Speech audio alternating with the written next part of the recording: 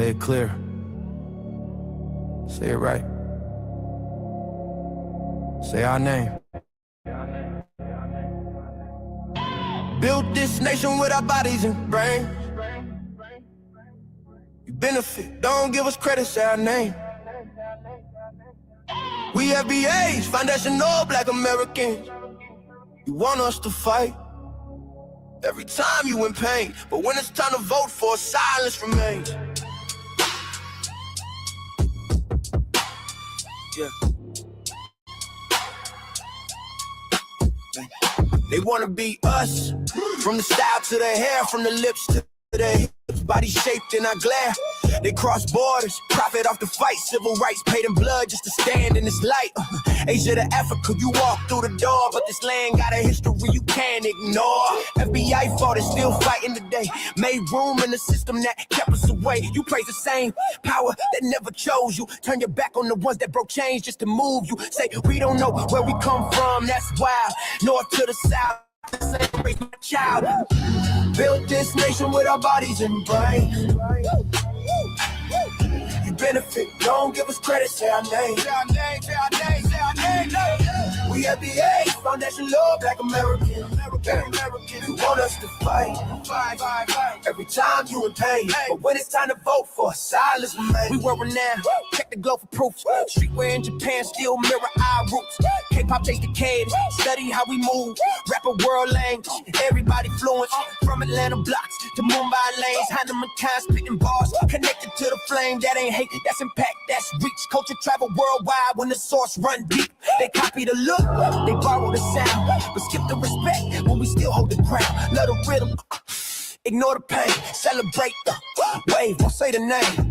This was home, before permission, before approval. Say our name. Built this nation with our bodies and brains. We benefit, don't give us credit, say our name. Say our name, say our name, say our name. We FBAs, foundational Black Americans. You want us to fight every time you in pain, but when it's time to vote for, silence remains. Say our name, say our name, say our name. Say our name. Say our name. Say our name. Say our name. Don't need your respect. Never needed permission. We built everything when we weren't even seen as human. Biting the hand that fed you. Surviving on scraps. FBA stopped begging. We learned to build from scratch. Learn to build from scratch. Learn to build from scratch. Say our name. Say our name.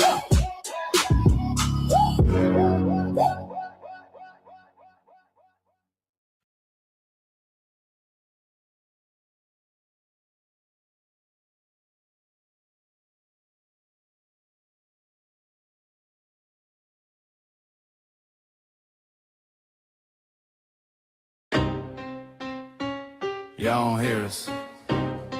Pull up a seat and motherfucker and listen.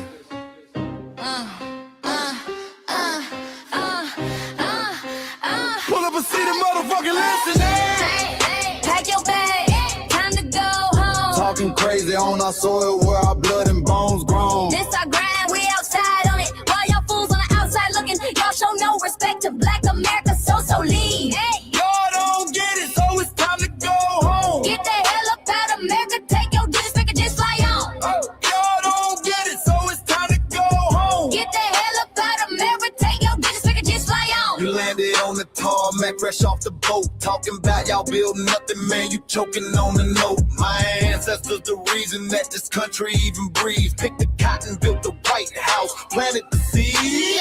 Jim Crow laws, redlined the map, we was the target. You think that struggle's a costume, man, you can't mark it. We fought the wars, we bled the blood, we died for our future's chance. And you come here and give our legacy a side eye while throwing shade on the guard. While you benefit from doors we kicked down with our last breath. Now you spit on the architects who stared down death. Disrespectful, That's disrespectful, ungrateful, a slap in the face to only people who gave a fuck. So let me show your ungrateful ass to the right place.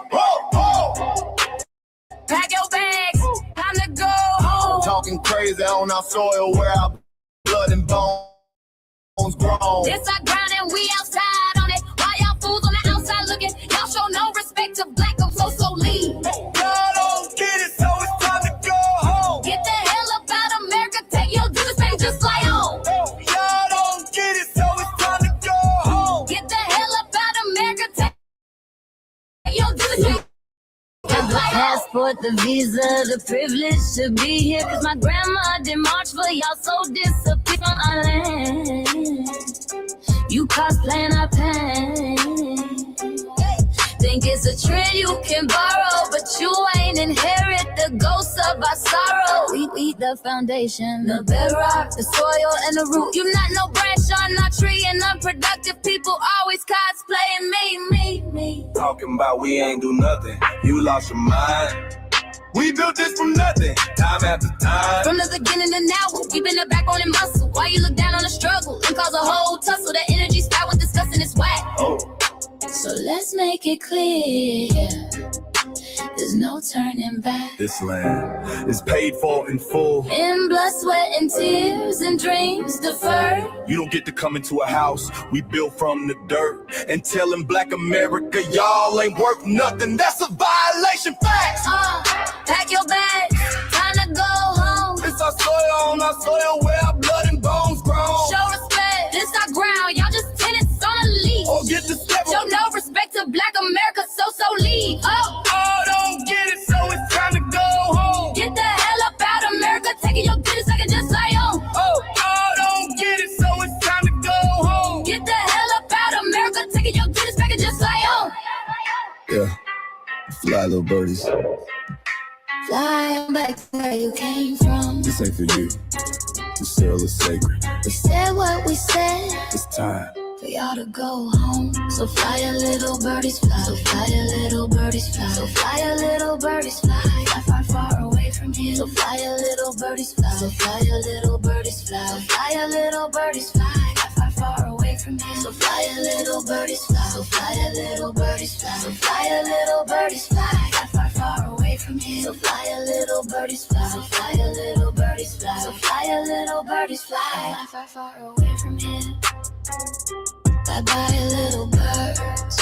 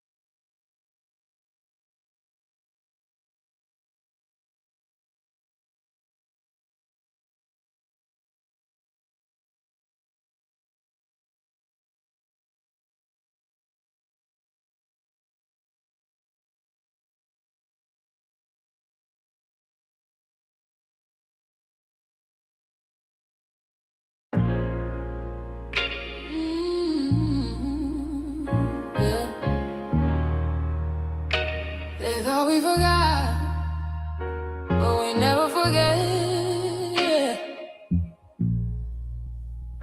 This one's for the roots. We built this land from dust and tears, 400 years, and we still here. They write new rules, but they don't see. Every freedom they got came off you and me. We planted seeds, they took the bloom. We lit the flame, they left the room. But we back now, know the skies. The spirit's woke, we realize. All we want is what we earn. That sweat and blood, yeah, that table turn. You can't buy culture, can't fake that fight. This is our day, this is our ride. We happiness. Say it loud, say it strong. With the heartbeat that's been here all along. Foundation of Black Americans, stand tall. We ain't begging begging for nothing, we built that all. Born from pain and grace, you can see the truth written in our face. We the soul, the sound, to fight the flame. Foundational Black Americans, say our name. They love our rhythm, but they dodge our blues. Use our voice when it fits their news. They take our sound, but not our scars. We the backbone, we the scars. Now the veil is gone, the mask is clear. We see the game, we know what's here. No more silence, no more lies. We lift that flag and watch it rise. Rise up, rise up. We the ones that made this nation breathe. Our pain to power, our roots are trees.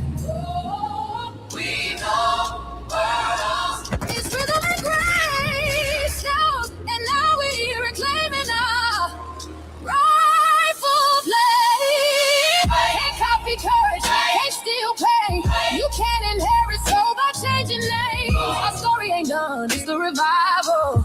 We guard the gate, it's about survival.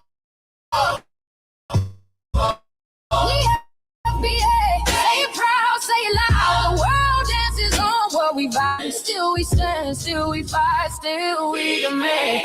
We every block, every song. We've been right here all along. The soul of a people strong and free. Foundational Black Americans.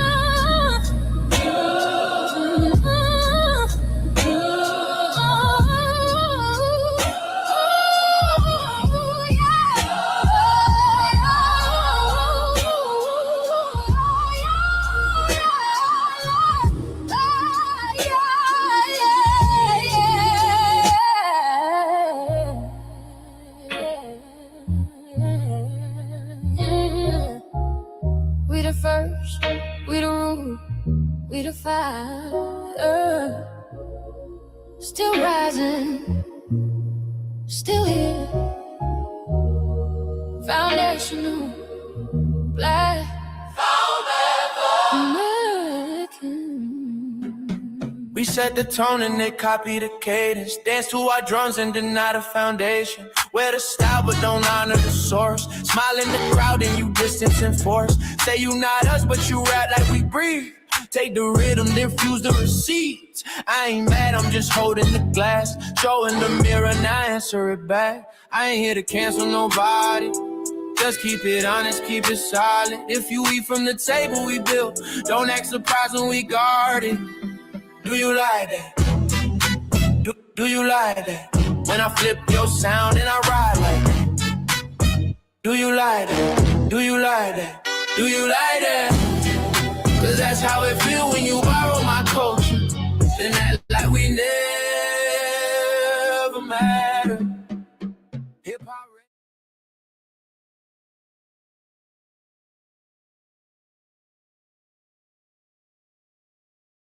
Mike Larry. Now this shit here, it's what I see it is.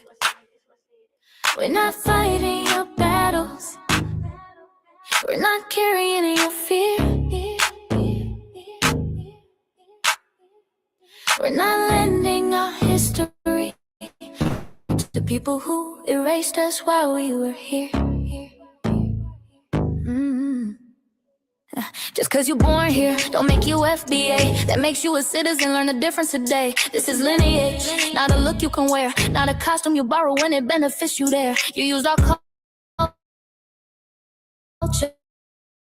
like an access card, backstage pass, a straight for no disguise. And you're uncomfortable looking truth in the eyes. We didn't leave our land to beg for a chance. We stayed, we fought, we took every advance. That's the separation, that's the line you cross. We paid the price, you learned the cost. You waving your flag on our soil, but fighting not to go back home. Waving your flag on our soil, building comfort on a foundation you didn't own. We waving our flag, red, black, and gold. Stood our ground, never sold. You waving your flag on our soil, scared to build what you claim you love. Our humor, our style, the way we move, the smoothness, the sound, the things we prove. Music we birth, language we shape, innovation forged under constant escape. Warrior spirit means stay and defend, not flee your land and rewrite the end. You call it success, but don't confuse the two. Ease came after what we went through. You abandoned your land call this strategy. You wave that flag loud, but won't return to build your legacy. That contradiction tells the story for you.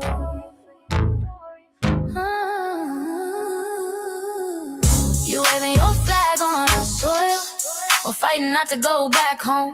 We waving ours where we were forged, every inch earned, every brick known. We can't be deported, and that truth changes everything. We can't be deported, and that truth changes everything. We know who we are, and now we see who you are too. Just because y'all born here doesn't make you FBA at all. It makes you an American citizen. It's biologically impossible to be us because it's a lineage, not some damn costume you can just put on to look cool. You immigrants and immigrant Americans has used our culture as an access card, a backstage pass to our culture. Now y'all have to look in the mirror. Our sense of humor, the aesthetics, mannerisms, the style of dress, the smoothness, the creativity, our genres of music, innovativeness, our slang, our warrior spirit by staying on our homeland and fighting and not fleeing to somebody else's land to beg for a better life and shit on the very people who fought to have us there. That's who we are. And we know who the hell y'all are waving your flag on our soil and fighting to make sure y'all don't go back.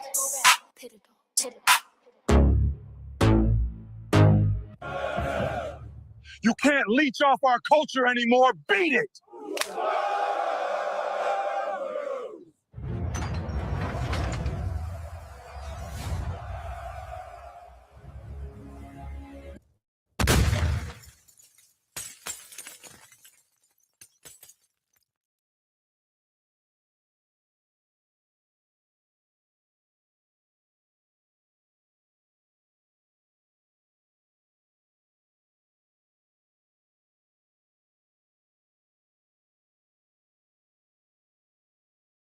Mike Larry, man, you did it again. We really making history. Let's go. Do you like that? Do you like that? Flip your sound, how you like that? Do you like that? Do you like that? Say it loud, don't walk it back. Do you like that? Do you like that? You grew up mimicking us, now y'all switch it up. Turn the carbon copy, y'all ain't black, what the fuck? It's funny y'all connecting to our culture like it's Wi-Fi. Surfing on our waves of our culture, no more agua. Telling my culture for all these years. Look how time flies, all these colonizers in the skies. Hate y'all still, hate us outside. Study doctor, vampires, it's the blood of our guilt. They copy the flavor, sip the juice, love the results, hate the truth. Who? Do you like that? Do you like that? Do you like that? Flip your sound. How you like that? Do you like that?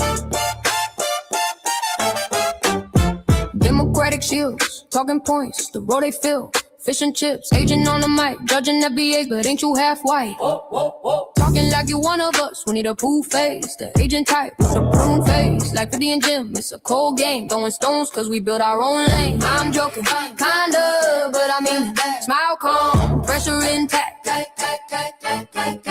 Y'all proud where y'all from, where they flag, beat they drum. But when it's us, tone switch fast. Same pride, but it's too much. Pride, lineage solid, you can't put this on, can't try it on. Built here, stayed in fault, that's the difference. That's the car. Do you like that? Do you like that? Say it clear, don't twist the facts. Do you like that? Yeah. Do you like that? Do you like that? Point made. No edit. No care.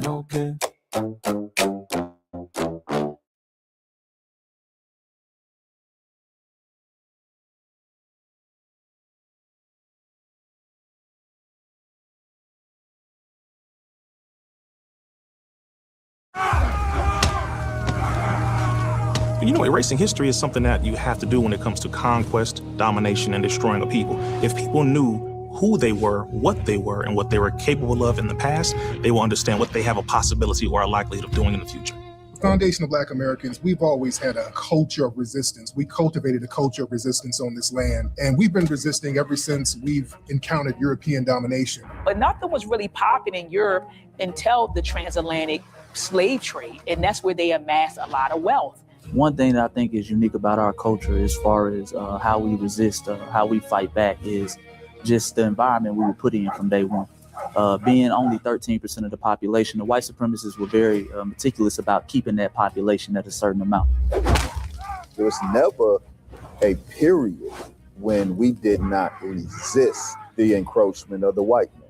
They have a natural behavior of authority no matter where they go. That's why they'll step up in front of us in the line at the store. We're not important. They don't even see us. We've never been able to excel. We've never been able to relax. We've never been able to just be, which means that existence is resistance. It must be something in our DNA, our historical background, to when something doesn't sit right with us, especially spiritually, in our souls and in our spirit, we just say no. We live resistance. From the moment we're born, we're in resistance. And it's handed down generation to generation. And so I think that cultural resistance is actually in our DNA, in our epigenetics.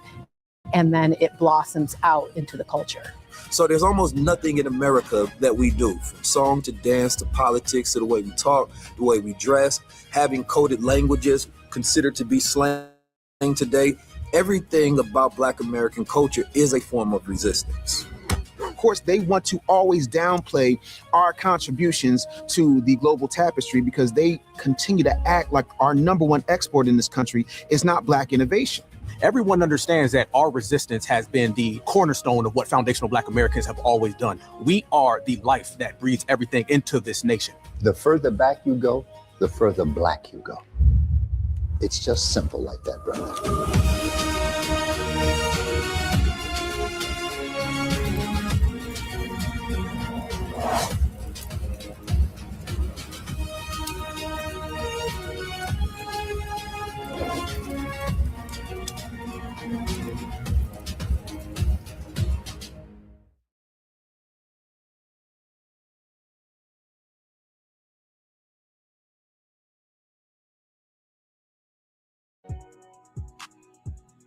Introducing the B1 Rolodex, the easiest way to search for and support FBA and B1 businesses.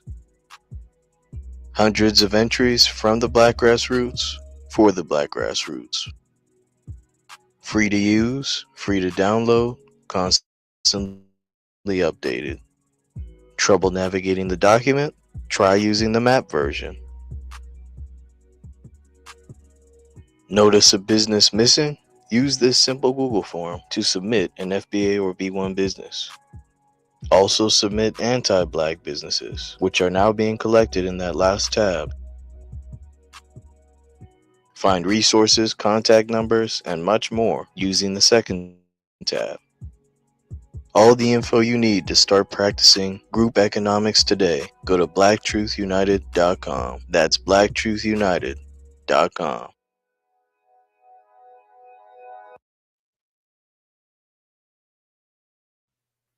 Greetings, Black family. Greetings, and thank y'all for tuning in to another episode of the Front Line Blacc News. I'm your host, Chan Krumah.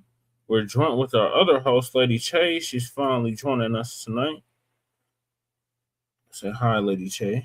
Oh, they can't even see me back there. With your motherfucking I see you right there. Stop the cap.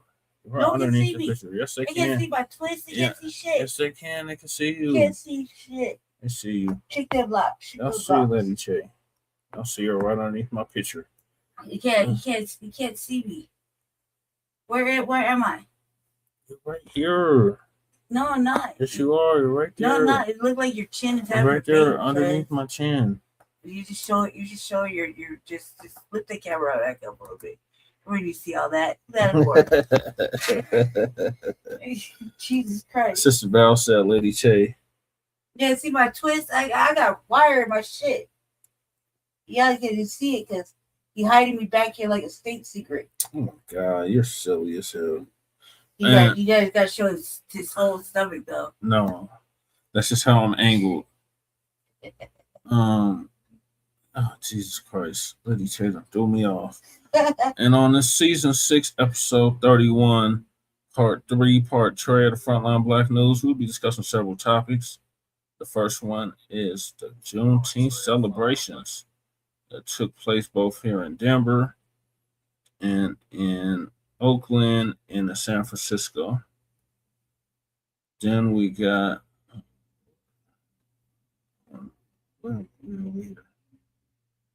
let's see, we got Michael in the building. Michael, you can hit the link. The words hiding Lady Che, not you. What? He said the words are hiding Lady Che. Yeah, in the back, like just covered up in the back. So you can't see I got wires up in my Yeah, she on one, Damien. All my right. twist. Let me pull up the show. I'm sorry, y'all. There's Michael. Greetings, Michael. Thank you for shouting me out yesterday on TBA's broadcast. Yeah, you welcome, Jesse. Yeah, I was really surprised that Jason Blacc, prevented you from voicing your opinion, because I know Jason Blacc, you guys are very tight and speak the same language. Yeah, we were until Cornel West. Cornel West.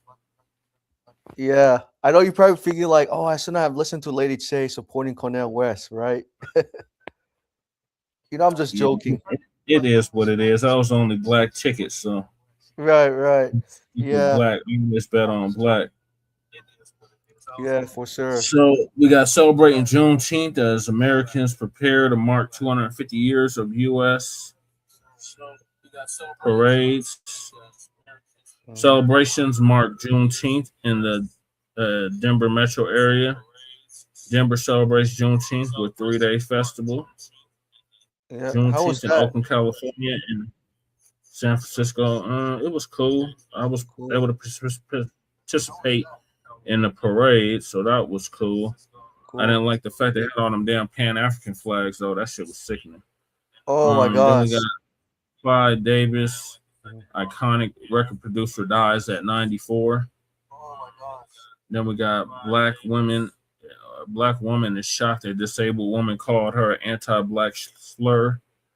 Then we got family says man killed by Sampson County deputies was struggling with his mental health.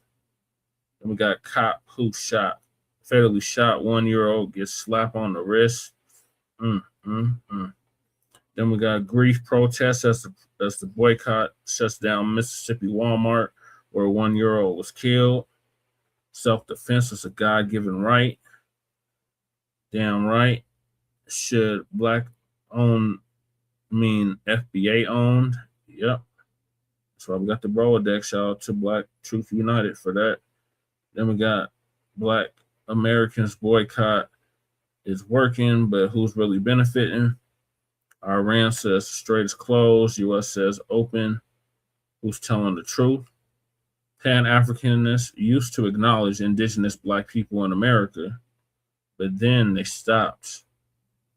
And last but not least, our Unhoused neighbor news, our legal migrant news, and our local Denver/Aurora news. What in the hell is wrong with my computer? My computer is acting up. Now the camera all of a sudden ain't working. Oh my God. Hold on, y'all. I'll get this together. I'm about to go out and come back in. And we are based out of East Denver, North Aurora, Colorado. We get the news from a Frontline and Black First perspective. We are a part of the New Black Media and also the signal boosters of the New Black Media. We have been around for 11 seasons now. Not 11 seasons. We have been around for 6 seasons now and counting. And we have several platforms that are a part of the Frontline campaign. Frontline Black News is the first one. We started back in 2020, 2021. And Shabaka's Black Experience Enhanced was based on the 50th anniversary of the founding of the original Black Panther Party for Self-Defense. We started on Blog Talk Radio back in 2016 and have been around for 11 seasons now. Shabaka's Black Experience Enhanced covers the Black experience from the beginning of time until 10 minutes ago. It is also a part of the Frontline campaign and has recently, within the last 2 years, moved from Blog Talk Radio to StreamYard. Please make sure y'all like and share the broadcast, family. Please join us on StreamYard, YouTube, Frontline Blacc News. The links to our channels are all in the description. Wait, it came more interesting. Okay, that's different. Oh, Jesse, quick question. I'm not sure if you watch Melrose Radio reported what happened. Yeah, shout out to Melrose Radio. Yeah, I watch him. I'm subscribed to him. Yeah, he reported what happened in Harlem, New York on Juneteenth, where 2 white women sold fried chicken and charged them money. Yeah, I didn't watch the video, but I seen that he uploaded that. Yeah. Yeah, it was crazy. Cardenas is in the building. Yeah. Cardenas 7 points is in the building. Salute. Hey, Cardenas. So the links to all our channels are in the description. They show up different now. I don't wonder how I did that. We got Frontline Blacc News. Make sure y'all sub to that, of course. Then we got our backup channel, Frontline Blacc News 2. Make sure y'all sub to that. So just in case they try to take Frontline Blacc News down, we have backup. And then we got my personal page, Jesse Parrish, aka Chan Krumah. And so we stream all the city council meetings in both Denver and Aurora. The local Denver events, like I was at Juneteenth this past weekend. I live streamed the parade that I participated in. And then the Sunday morning food bank, which we've been doing for the past 10 years. So all that's on that page. And then we got Lady Chase backup channel, Seduction Doll. Make sure y'all sub to that. She needs 6 more subscribers. So there's 5 people in here right now. If y'all could all do me a favor and subscribe to Seduction Doll 5991, that would be great. So we can get Lady Chase other channel to 50 subscribers, so she can start going live on there. And then we got her main channel, the RBA. Let's get her numbers up over there as well. The Revolutionary Agenda. Make sure y'all sub to the Revolutionary Agenda, the RBA. She usually covers topics that we don't get to here on Frontline Campaign, Frontline Blacc News. And Shabaka's Black Experience Enhanced. So make sure y'all check her out. Then we got Jeanette One, Shabaka's YouTube channel. Make sure y'all sub to that, so Shabaka can start going live again on YouTube. He needs 8 more subscribers, and he'll be able to go live on YouTube. So please make sure y'all sub to Jeanette One, so Shabaka can start going live again on YouTube. Then we got our cousin, our Lokester off the Bay Area, Jay Militant. Make sure y'all sub to his channel as well. What's Cracking TV with Jay Militant. I'm trying to keep it with all your comments. Yeah, the hell with that Nigerian tether punk. Oh, y'all having a whole conversation. Okay. Then we got our brother Kukizi out the Mile High, Income City, by way of the Bell side, Montbello. Make sure y'all sub to his channel, Kukizi 5100. He the one that came up with the FBA culture reports. And he's been making his rounds on TikTok and on YouTube, and he's a dope MC/rap artist out of Denver, and he is a contributor to this platform. So make sure y'all check him out. Then we got my brother from another mother, Breeze Omega, who's in the chat with us right now, but out of Hempstead, Long Island, who's now in Virginia. Make sure y'all sub to his channel as well, Breeze Omega on YouTube, and join him tomorrow for the Tuesday mixtape. And then we got our brother Church of Black Power, who's originally from Watts, California, but is now in Houston, Texas. Make sure y'all sub to his channel too, the Church of Black Power. We got our brother Torian Rain Reloaded, who's been around for a decade plus. Actually put Lisa Cabrera on. So salute to Torian. He's in the DMV area as well. Make sure y'all check him out. Torian Rain Reloaded on YouTube. Then we got our brother Black Alpha Network. Make sure y'all sub to his channel. Our brother Afro Elite, who was live earlier. Make sure y'all sub to his channel. Oh yeah, the hell with that Search for Uhuru dude. I remember him.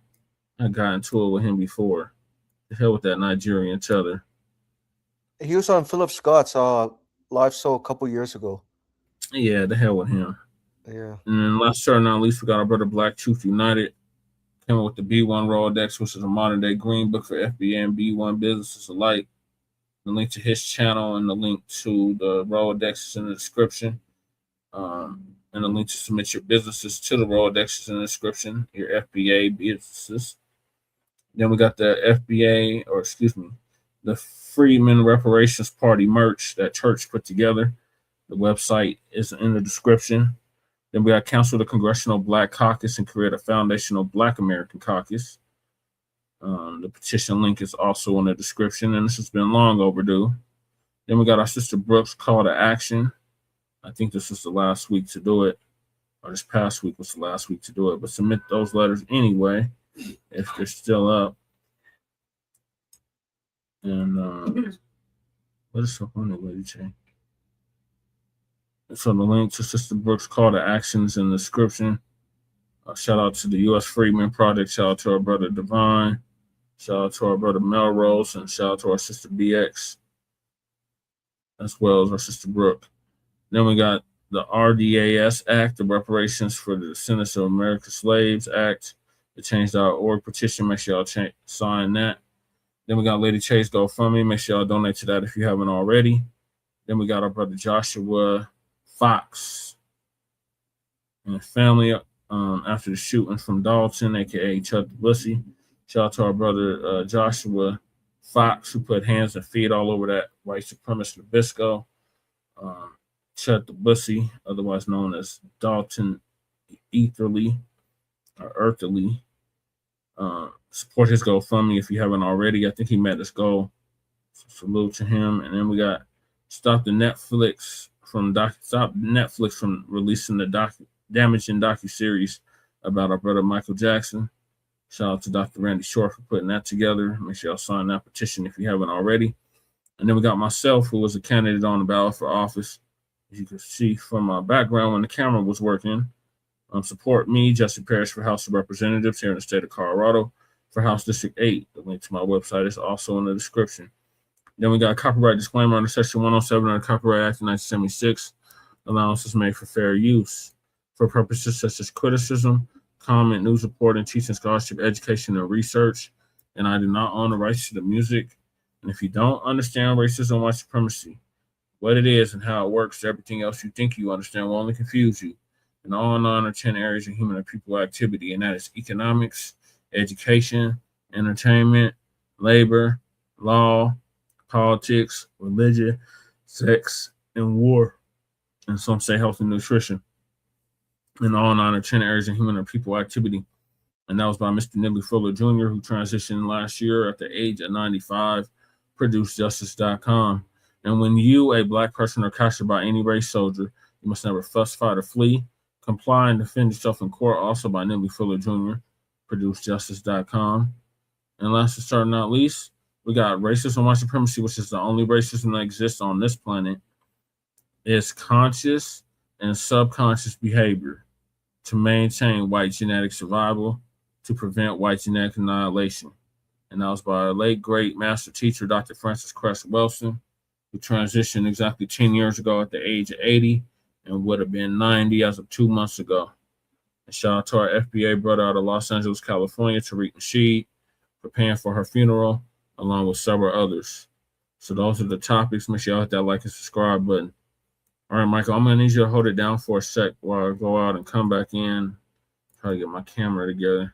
Sir, yes, guys. Yeah, so today in Twitter, last night Twitter, I posted a comment and said that, public officials, really need to go beyond celebrating Juneteenth and start issuing economic tangibles or limits-based cost-paying reparations to American freemen of chattel slavery. If they don't do it, by the midterms 2026, then public officials don't deserve to get reelected to office, because anybody can celebrate the holidays, but the question is, can the holidays produce substance, right? And I've heard like most of the viewers, prefer substance over celebration. Yeah, because celebration is just symbolism, right? And then what happens when the celebration ends? People go back to their normal lives, and then they pretty much forget that the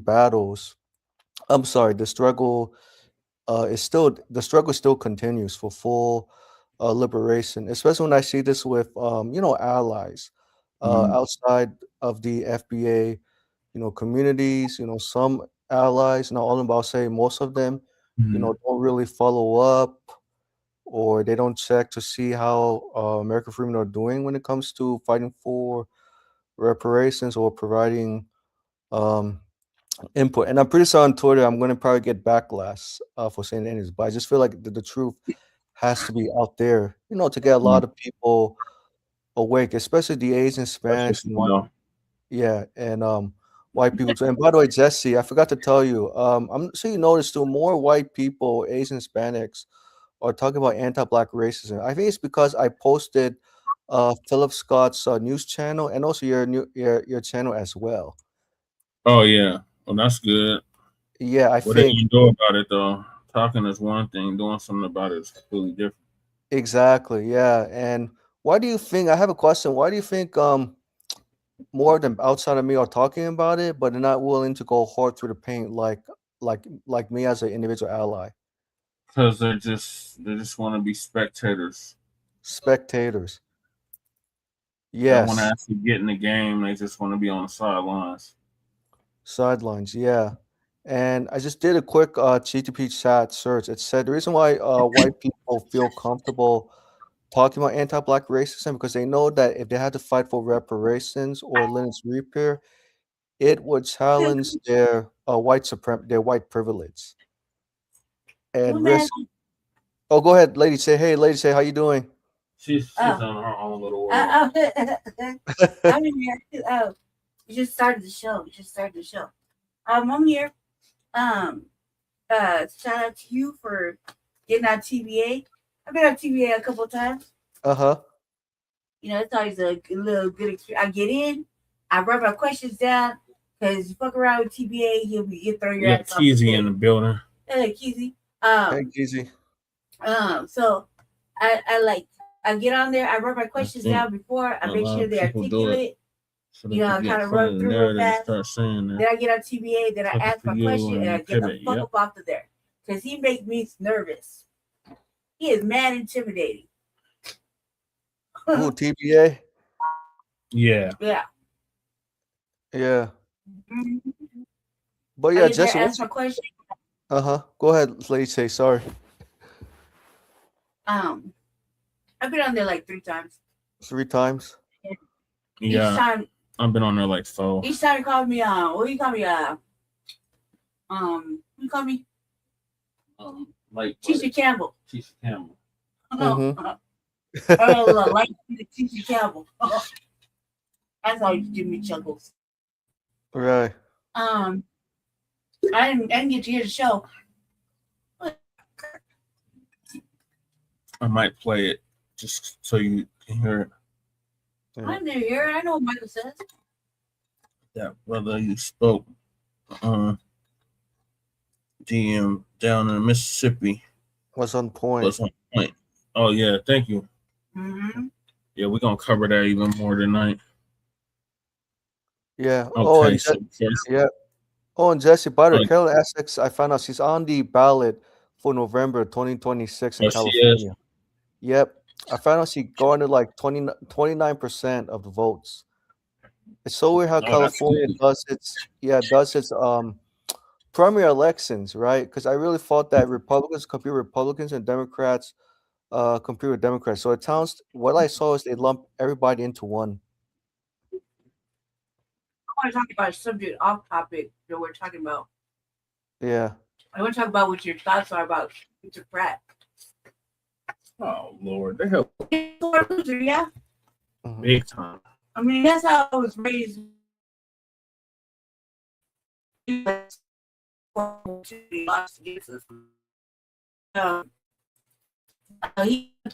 partnership. And he's for sport, right? Being on a penny, or is that just me? No, it's not just you. And that's what he can do now, right? No, he's out of it. He's out of it. Okay. All you can do is with what is lemon cookies? Lemon sugar cookies? No, sugar cookies. Lemon sugar? No, just regular sugar cookies. It tastes like lemons. Sugar cookies. And no lemon involved. Cheese is in the building. All right, so I'm gonna hop into the first topic. Celebrations taking place all over the country this past weekend. Who's in the chat? Everybody in the chat? Yeah. Hi, everybody. Val's in the chat. Jennifer Joy is in the chat. Jennifer Joy. Fresh Always is in the chat. Fresh. Brother Damien's in the chat. Kukizi's in the chat. Michael's in the chat. Twins in the chat. You know we're missing? Mac. Waka. Oh, Mac is always late nowadays. Yeah, I don't know. I called Shabaka. I don't know if he's asleep or what. Oh well. All right. He'll join us when he wake up. We're not gonna be on we're not gonna be on forever, ever. Yeah, I'll have to split this up. Yeah. We gotta go, but tomorrow we can be. U.S. markets are closed today as people mark today's holiday. Juneteenth celebrates the end of slavery in the United States. June 19th, 1865 is the day Union troops arrived in Texas and declared enslaved people free after the Civil War. Now, this was 2.5 years after the Emancipation Proclamation. Juneteenth was designated as a federal holiday by former President Joe Biden in 2021. The holiday thrives despite many American institutions and companies rolling back diversity, equity, and inclusion policies. Here to give us a closer look at the widespread impact of all this is Mark Morial. He's the president and CEO of the National Urban League. Mark, appreciate you joining these issues. Scale back to the Juneteenth holiday. How is it being honored this year? It's all buttery. I think there's strong efforts to honor it, notwithstanding some who are backing off. And let me say, those who backed off should reconsider their position. There's no reason to back off from celebrating what may be one of the most in the Western world. That is the ending of slavery.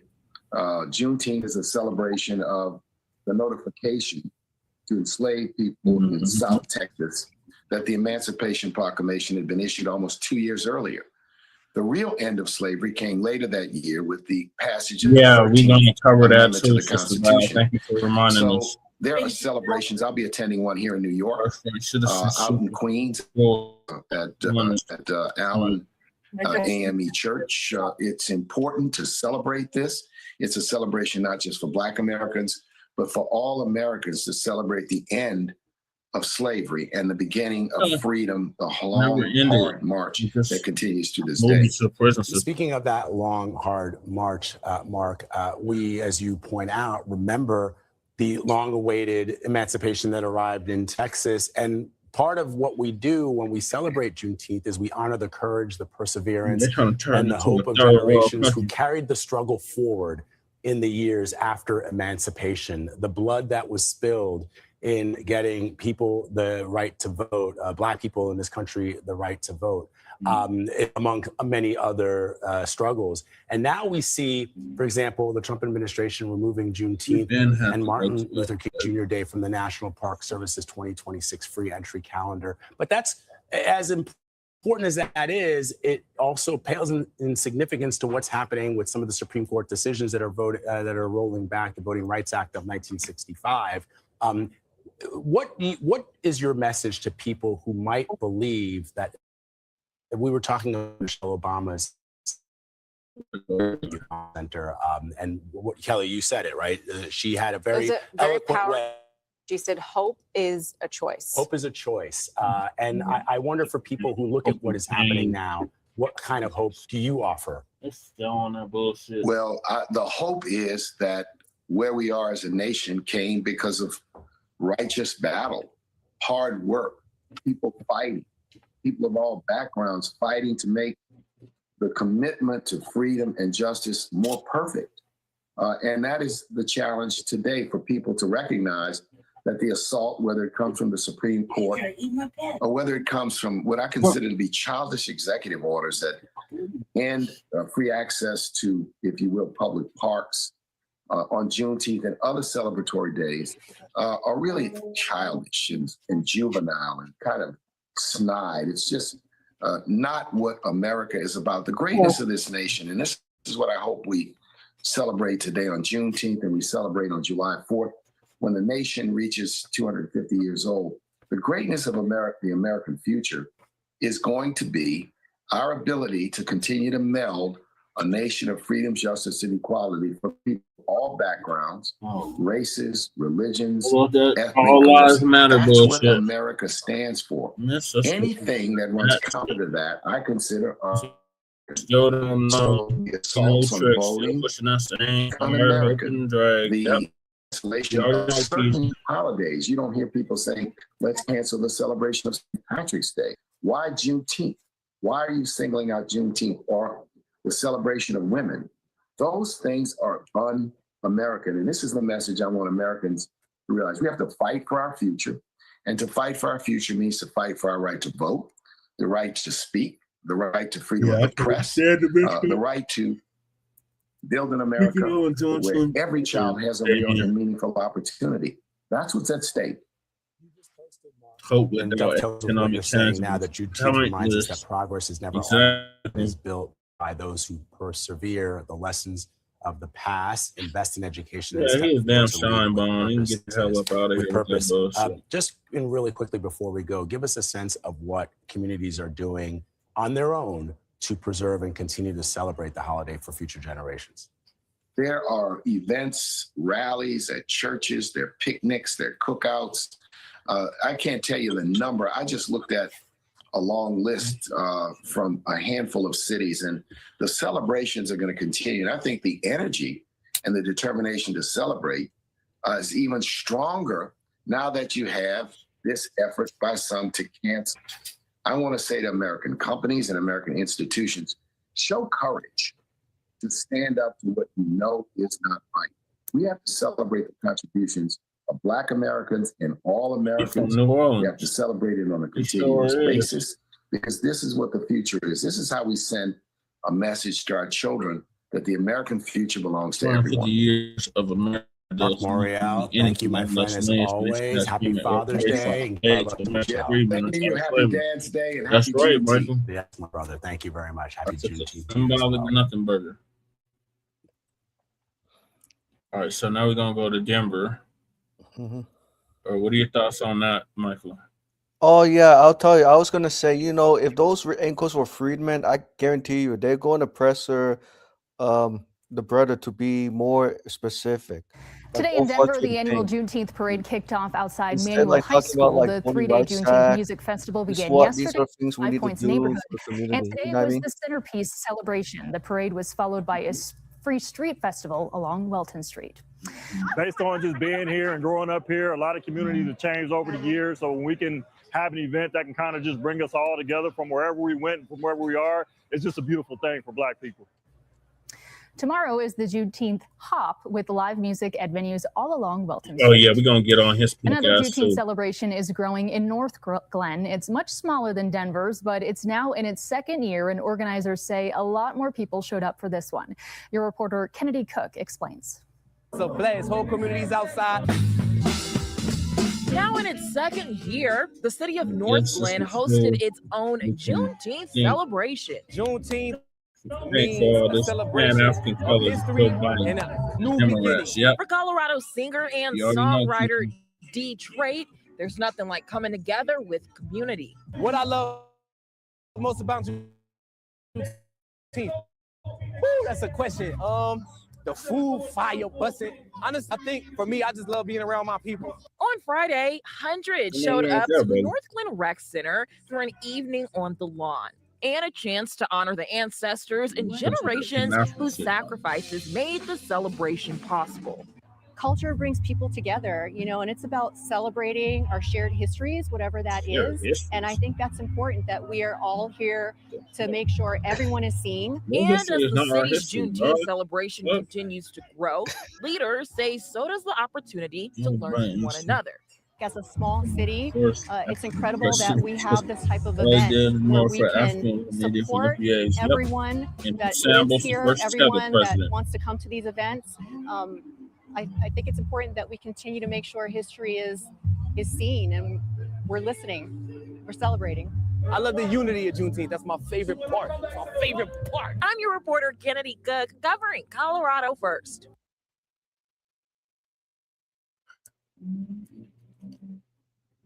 Some more. Yeah, exactly, Fresh. Exactly. We're down on 29th and Welton. In 5 Points in Denver. Celebrating Juneteenth. Juneteenth Festival. The Juneteenth Festival is a celebration. Just came out here to enjoy some of the food and some of the celebration, some of the atmosphere. So, my favorite part about Juneteenth is seeing all of my brothers and sisters together in peace. My favorite part about Juneteenth is seeing mixed babies. I was just favorite part, seeing mixed babies. Definitely remembering the liberation that happened and how Black people fought so hard to have the freedoms we do today. the celebration of the meaning of Juneteenth, I think it's pretty awesome. Having an event where you see, like, yes, it's for a specific group of people, but everyone comes out.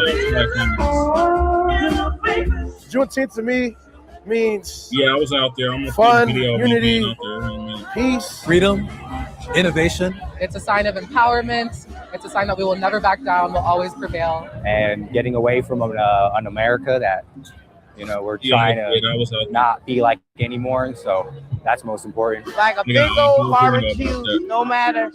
Everyone is joined, parallel and soul. Happy Juneteenth!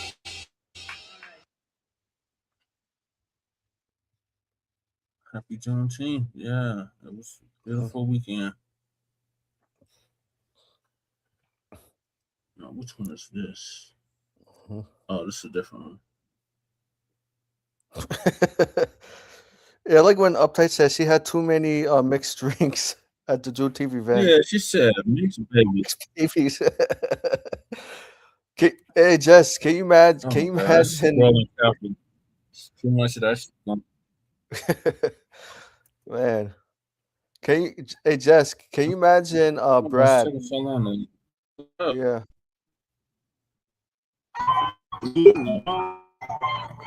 Okay, so this is me and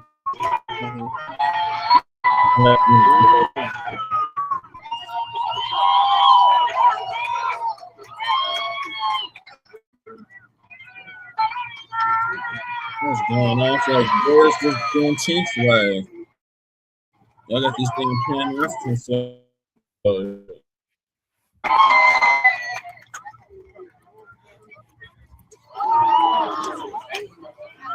okay, so we're about to start the parade. At the very beginning of the parade.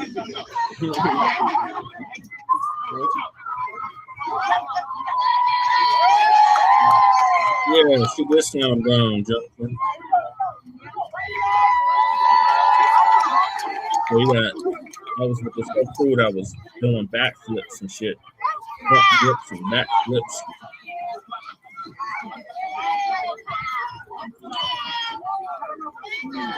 I was at the very front of it.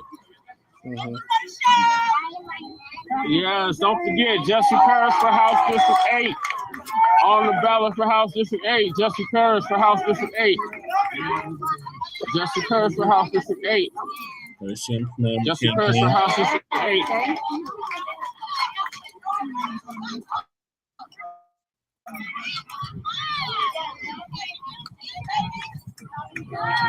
Yeah, happy Juneteenth, East Side. Jesse Paris, House District 8. On the ballot for House District 8. On the ballot for House District 8.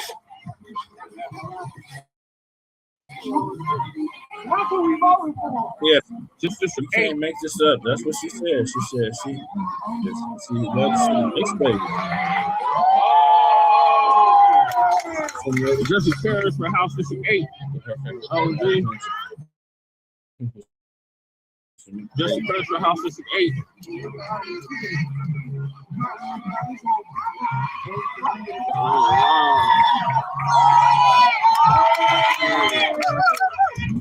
Yeah, Jesse Paris for House District 8.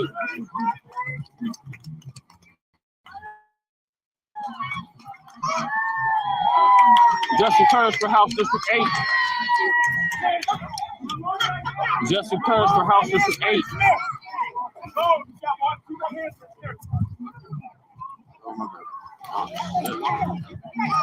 All my little ones on the truck.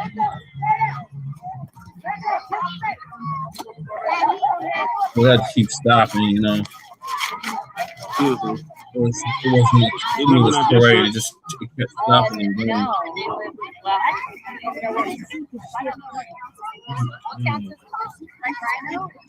You have a whole time. No, my district is 5 points and everything. Whole traveling the whole thing.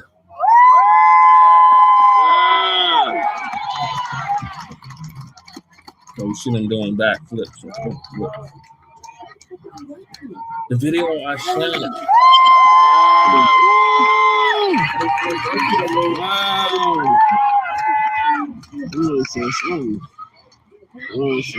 1 hour.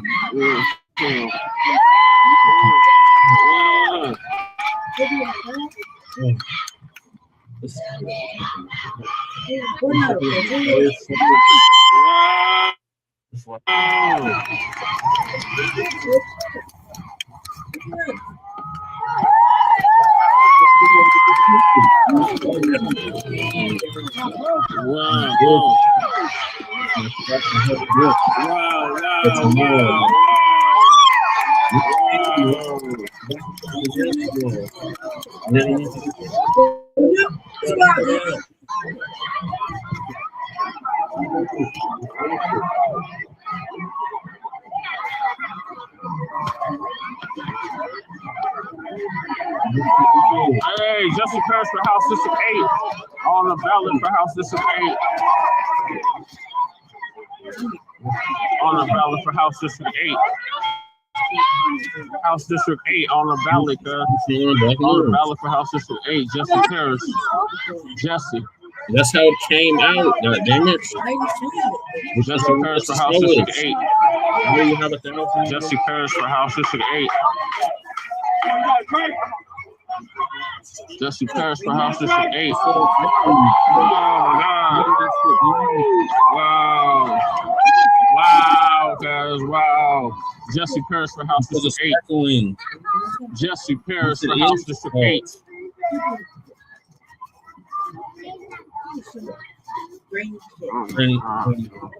No, I'm not gonna shut up. Jesse Paris for House District 8. Randy. Yes, Jesse, yes, you too. Yes. Jesse Paris for House District 8. You're the only one that's saying anything about it. Jesse Paris for House District 8. Yes, kindness.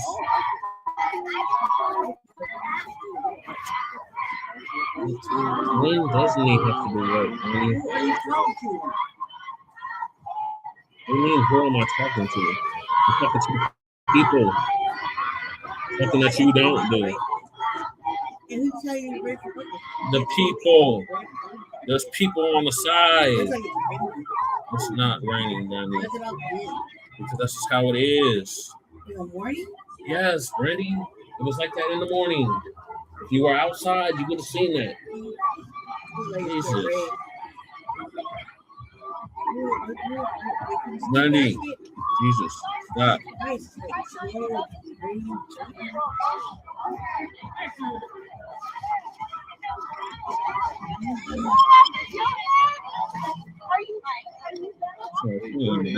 Yeah. They don't be playing.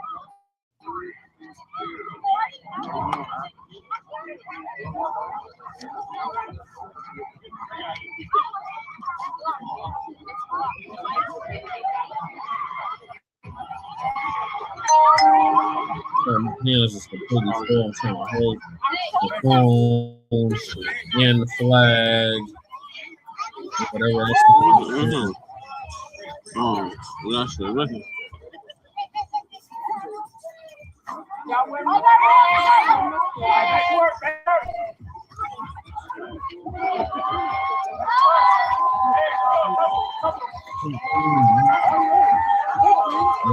Jesse Paris for House District 8.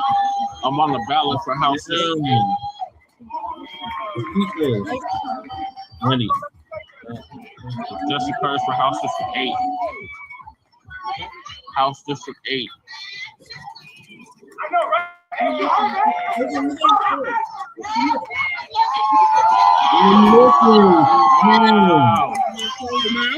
Jesse Paris for House District 8.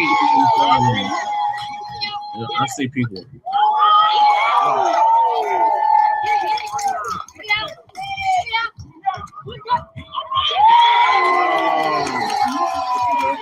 No, Brandy.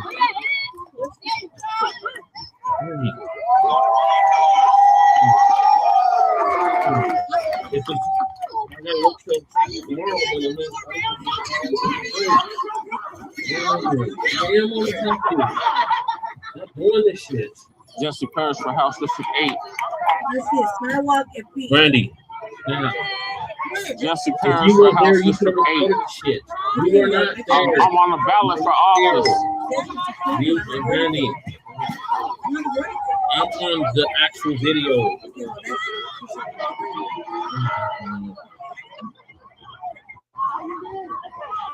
I'm sorry, y'all. She was going to be disrupted. It's not every day. And do what, Randy? It's too late to leave. It's 11 o'clock at night. It is the topic. What up, brother? Happy Juneteenth, man. Hey, man, you be seeing me shouting you out in the comments. Hey, Kabir, take a picture of us. Just listen. Me? No, do this. I'm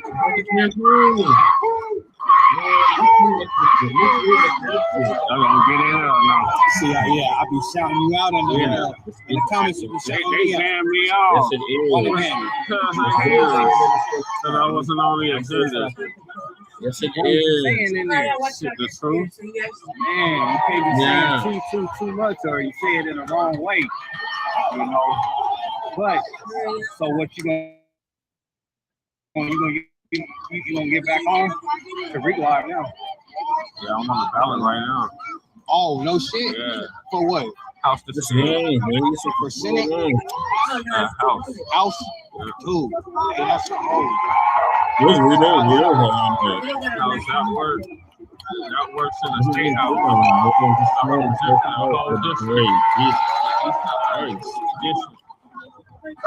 Hey, take that my phone up. I was literally talking to the homeboy right now. Like, what are you? I'm live streaming too. That's AJ. It's my brother AJ. Nice. Who's that? They literally just told you if you look at the video and say, you're gonna get all the answers that you're asking. My hands are full. 9, 8, 3.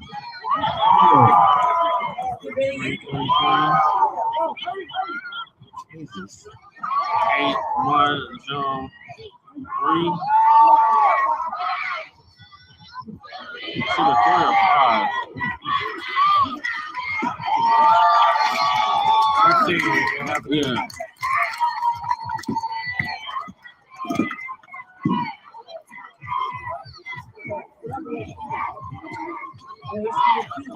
Well, the phone is facing down when my hands are full.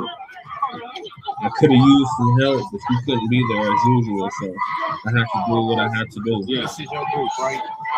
Sabria. My group, yeah. The phone is low.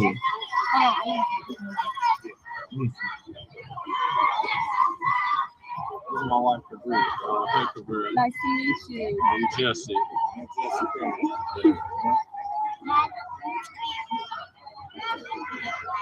Happy Juneteenth. Me too. Happy Juneteenth. Thank you.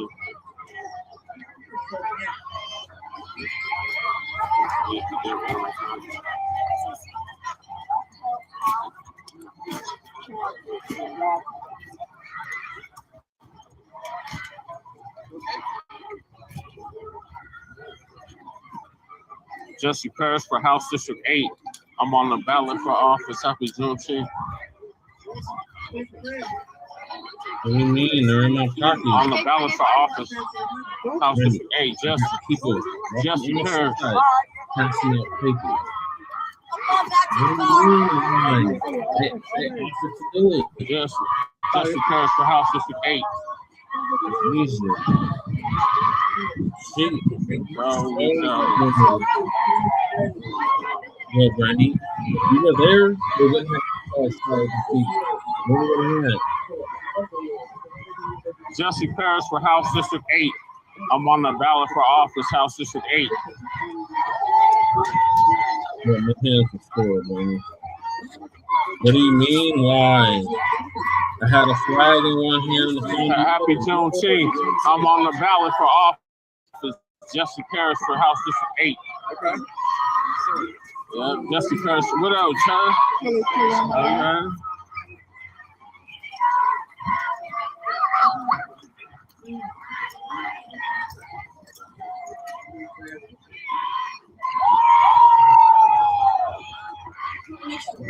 I just told you. Jesse Paris for House District 8. I'm on the ballot for office. Clive Davis. On the ballot for office, House District 8. His producer for fucking witness. He died today. Happy Juneteenth. Jesse Paris on the ballot for office. Jesse Paris on the ballot. Jesse Paris on the ballot. Jesse, happy Juneteenth. Jesse Paris on the ballot for office. Rush if you want to rush somebody. Money. I'm not running. Happy Juneteenth. On the ballot for office, Jesse Paris. I'm on the ballot. Yeah.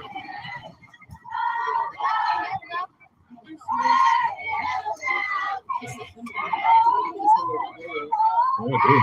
There's only 2 over there. So how much get over there? Still one over there.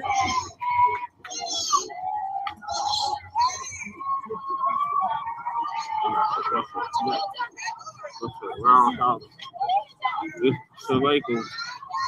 I'm on the ballot for office, guys. You have to put them in the carbon set. Yeah.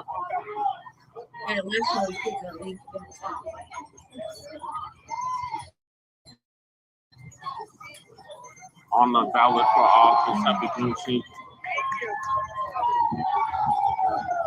Happy Juneteenth. On the ballot for office. I'm on the ballot for office.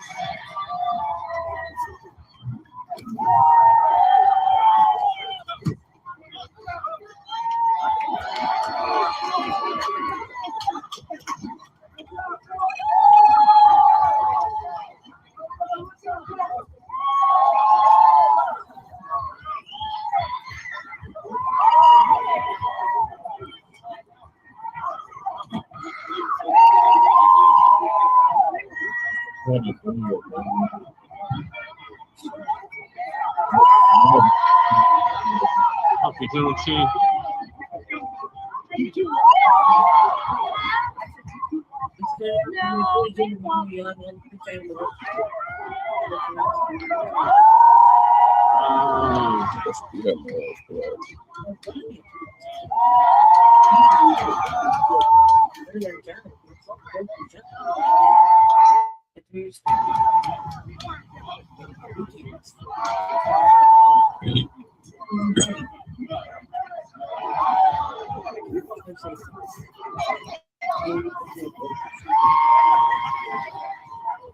When we have a 20, you know,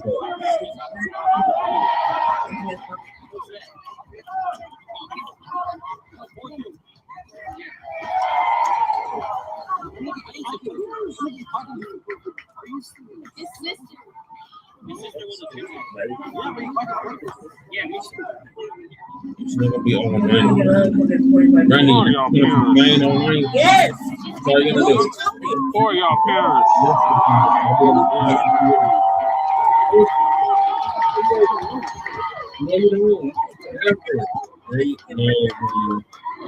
We wouldn't be doing 8-hour shows if it's still like that shit.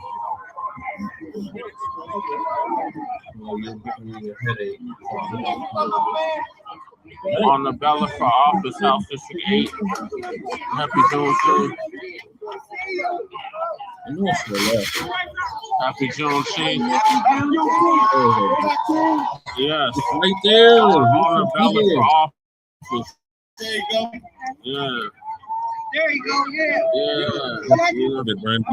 I'm on the shit. We still in it. Oh, you my bad. You Let's see, man. Represent that shit. I appreciate you. Come on. Yeah, sir.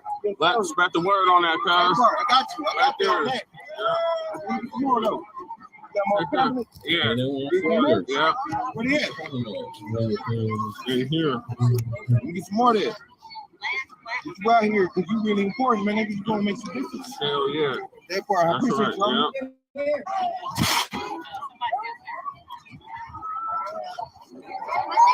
Happy Juneteenth on the ballot for office. On the ballot for office. Happy Juneteenth on the ballot for office. Jesse Parrish on the ballot for office. Happy Juneteenth on the ballot for office. You see my card? I'm on the ballot. Thank you, thank you. Happy Juneteenth. I'm on the ballot for office. Jesse Parrish. On the ballot for office. Jesse Parrish. Jesse Parrish. Jesse Parrish on the ballot for office. Happy Juneteenth. Happy Juneteenth. Happy Juneteenth. On the ballot for office. Jesse Parrish. I don't know why they're talking bad on the ballot. Cardenas, I don't know why they're talking bad about or talking down. Happy Juneteenth. Mel Anthony, but there's several. Happy Juneteenth on the ballot for office. Jesse Parrish. It is disturbing. House District 8, Jesse Parrish. House District 8, Jesse Parrish. But they like we need to apologize and. Yeah, it was a great tournament for this petition. House District 8, Jesse Parrish on the ballot for office. Jesse Parrish on the ballot. Happy Juneteenth. Happy Juneteenth on the ballot. On the ballot for office. Jesse Parrish. Happy Juneteenth on the ballot for office. Happy Juneteenth, OG. I'm on the ballot for office. Jesse Parrish on the ballot. On the ballot for office. Jesse Parrish on the ballot. Happy Juneteenth on the ballot for office. Yes, Jesse Parrish on the ballot. Jesse Parrish on the ballot for office. On the ballot for office, Jesse Parrish, yeah. On the ballot for office, Jesse Parrish. On the ballot. Morehouse Recreation. MLK Library. Hey, on the ballot for office. On the ballot for office. Me, Jesse Parrish. Parrish. House District 8. State House. House District 8. Yeah, one of it. Shit.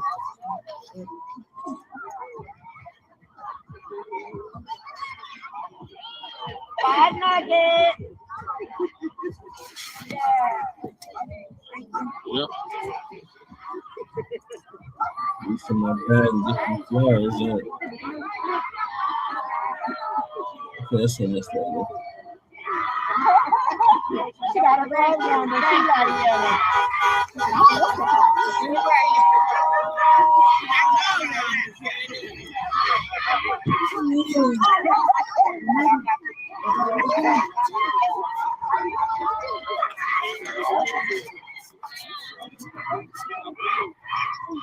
Happy Juneteenth on the ballot for office. On the ballot. On the ballot for office. So we tell Michael, what in the hell? Oh, Jesse, I'm here. Sorry. On the ballot for office. Oh, this is a different Jesse Michael. Parrish on the ballot. That's me. Okay. On the ballot for office. Just Happy Juneteenth on the ballot for office. Jesse Parrish on the ballot. Me.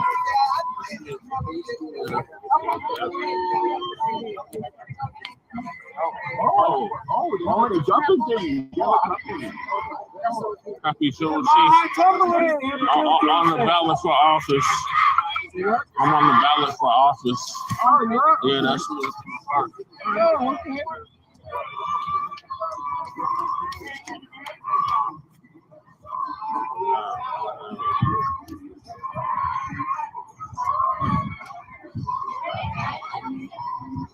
What's going on, G? What's up, OG? In the ballot for office. On the ballot for office. I'm on the ballot. Okay, no, I don't live here. Oh. I'm not from Colorado.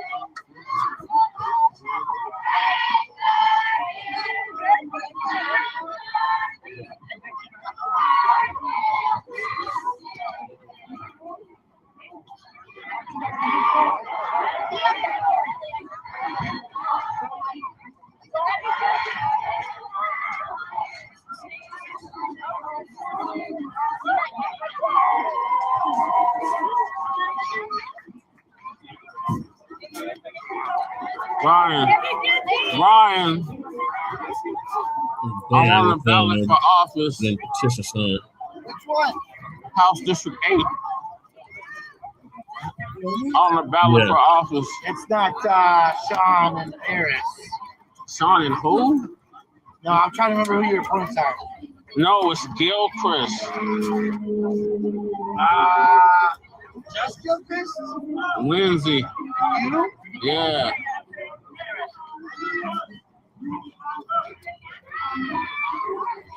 On the ballot for office, Jesse Parrish, you know me. I'm on the ballot. Jesse Parrish. In the ballot, on the ballot for office. On the ballot for office.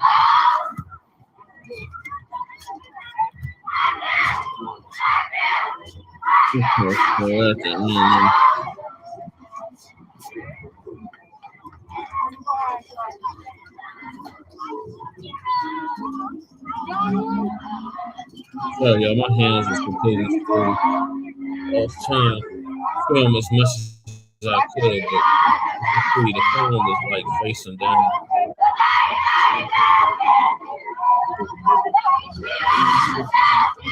Hands full, that cart running through, the flag and phone in the other hand.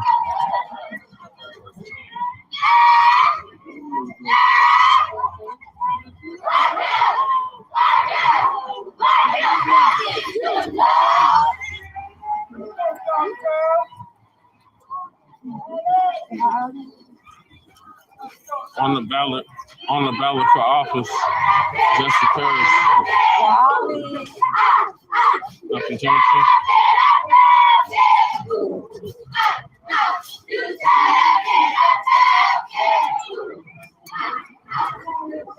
On the ballot for office, Jesse Parrish.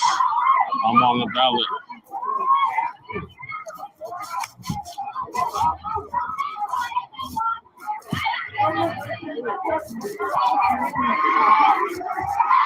Excuse me.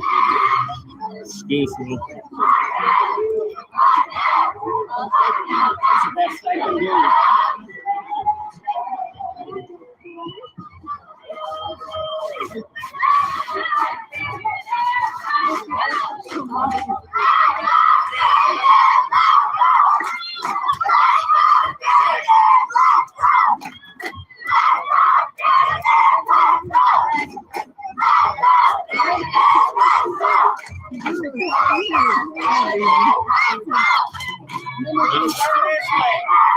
On the ballot for office, Jesse Parrish on the ballot.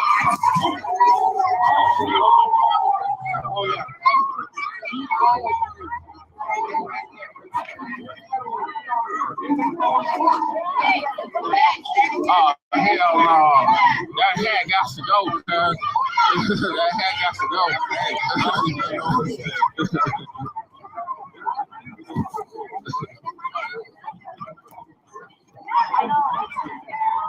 So one of the homies, he had a Patriot hat on. Excuse me, I need to get through.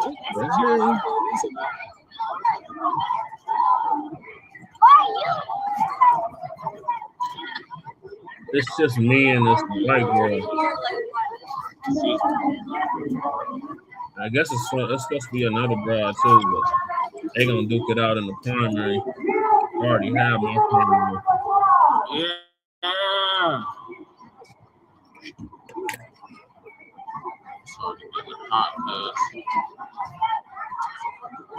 Yeah. On the ballot for office, Jesse Parrish. I'm on the ballot. Shit. They try to be out there too. I'm like, what I try to we can't have nothing for us. Oh, I know you, nigga. Oh, long time no see, nigga. I see you and me.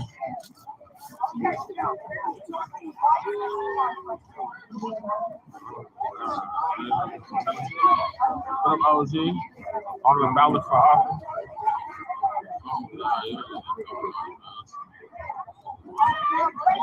Yep, another bag.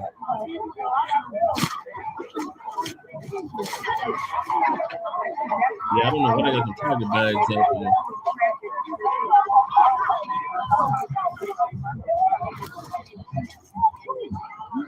emoji.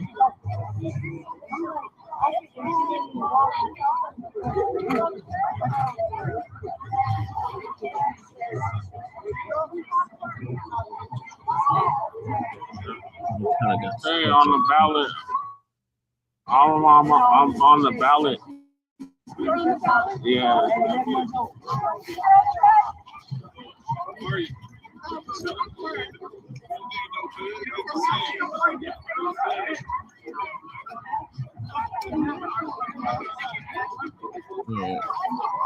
To the end.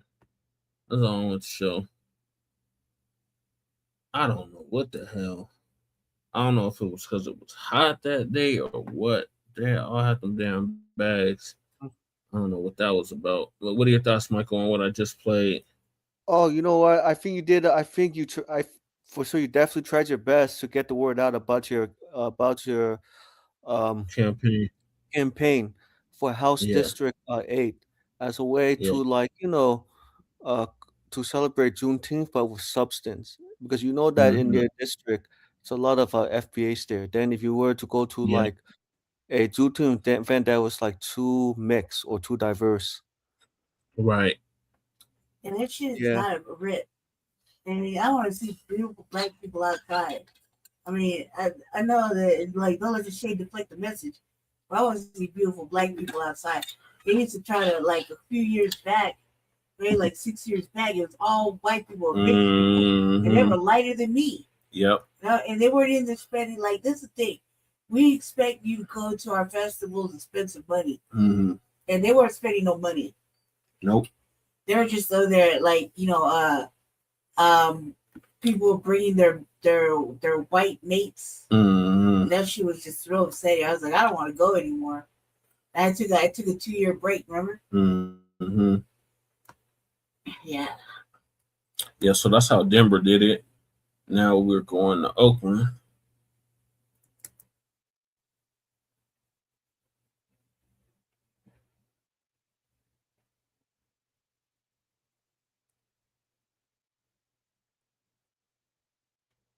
Put this in the queue because I was hoping Shabaka was going to be joining us.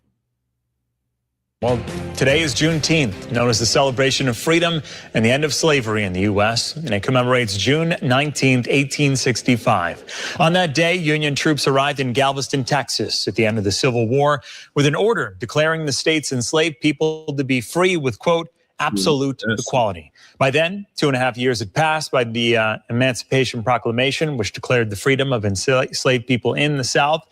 Juneteenth was also just declared a federal holiday back in 2021 by President Joe Biden.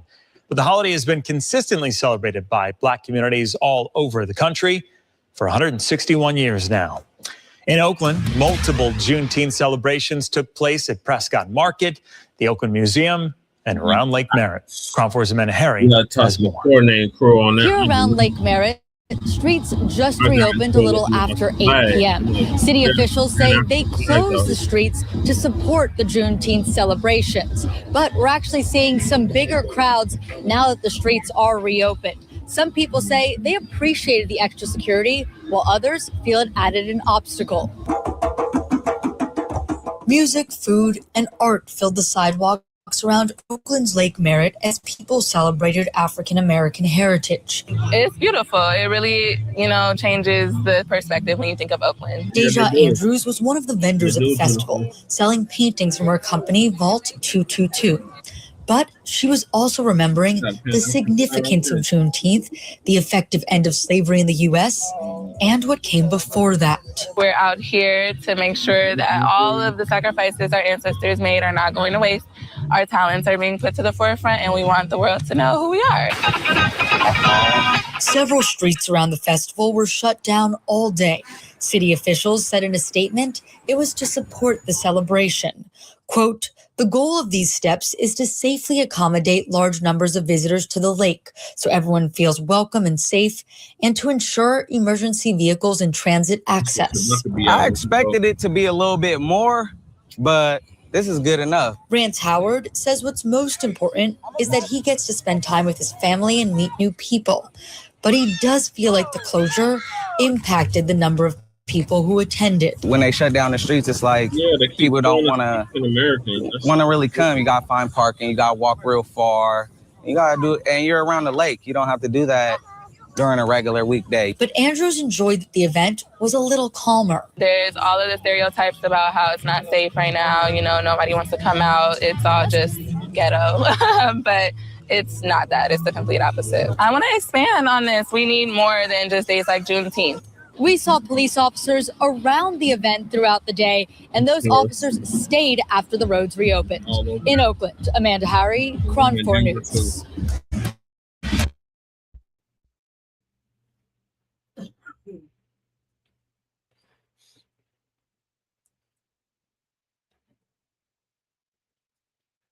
Okay, so that was Oakland.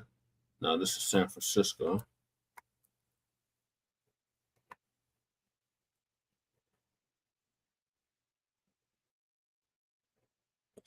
Video, checking salon below. Juneteenth celebrations in the Bay Area are continuing throughout the weekend. The holiday marks the day Union troops arrived in Texas and were free. ABC 7 Eyewitness News reporter Suzanne Fahn has a look at the events and the festivities in San Francisco today. We are one! Under bright blue skies, big crowds gathered to celebrate Juneteenth. They danced, they cheered. Happy Juneteenth! They waved their flags. A day of joy and celebration commemorating the end of slavery in the United States. Juneteenth marks the day in 1865 when the freedom declared by the Emancipation Proclamation 2 years earlier finally reached Texas. I think for the greater community to see that Juneteenth is now a national holiday and we represent it, everybody can understand what it means to African American people for the No, there's no Black American people. A federal holiday now for the past 5 years, it also marks a day of justice. So I had the pride and honor of voting Lord, for Nancy this Pelosi. Juneteenth holiday in Congress. Reverend Ishmael Birch has been celebrating Juneteenth for decades. The Juneteenth, I've been doing it 35 years. The Yep. parade and the festivals. I've been doing it for 35 years It's too. growing in Oakland, Richmond, San Jose. Many say Juneteenth must be recognized as the fight for social justice continues. Juneteenth represents us Exactly, still being Jennifer. here, It us is growing South our that small shit. businesses, us making sure our kids have safe places to be in the future. 18-year-old Nakai Smith is the parade grand marshal. I feel like part of my culture is a part of Juneteenth. And for Trey Green and his young son Oscar, I just explained to him yesterday what the meaning of Juneteenth is about, and for me and him, and how it's a part of our history. That he gets to experience it firsthand, and I get to experience it with him. Juneteenth is a day rich in history and a day for the entire community to come Yeah, you together. know they We're was all up people. there. It doesn't matter what color we are, and we all Yeah, she was experience shit her ass different down. things. But Yeah. at the end of the day, we're all people. In San Francisco, Yeah. Suzanne Fahn, ABC 7 Why Eyewitness Black people News. are always the ones talking about we all the same and can we all just get along? Like, oh, God, this shit's sick of me. Right. And that's what Roddy said. He said it's very similar. That's definitely the next topic. Mm-hmm. Juneteenth isn't Pride. Stop trying to equate the two. Like, that is ridiculous, man. I see I went off on it today. Mm-hmm. Like, it's not. Look, why do they have to. Look, this is like. They got a whole fucking month. We get 1 or 2 days. Yeah, I don't dig that. I don't dig that. I don't either. And I'm trying to equate that struggle to our struggle as a direct insult. Direct insult. So the one V gonna give us an update on that. News One says Juneteenth and Pride are the same thing. To hell with you, News One. No, they're not. Can't wait to see you. Sorry. No, they're not. Sorry about that. I'm trying to. Juneteenth is not Pride Month. Juneteenth is not Exactly, Pride bro. Month, man. I'm not dead. Boy, every year they keep trying. But I will say this. Since Trump has been in office, they've been slightly less aggressive than they were in 2024. Slightly. When Biden was in office. And when I say slightly, I do mean slightly. I mean, the difference between a 20-yard catch and a 19-yard long run, kind of about the same, but slightly less. They keep trying to draw this false equivalency between blackness and LGBTQ, and I'm about to start off, and I'm about to show you what I'm talking about in a second. But I got to start off by saying, hey, this is not hate. This is not anti-LGBTQ. This is ridiculous. Pro keeping things in alignment and decent and in order. Right. This is pro keeping things decently and in order. And so that's the point of view that we speak from. All right. We speak from point of view of decency and order. How my mom raised me. Right. Do everything decent and in order. So that's what we're talking about today. Second topic is we're going to be talking about something SZA said about auto-tune. And we're going to go back to a prediction I made long ago about auto-tune. But in the meantime, I want to say welcome, chat room. Salute to everybody for joining. Yeah, salute to everybody. Y'all got a good right now. Sunday morning wake up this morning. For those of you on Patreon, that was for all tiers. Our lineage, our history, our career. My Music University tier, I want to have a Q&A with y'all, but I can only do that when I know y'all gonna be there. Shit, man, we don't. So I'm gonna need everybody's my music Q&A on my in my Music University to please answer the posts that I put up in Patreon to see what day best this week is for you guys to have a Q&A session. And we talk music from that point of view, but that's only for the Music University students. Because we didn't have class today, nor we're gonna have class next Sunday. We're gonna start back top of July with breaking down different jazz grades. And we're gonna have some impromptu stuff on the Music University tier too. Patreon, you guys got an exclusive interview with Mr. Bobby Rush. That'll be up on this Cincinnati Stray at some point. I'm not sure when. I gotta release it at the right time. One thing Mr. James Carmichael told me was about timing. A quick story before I welcome the chat. I'm still letting more people in the chat come in before I welcome y'all. Let me fast forward a little. Quick story. My pops know what it is. What's up, Lady Hotep? Right here is Latin. Let me see.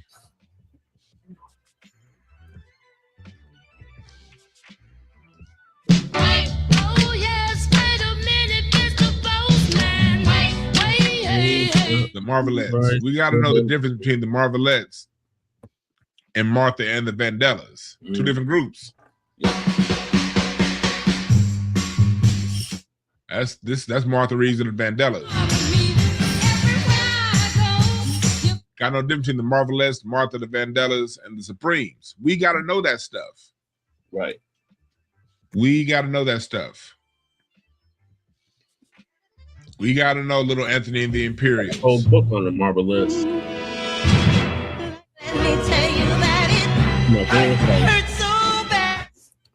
So that's what we do on Sunday mornings. Now, everybody's in here. We can go ahead and get started with the topic, all right?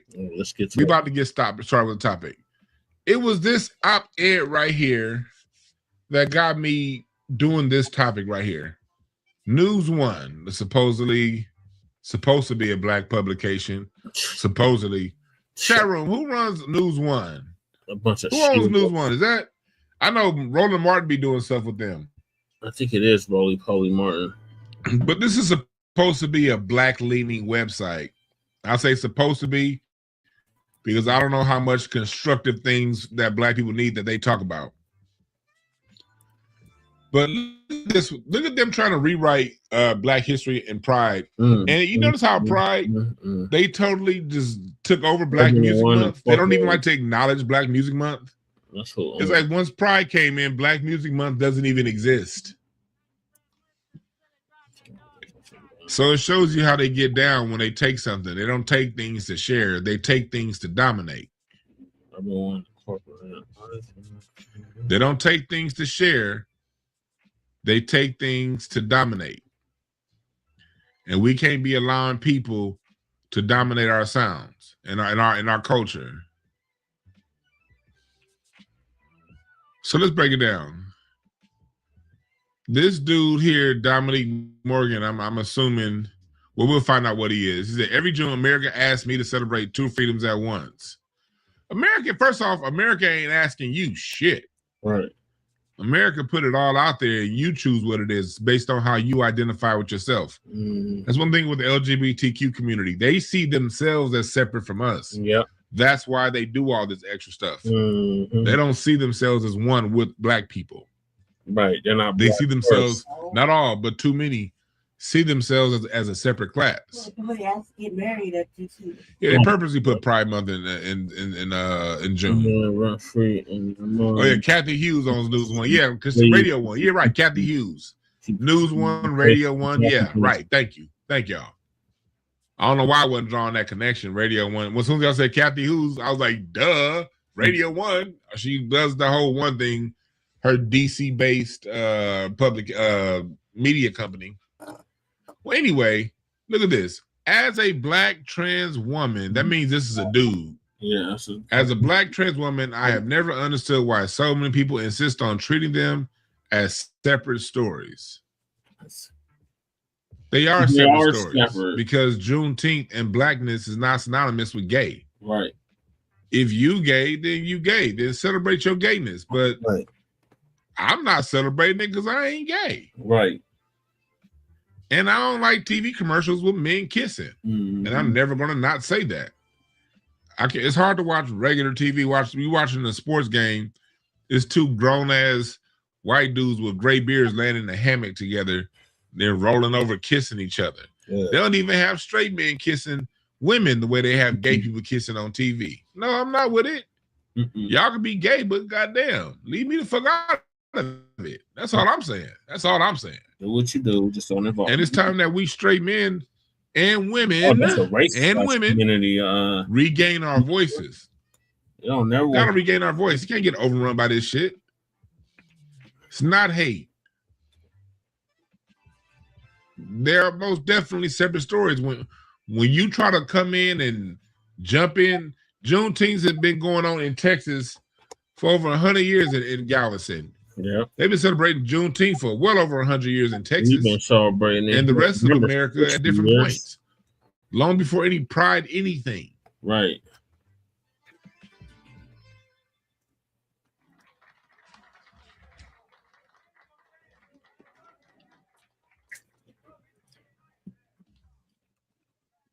So let's keep going. June 19th, Juneteenth marks June 19th, 1865, when Union troops arrived in Galveston Bay, Texas, and announced freedom for enslaved black people. More than 2 years after Emancipation Proclamation, Pride Month is celebrated in June to honor the 1969 Stonewall Uprising, a moment that became a flashpoint in the gay liberation movement. One freedom marker reminds us that liberation can be delayed, announced before it's delivered, and celebrated while the work remains unfinished. The other reminds us that visibility is not the same as safety, and that the right to name ourselves is still being contested. Huh? You know, you motherfuckers put a new letter on your acronym every year. Yep. When I was a kid, it was the LGBT, it was the LGB movement, lesbian, gay, bisexual. Then they added a T for trans. Then they added a Q for queer. Then they look, and no one said anything. Then you took Jesse Jackson's Rainbow Coalition flag and made it yours. Nobody said nothing. Then the lady dude writes, 5 years ago, I wrote for Global Citizen that Juneteenth must be about liberation for all black people. It is, including black, trans, queer, gender nonconforming, and system impacted people. Juneteenth is whatever it's for black people being free from slavery. That means trans people where they wasn't cutting they was cutting nuts off back then, but they wasn't having no replacement surgeries. But gay gay slaves got liberated just like straight slaves. This is what I don't get. Whatever a person's sexual proclivities were, they were all free from slavery. The gay slaves, the straight slaves, the slaves that wore dresses, they were all released at once. No, that's not what he said. What's up with this wanting a special treatment stuff? That's what gets me. It says, at the time I was writing from a deeply personal space. I was thinking about incarceration, survival, abolition, blackness, transness, and the way Black, queer, and trans people are so often asked to leave pieces of ourselves outside the room in order to be embraced by our own people. Broken. Huh? Fuck broken again. Let me tell y'all something. Gay. This goes for queers, gays, trans. Gay are two separate. Nobody on earth is going to accept you if you don't accept you. There's only one road to acceptance, and that is through yourself. Can't nobody accept you. Can't nobody reject you. That is an internal process. And guess what, queer folks and trans folks? Straight people get rejected too. Did you know that? There are straight people that walk into a room and sometimes people just don't like them, right? How am I supposed to feel my fat ass come walking in a room and all the chairs are made, all the chairs say 200 pounds and lighter. And I got 100 more pounds on top of that. How do we think I feel when you see them white plastic chairs that say suggested weight limit 250 pounds? Knowing good and hell well, I ain't been 250 pounds since the 10th grade in high school. Am I rejected? Or do I say, hey, that's just the way of the world? You take it personal? Oh, look at the people in here. Look at all these gay people and trans people sitting around here, and they get to sit in the 250-pound less chairs. Because most of y'all gay people be skinny as fuck. Y'all get on all the rides. I'm 6'2". I can't get on certain rides at 6'2". But you gay motherfuckers be skinny and shape. Y'all get to get on every goddamn thing. You can sit in chairs without them breaking. So that means you're more accepted. You can sit on a goddamn airplane without your love handles folding over the armrest.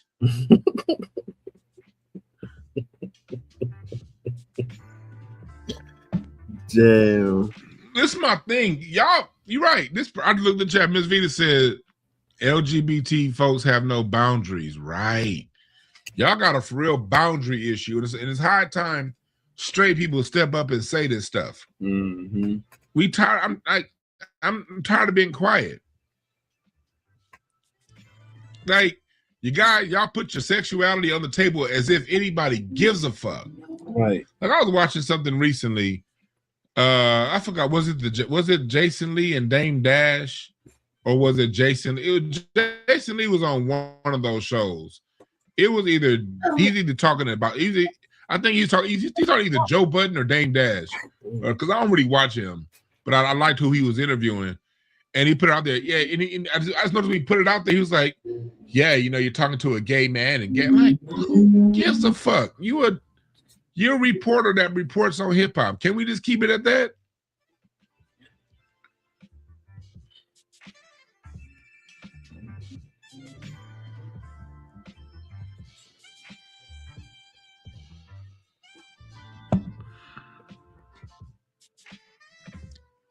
What's up with this special treatment? That's what I don't get, is a specialized treatment people are seeking. You're not special. Nobody's special. There are some special people. The only special people are people that do something so awesome that the rest of the world's like, ooh, that's special. Muhammad Ali was special. Martin Luther King was special. Ida B. Wells, special.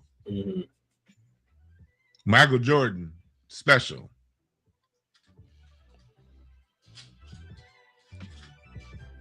Hell, it's special LGBTQ folks. Diddy, he part of the LGBTQ community special. He did something special, even though I don't like his music from Bad Boy Records. Bad Boy Records did some special things. And y'all never take the rap for y'all ditties. Yeah. Why don't y'all ever take? Why don't the LGBTQ community ever take responsibility for Diddy or these Hollywood folks that be going around doing all kind of stuff, bisexual stuff? Ain't the B in LGBTQ bisexual? All them bisexuals at the top of Hollywood. Why don't y'all take responsibility for them too? Diddy black now, but if Diddy didn't have no charges, Diddy would be part of the LGBTQ.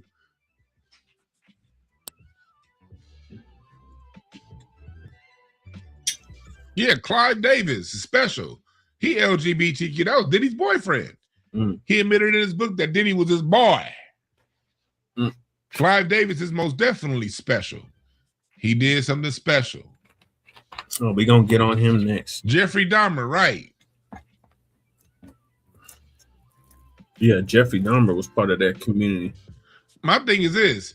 If y'all going to keep singling yourselves out for special treatment, then you're going to have to be singled out for the non-special treatment, for the other stuff too. Yeah. Yeah. And then I think we're going to have to be the ones that do it. We have to, Ed Buck. Yeah. We have to be the ones saying, no. Don't put Diddy on us black people. Diddy is on you. Baby oiling and watching other men and having other men around and doing all that freaky stuff with men. Diddy ain't straight.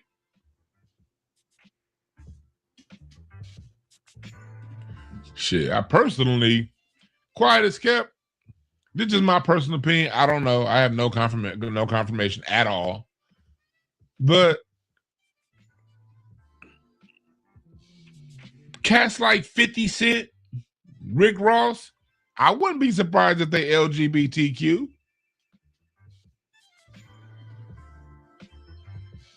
Especially when I saw the way Floyd Mayweather. I remember Floyd Mayweather, the way Floyd Mayweather and 50 were fighting, the way they've been going back and forth for over a decade now.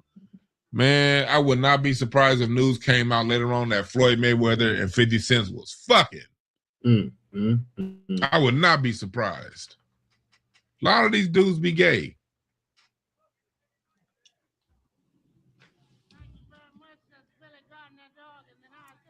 That's just my opinion on those two, but yeah, Eddie Long. Yeah, why don't y'all take responsibility for Eddie Long?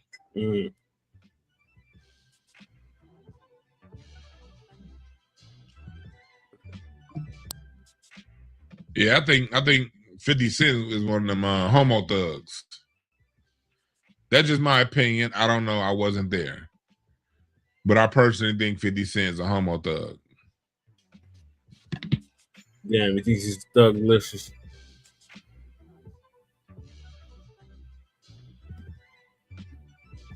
I think half these rappers are gay.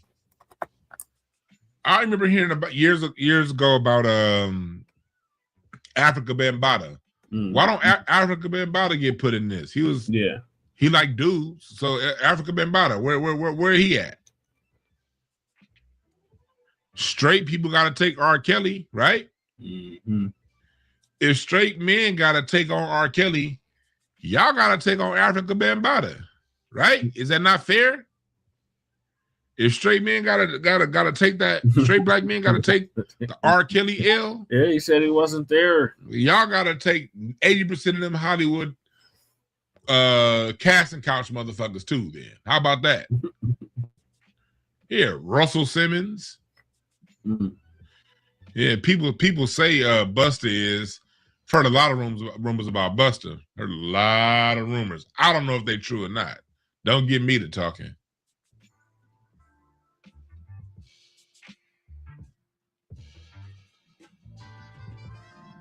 But if straight men got to take the R. Kelly L, which, hey, he's a straight black man, so okay, we take that L. Y'all got to take Africa Bambaataa. That's only fair. You can't take what you like and then dump the rest on us and then ask for special treatment. Mm-hmm. Good point, Dwan. Let's keep going in this article. Because I was asking black people, especially straight, black, straight, and cisgender. No, it's only straight. We're not cisgendered. If you call me cisgendered, I'm calling you a sissy. Right. It's that simple. If I'm cisgendered, you're a sissy. Mm-hmm. I'm straight. So I was asking black people, especially straight black people, to understand that black liberation cannot be real if it requires black queer people to disappear. No one's asking black queer people to disappear. We love Diddy, regardless of the BS. Well, y'all love Diddy. I thought Bad Boy was terrible, honestly. I thought Bad Boy Records wasn't shit in 1997. So I never was on the Diddy train. I thought Bad Boy Records helped kill rhythm and blues. And it brought in fuckboy hoes and clothes rap. But the rest of y'all love the rest of Black America except Diddy style music. We don't want Diddy to disappear. We don't want that to disappear. It is what it is. It just is. It's not like they feel as if you're not giving it special attention, then it has to disappear. No, it doesn't have to disappear. I accept James Baldwin. James Baldwin's gay. I 100,000% accept James Baldwin. I don't want James Baldwin to disappear, but James Baldwin also knew that he was black first. I don't want Langston Hughes to disappear. I don't want, man, shit. I don't want Richard Pryor to disappear. Richard Pryor talked about taking in the ass on one of his own specials. And I'm the kind of type, I believe it. Ain't no straight dude gonna make a joke about taking in the ass unless they took in the ass. Ain't no straight dude gonna make no stuff like that up. And I still love Richard Pryor. He's still the greatest comedian of all time. Even though he had a whole joke about taking in the ass. I don't want Richard Pryor to disappear. Come on, Richard. The hell is this dude talking about?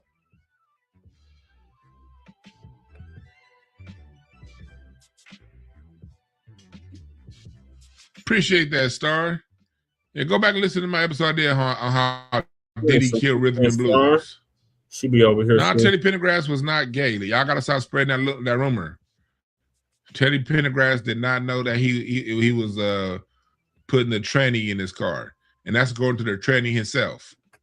Go watch. Jesse, I'll catch you later. This documentary. Okay, Michael. Thank you for joining us. Have a good night. You too. Good night. All right. He didn't know he was getting head in the car. The trans person said that Teddy Pendergrass never got a clear look. So let's not put that on Teddy P. Teddy P thought he was just getting his wanker rocked, and they ended up getting in a goddamn car accident. This is according to the trans person himself. The trans person said that Teddy P did not know that that was a dude.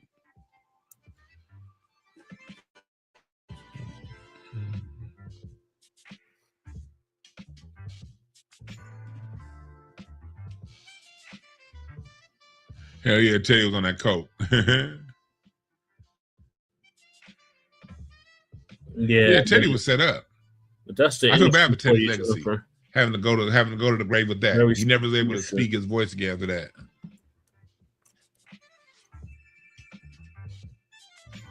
Exactly.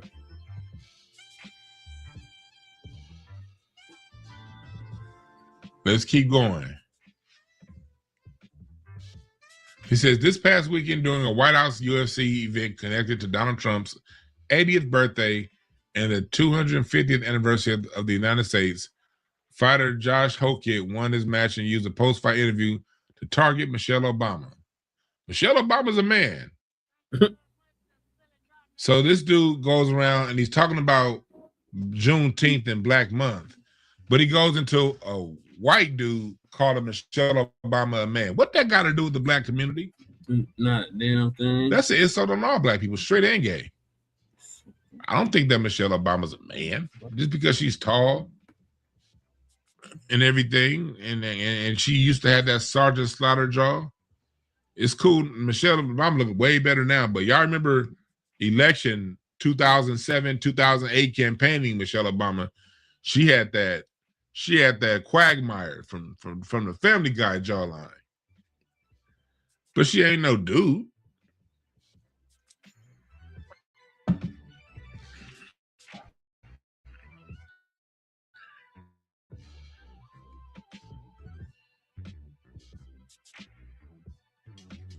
But yeah, this is what we're talking about here. Kathy Hughes, shame on you for running on some crap like this. LGBTQ, Black, we are one. Whatever y'all do in y'all bedrooms, whatever y'all do in y'all bedroom, y'all tend to overstep y'all boundaries. We don't.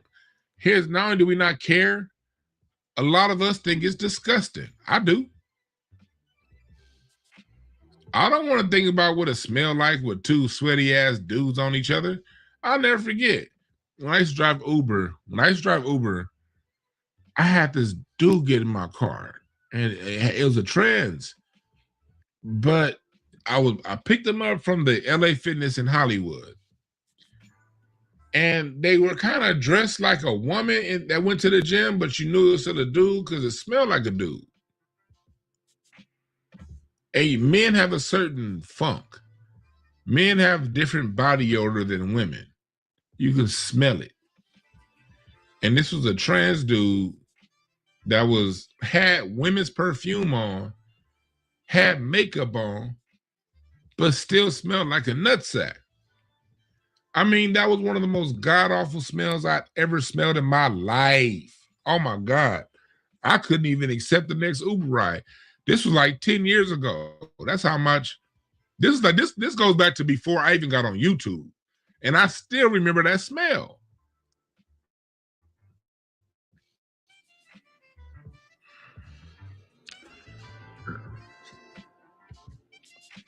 I just remember this strong-faced looking character getting with makeup on, getting in my car and in gym workout clothes. And I couldn't take another Uber ride. I had to, like, when I dropped that person off, I had to roll the windows down and spray myself. And I had to, like, get on the freeway real quick and just, like, drive and blow out that smell. That shit was horrible. It was male pheromones, women's perfume, and nuts. Imagine that smell, chat room. It was bad. Cause like dudes who put on cologne, y'all the worst. Like dudes, straight dudes. Y'all know them dudes. It usually happens like when you're younger, in your teens and 20s. Before niggas, like, I never was like this. But I remember like back when I used to hoop, I used to have this one homeboy. Like this dude would hoop. And then when he would be done hooping, we'd be hooping. I'd be like, nah, I'm gonna go take a shower. He'd be like, nah, I'm just gonna run in and change real quick. We'd be going to the club at night. I'm like, it was one of my homeboys. I'd be like, hey, bro, you're not gonna take a shower first? No, man, I took a shower before we hoop, man. I'm just gonna put on this cologne. And that nigga used to stink. And one time I told that nigga, hey, bro, you my dog, but you ain't getting in my car, man. After we hoop, we gonna have to drive. We ain't going to the club together. We gotta drive separate cars because you stink, brother. You can't hoop and throw on no goddamn cologne. Nigga went hooping and throwing on Michael Jordan cologne afterwards. You don't sit your clown ass down, nigga, and take a shower. But it's double bad when a dude has on white diamonds and Elizabeth Taylor perfume. How you a dude with Elizabeth Taylor perfume in a workout? That was the most god-awful smell I ever smelled in my life. Some trifling shit right there.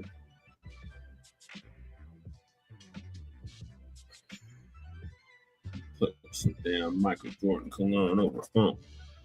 My mom always told me you can't put perfume or cologne over funk. Yeah, dude looks like a lady. Remember that song? Mm-hmm. Jennifer said, fam, I have to get some rest for Tuesday schedule. Aerosmith. Oh, you're welcome, sister. Thank you for joining us. Have a good night.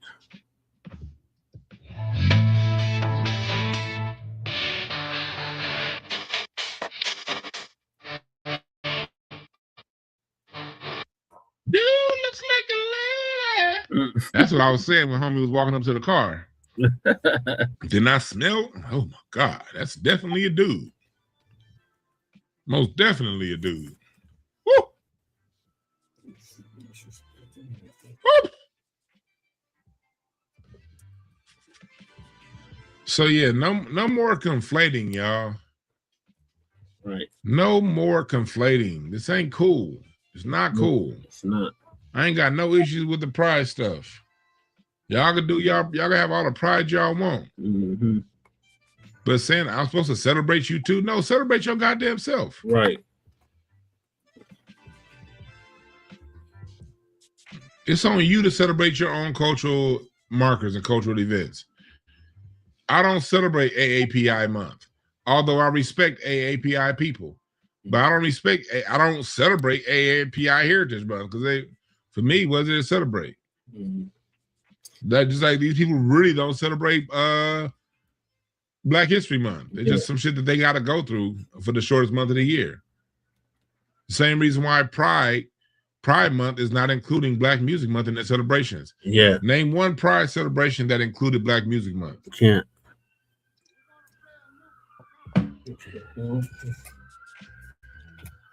Huh?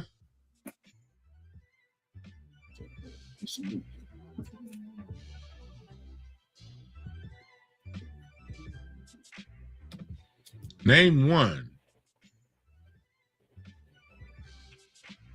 You can't, Dwan. You can't name one. Name one. Now let's get to the next topic. Somebody's trying to call in. The phone lines are not open yet. They will be when I get to the next topic. Okay, so the moral of the story is stop equating Juneteenth with pride. They are not synonymous. They have nothing to do with each other. It's a whole different movement, a whole different struggle. Stop trying to piggyback off of our shit. Get your own shit. And stay the hell up out our FBA business. What are your thoughts, Lady Che?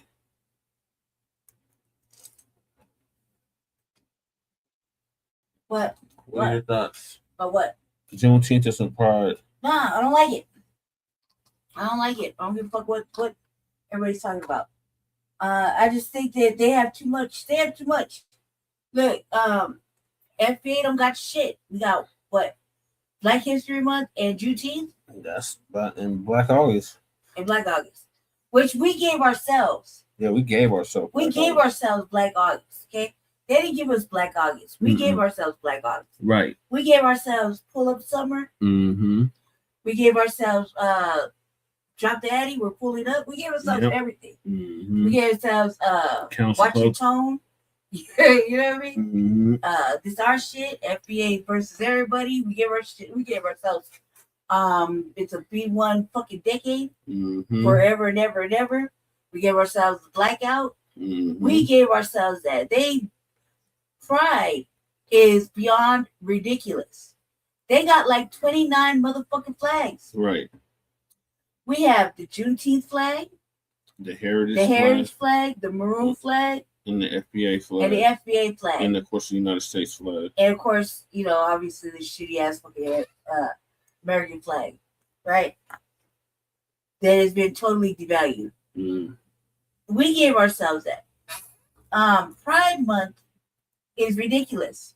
Anytime they're asking for shit, is ridiculous because Trump says there's only two genders. Mm-hmm.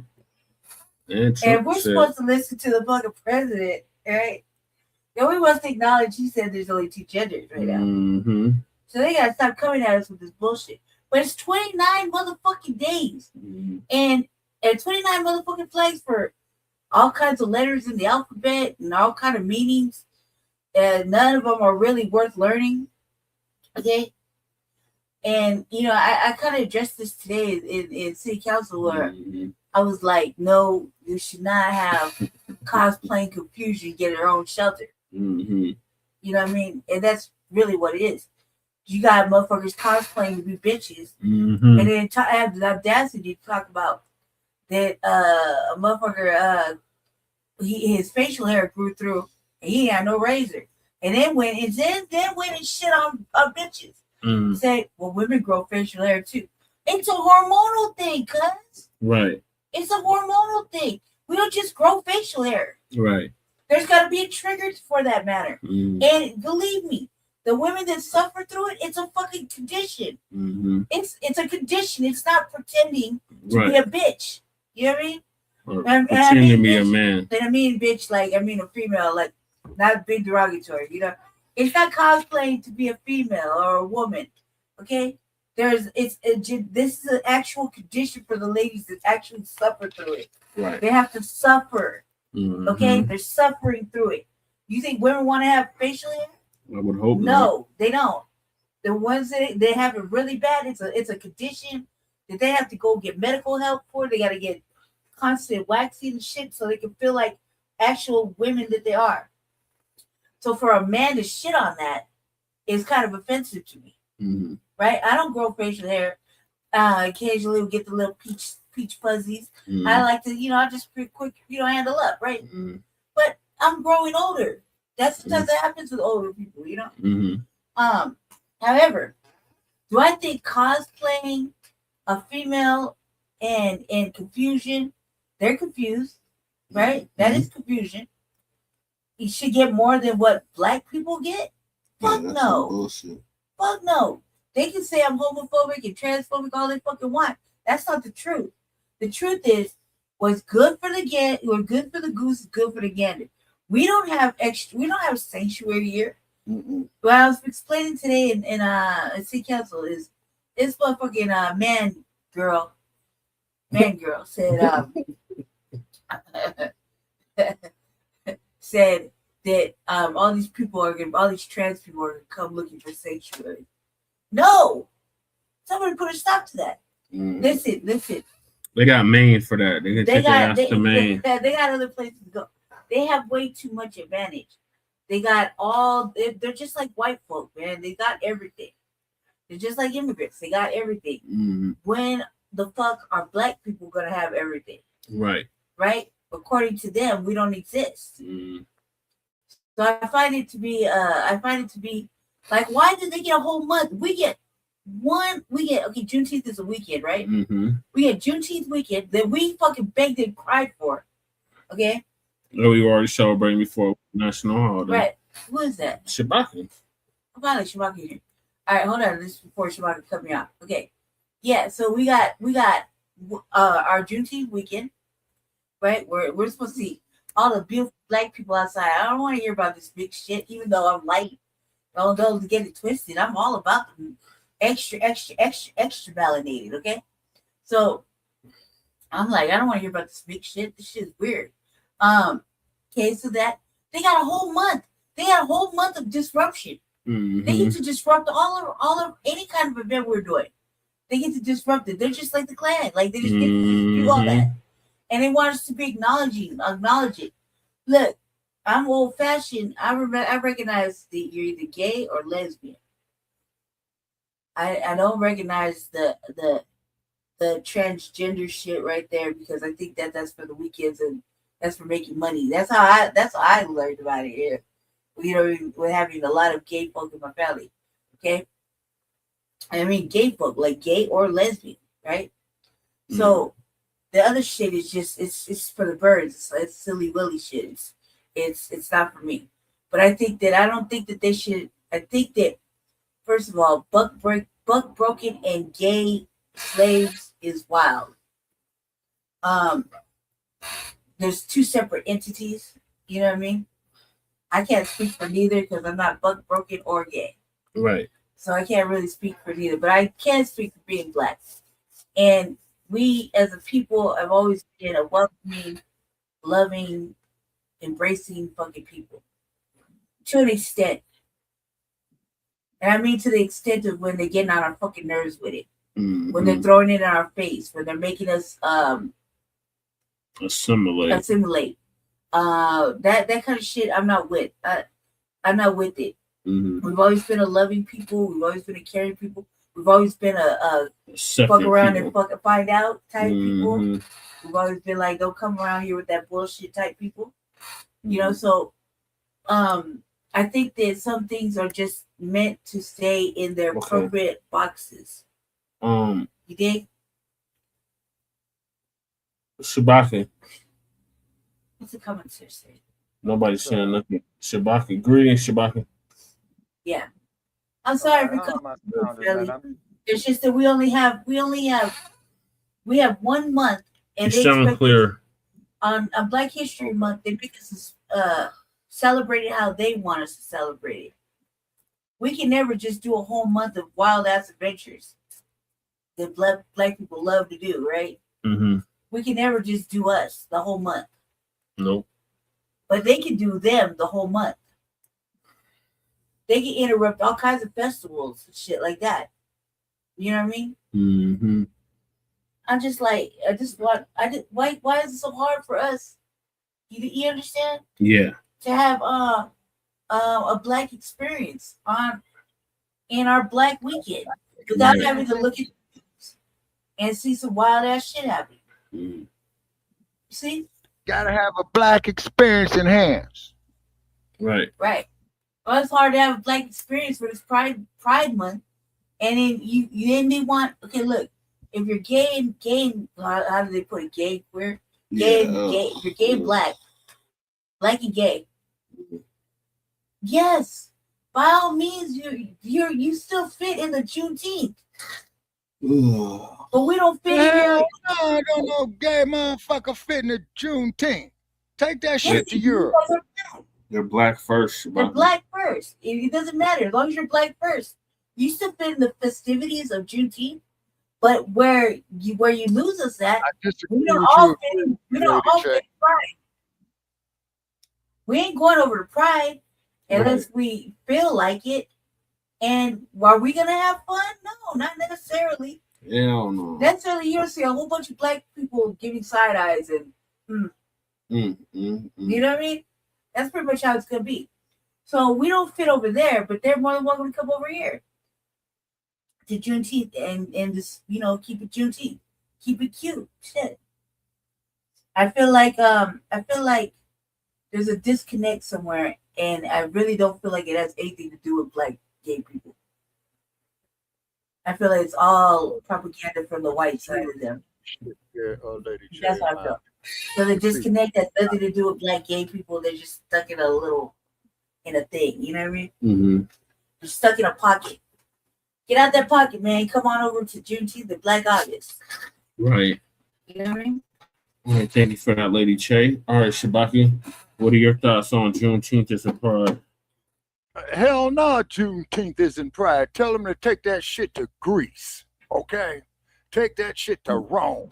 Take that shit to Europe. Right.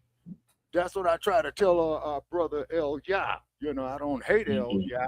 I respect him as a man. Don't get me wrong. But like I said, next thing you know, no disrespect, Lady J, it's gonna be against the law for a man to like pussy. Black Greeks that were gay. Yeah, that bullshit, man.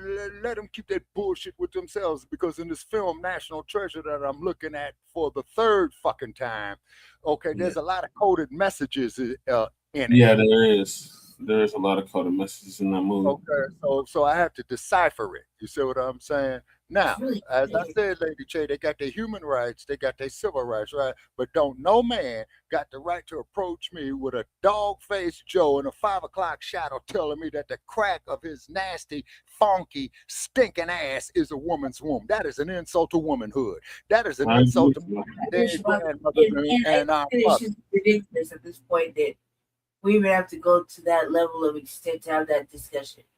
I mean, I see a lot of stuff cross my timeline. Sometimes I don't know how it gets there, but it'd be some man, and the confusion is there. Like, I remember when transgendered people looked like what they were trying to go with. They didn't have deep ass voices. They didn't have facial hair. They wore stockings and dresses and shit. And they actually dressed like what they were trying to perceive themselves as. This is lazy work, what we got in this generation. They don't do anything to really fix themselves up, but yet they want the respect, right? Mm-hmm. And it's disrespectful because women don't do that. Right. You know what I mean? And you know, I got told off today at city council. But Y'all didn't tell me you was at city council. yeah, I was cussing around at city council because the bitch and the man wanted a separate shelter, and I was like, no, you don't get. I said cosplay and confusion shouldn't have a separate shelter, Right. because that is you're cosplaying as a woman. You refuse to shave your face, right? Not that they couldn't get a razor from anybody. It was try hard enough. You know what I mean? Right. Go steal one if it's like that. You know what I mean? If you know you got an issue. That's not the point. The point is that this person who's allegedly created this founded this new agency is really just cosplaying. Mm-hmm. And they want more. They want more of this, more of that. Well, I want to see Black people eat better. Black people get homes and places to live. This I'm gonna play this shit so y'all can see what she's talking about. It went on before me. Well, housing is a human right. It went on before me. Right, housing is a human right. You're right. Yeah, so you should get housing, but it shouldn't be based on your confusion. It should be based on the need. And these people are so version on the cusp of male and dressing like a bitch. Just go with the male side. Right. You get more shit anyway. I don't understand why they don't understand that. As a man, you get more opportunity. Right. Well, see, you know, they trying to push this agenda. Yeah. And then, like you said, Angela Bassett, Denzel Washington, and there's a third one who had came out and they stated that no, that transgender shit is bullshit. You know what I'm saying? But keep in mind that Denzel Washington and Angela Bassett, you know, they made their money. You know what I'm saying? And I appreciate. That is not how it's supposed to be last name. I know it's a typo, obviously. With pride, which is just utterly ridiculous. We don't even get it. As Black Americans, we don't even get a holiday really too much. And we get what? Wait, what? I didn't disparage anybody. Why I'm just saying my fail?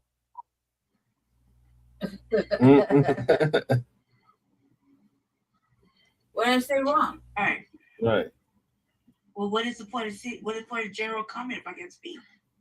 You're taking away my civil liberties. I'm an American citizen. Right. I'm not an immigrant. I'm not cosplaying a woman. I'm an actual woman. And I think it's unfair. It's unright. That's just what my opinion is.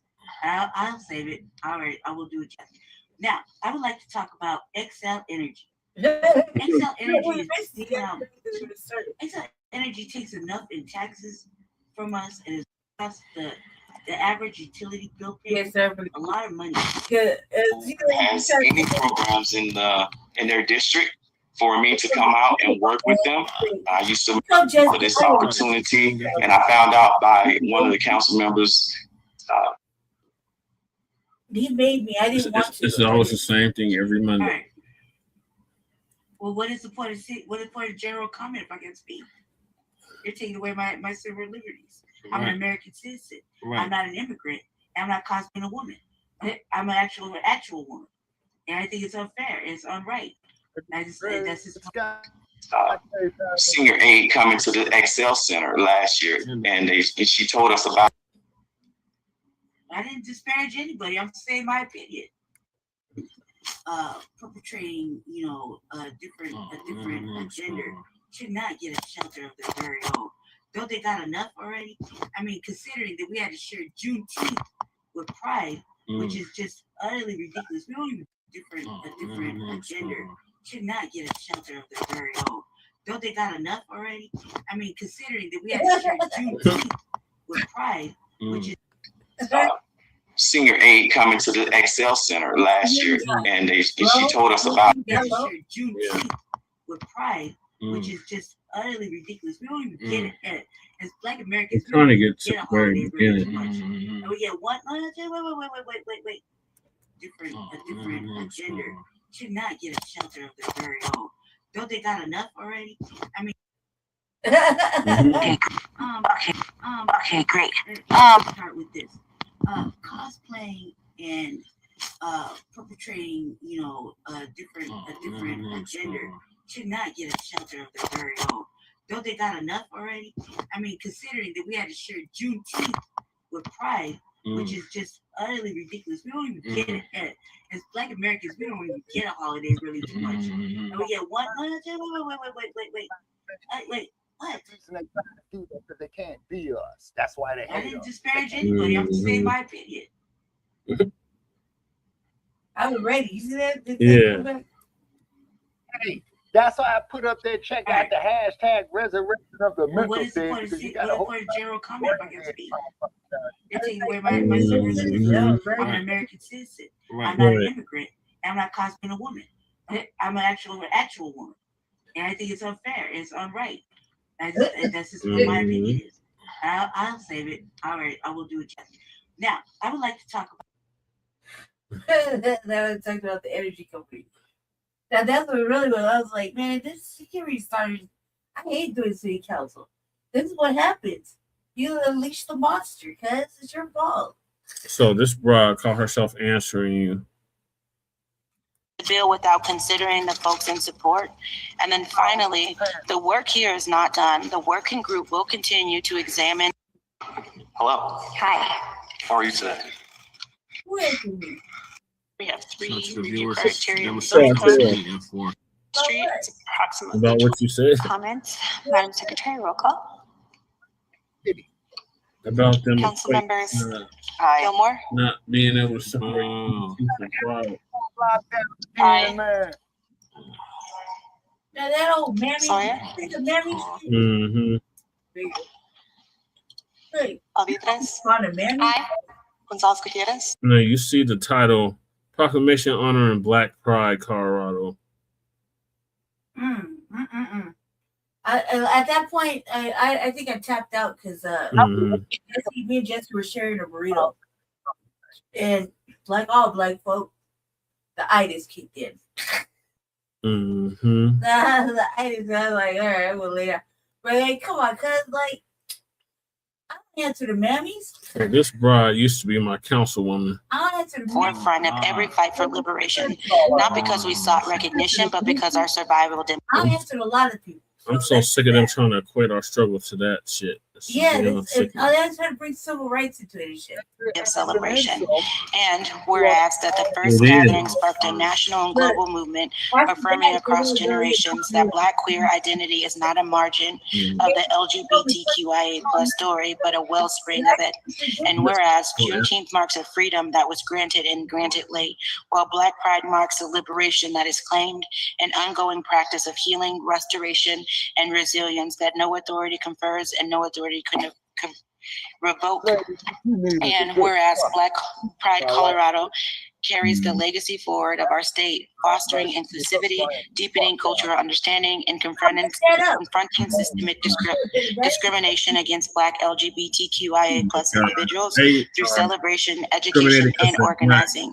And whereas Black Pride Colorado builds intentional spaces where Black queer joy is itself a form of protest, and where Black LGBTQIA plus individuals gather in affirmation, connection, and pride. And whereas in a time of rising of anti-Black and anti-LGBTQIA plus rhetoric and policy, such spaces are not merely meaningful but essential to provide safety, to ensure survival, and to ensure our liberation. And whereas the commitment of Black Pride Colorado to those often pushed to the margins reflects the values of justice, dignity, and shared liberation that define our highest hope for Denver and Colorado. And whereas it's both necessary and just to honor the resilience, brilliance, and ongoing contributions of Black LGBTQIA plus individuals whose lived experience are vital threads in the fabric of our state and our shared future.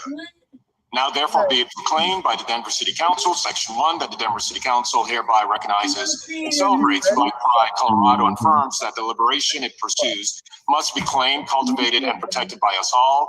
And Section 2, that the clerk and recorder of the City and County of Denver shall affix the seal of the City and County of Denver to this proclamation and that a copy be transmitted to Dr. Tara J., founder and executive director of Youth Scene and Black Pride, Colorado.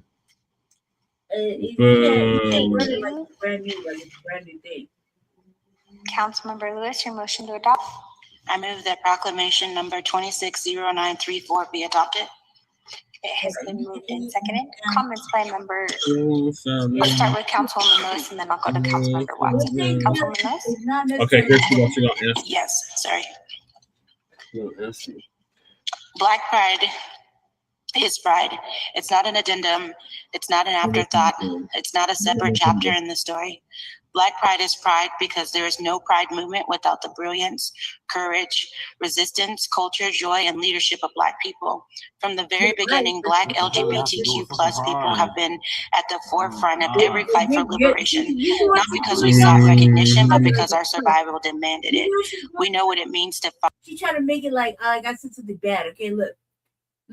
When I'm talking about pride, I'm talking about the flamboyancy of being gay and lesbian, bisexual, out there with the flags, and then it's this very, very bright, colorful, extraordinary. They have parades. They got all kinds of shit for the whole month, right? They have all kinds of events. What I'm talking about is I'm referring to the man girl that was prior to me that asked for shelters, okay? And they wanted a trans shelter, right? And that's what I was responding. What she's trying to say, what she's trying to do is something completely different. First of all, Black pride is its own separate thing. It has nothing to do with being gay or lesbian. It has everything to be with being proud of being Black. Right. Being proud of your excellence, being proud and that you're Black and beautiful, being empowered. That's Black pride. That goes with Black magic. That goes with Black joy. Okay? Those are all beautiful, empowering things. What she's trying to make it into this little saucy little pride festival of shit that she got going on is like she's with them with the on the spectrum, right? On the LGBTQ plus, IA plus, whatever, but right. So she's trying to make it like a dirty, like I'm being wrong, like I'm doing something wrong. She's using it as something else. When you say Black pride, that means that you're proud of being Black, right? And everything that goes with being Black. All the good, all the bad, everything, the mysticism, everything, the fucking greatness of fucking being Black. That's Black pride. Not Black pride during Pride Month, where you got to share with every fucking flamboyant motherfucker in the city. Right. That's what the fuck she trying to do. So I can't co-sign on that. I can't get down with that because she's twisting it. Yes, she is. That's exactly what she's doing. She's twisting. She's manipulating it. Her needs for this little speech she's giving. Okay, and I see right through that shit. That's not Black excellence. Right. That's lazy work. That's lazy work. Well, let's see what she had to say in regards to what you said. Fight for the simple right to exist. We know what it means to be told our lives matter less, to be legislated against, to be erased, to be made invisible, and yet to continue showing up anyway. That is Black pride. Every movement teaches us the same lesson. If we are serious about liberation, then those who are most marginalized must be at the center of it. Because when we build a world that protects those most vulnerable, every single one of us becomes freer. Today, our transgender siblings, especially Black, transgender, and non-binary people, are under relentless attack. They are targeted in our politics, targeted in our schools, targeted by employers, targeted by landlords, targeted by strangers who believe they have the right to determine whether someone deserves dignity. Black transgender people experience some of the highest rates of housing discrimination and homelessness within the LGBT community. It's not because of their qualifications, but because of how they move through the world. They are asked to shrink themselves to make others comfortable. But the world has never deserved their brilliance, and if it cannot first recognize their humanity. Their existence is not a debate. Their identity is not a political talking point. Their lives are sacred. And we know these fights because Black communities have lived these fights. Our history reminds us that pride was never simply a celebration. Pride was born from resistance. It grew from the courage of people who refused to disappear after Stonewall. It was built by organizers who understood that liberation is never given, it is demanded. Black LGBT plus leaders simply don't participate in that history. They shape it. When HIV and AIDS devastated our communities, Black activists organized, cared for one another, demanded research, demanded treatment, and demanded our lives be valued when governments refused to act. When LGBTQ plus youth had nowhere to leave, organizers created spaces of refuge because they understood that housing is dignity, safety is dignity, love is dignity. They knew something that remains true. Our liberation is bound up in one another. That is why you will always find Black LGBTQ plus people at the center of movements for racial justice, disability justice, immigrant justice, economic justice, and gender justice, because intersectionality is not a slogan. It is our lived experience. We do not have the luxury of separating our identities, and we walk through this world carrying all of them: Black, queer, trans, disabled, immigrant, working class. And every one of those identities deserves freedom. So when we say Black Pride, we're not dividing the movement. We are reminding people of its roots. We are honoring those who carried us here. We are celebrating people who have transformed pain into power, rejected the resistance and survival into joy, because Black joy is resistance. Black queer love is resistance. Black trans existence is resistance. And Black Pride has always been and will always be pride. Happy Black Pride, and may we continue to work. May we continue to fight, and may we continue to never forget that none of us are free until we are all free. And I would like to just say one thing, that I am a Black queer woman on this council, and I cannot separate those identities.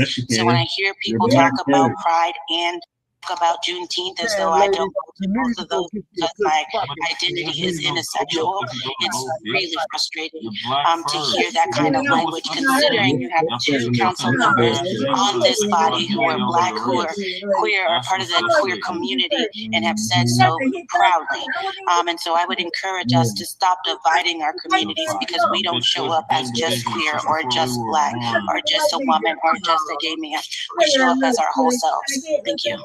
Yeah. But watch this though. Thank you so much, Councilman Lewis, for allowing me to join on this proclamation. And I stand in solidarity. Actually, I sit in solidarity. I think when you consider the Pride movement and you consider the discussion of Stonewall, there's no. Hold on, I got the answer now. I'm about to get their ass. Hello. Hi. I'm about to get their asses. Hello. Like this, Yes. not to get it twisted. I love being Black. I love all things Black. Men, women, babies. I love Black people. Mm-hmm. I don't give a fuck if you're gay or not, as long as you're Black first. Right. All right. I was not, I swear to God, I was referring to the man girl. I was talking to the man girl water shelter. And it was a white man girl, okay? I was not talking to her at all. So the fact that she took that ricochet bullet and made it about her is stupid, okay? Because I was not even referring to her. I was gonna let them live. I didn't even refer to them. I was talking big shit to Sandoval, the fucking half-breed Chicana and shit. That's what I was talking shit to. I was gonna let them 2 live. I really was. I didn't mention them at all. I swear to God, and to Christ. I'm my mama. I did not do it, okay? And she took that ricochet like to the chest, like if I was speaking on her. No, because I respect everything that's Black first. Then you're gay. I don't give a fuck what you sleep with. Sleep with your dildo. I don't give a fuck, bitch. It ain't my life. It ain't my motherfucking life. He can sleep with a booty in a dick into the booty type thing. I don't give it up. It's not my life. Lord, it's not my life. No dick is in my booty. Okay? I ain't tagging nobody. It ain't my motherfucking life, all right? Dick in the booty. Confused. But I like it. Straight bullet. Right. I didn't do it. I didn't do it. I guess I'm just a confused motherfucker because I like women. Yeah, I'm so confused. That's trying to make it seem like Shabaka. Oh, digging the booty. Man, that's my point, man. Down there, you don't see me taking no dick in no booty. Right. You don't see my man taking no dick in no booty. Right. This old white, I co-sign what you said. Yeah, okay, whatever, cuz. in But mind, you we need might the get bullet you drunk, throw in your Lady motherfucking J, you because think you that know who bullet, runs Philistine. that bullet wasn't even meant for you, Chantel. Right. It was meant for the old fucking Anna and Adam, Alex, whatever the fuck his real name is. All right? The man girl. That's who it was referred to. I was speaking to the white man girl. Oh my gosh, should I show on the man girl? No, that white No, man I don't girl. want to see no shit like that, brother. I just had my dinner. I don't want to throw up. That's what I was talking to, Chantel. I was talking to the Boy, white ain't never a dull moment here, boy. I tell you that much. So I gotta answer her. I got an answer for her ass. From the council chambers. My name is Jessica Sean Actually, Harrison, I represent the Black Star Action Movement for Self-Defense, Positive Action Commitment for Social Change, as well as the Unity Party of Colorado, the North Park Hill Coalition, Front Line Blacc News, Shabaka's Black Experience Enhanced the Revolutionary Agenda, and I reside at the Roach and Bedbug Infested Legacy Loft in Darrell Watson's district of District 9, defined District 9, the historically black district of 5 Points. Shame on you, council. That's all I can say.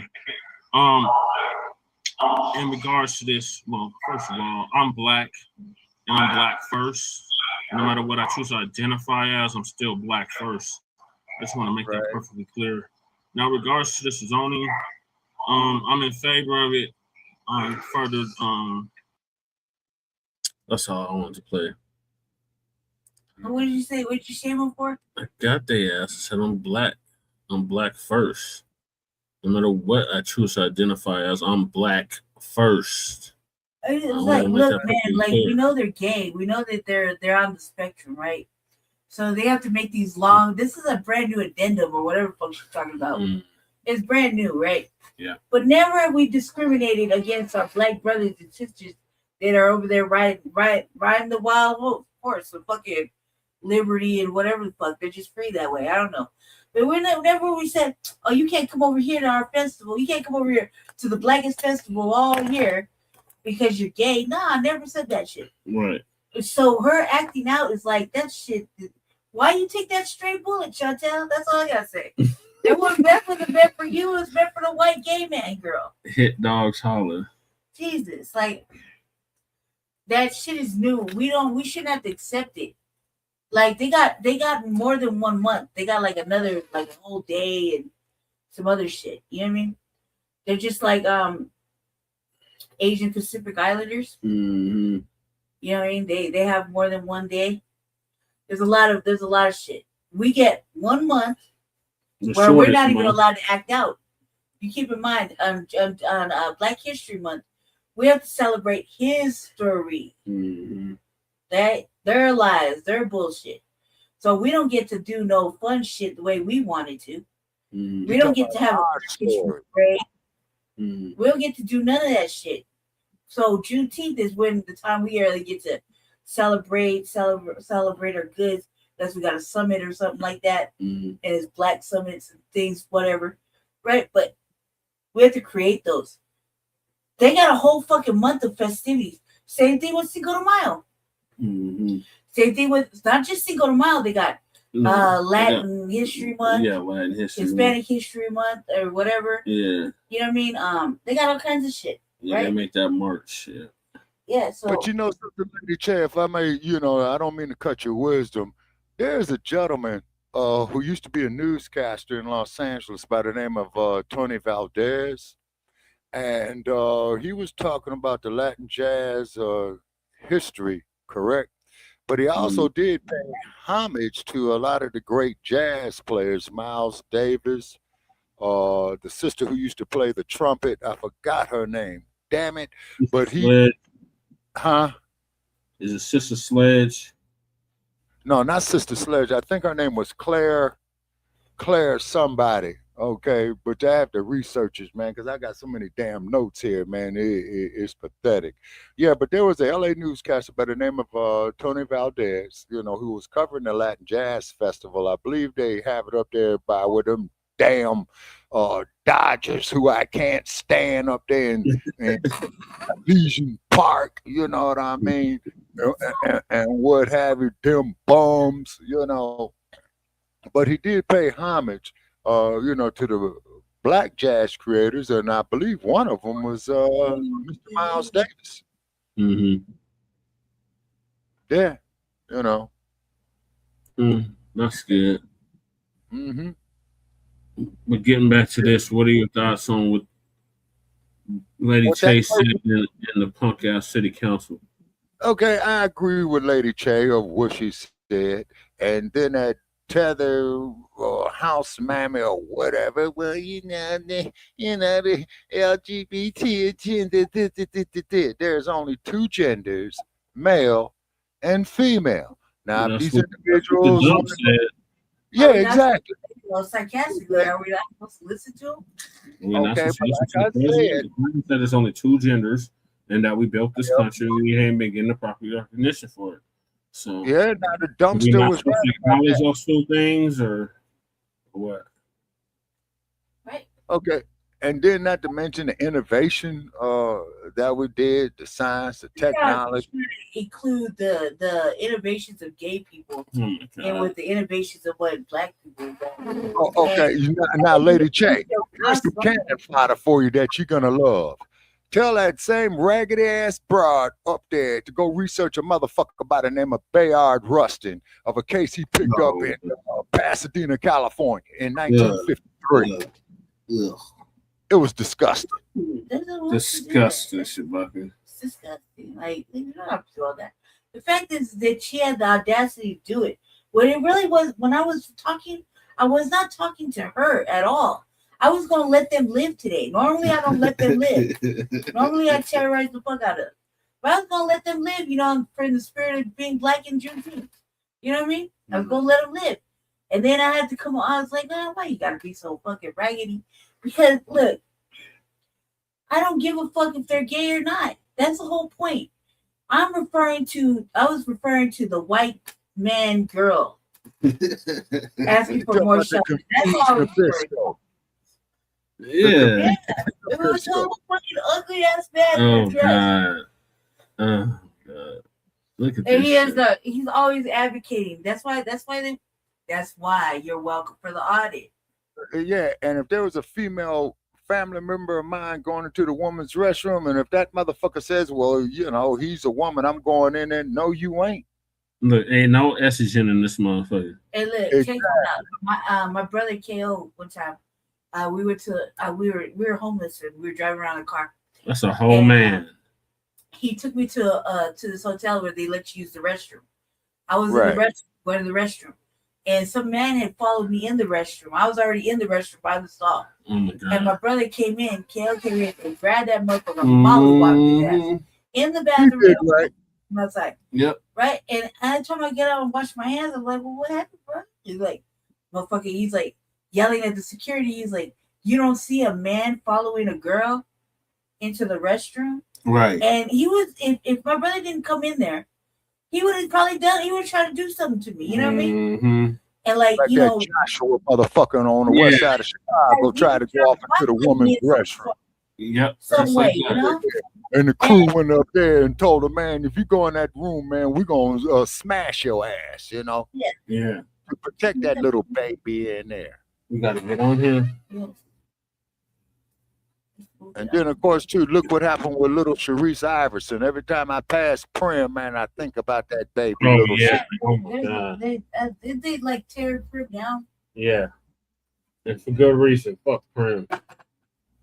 Yeah, exactly. Oh, that motherfucker's gone bankrupt, brother Che. Every goddamn thing that got up there, man, is shut down, man. You know what I'm saying? The only motherfucking thing, man, you see at Prim that's still open, man, is the California Lottery office. You know what I'm saying? Mm-hmm. Because Prim is half Prim. Yeah, half of Prim is in California, and the other half is in Nevada because it's right there. I mean, literally, man, about 90 feet from the state line where the sign says "Welcome to Nevada." Yeah, I know, Shabaka. I've been through it. Yeah. Mm-hmm. And see, and like I said, okay, now We already are tolerating your motherfuckers because of your human rights, right? But now you trying to force your psychosis, neurosis, confusion, or whatever on us, and I don't like that. I'm not gonna go there and sexual. Whatever, right? They're asking for what they're asking for was pussy. Shit. Right. That's a whole man on the screen. To the day I die. This is the man that Lady Ch was talking That's who I about. was talking to. I was not talking I don't see no estrogen in that motherfucker whatsoever, and it's a small picture. I don't see no estrogen. That's a fucking Yeah, man. that's a man.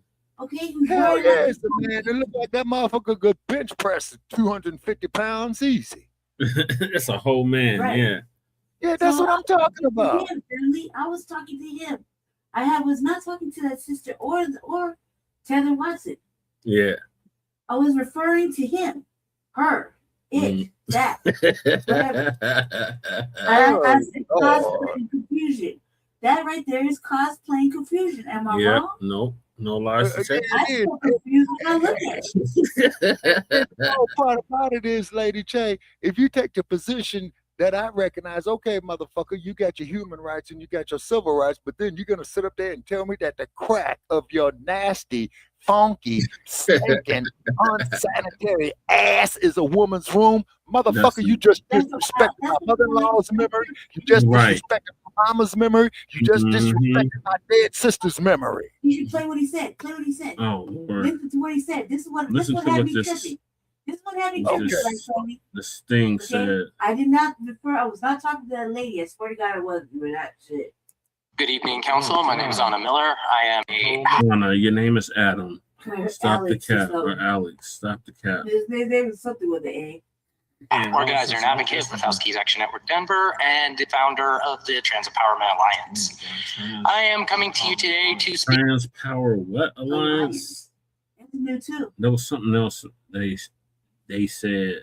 Man, we need Keith up here, man, because Keith. Look at he got an attitude down. You see it bobbing up and down his throat. Speak on the rampant transphobic discrimination at Samaritan House.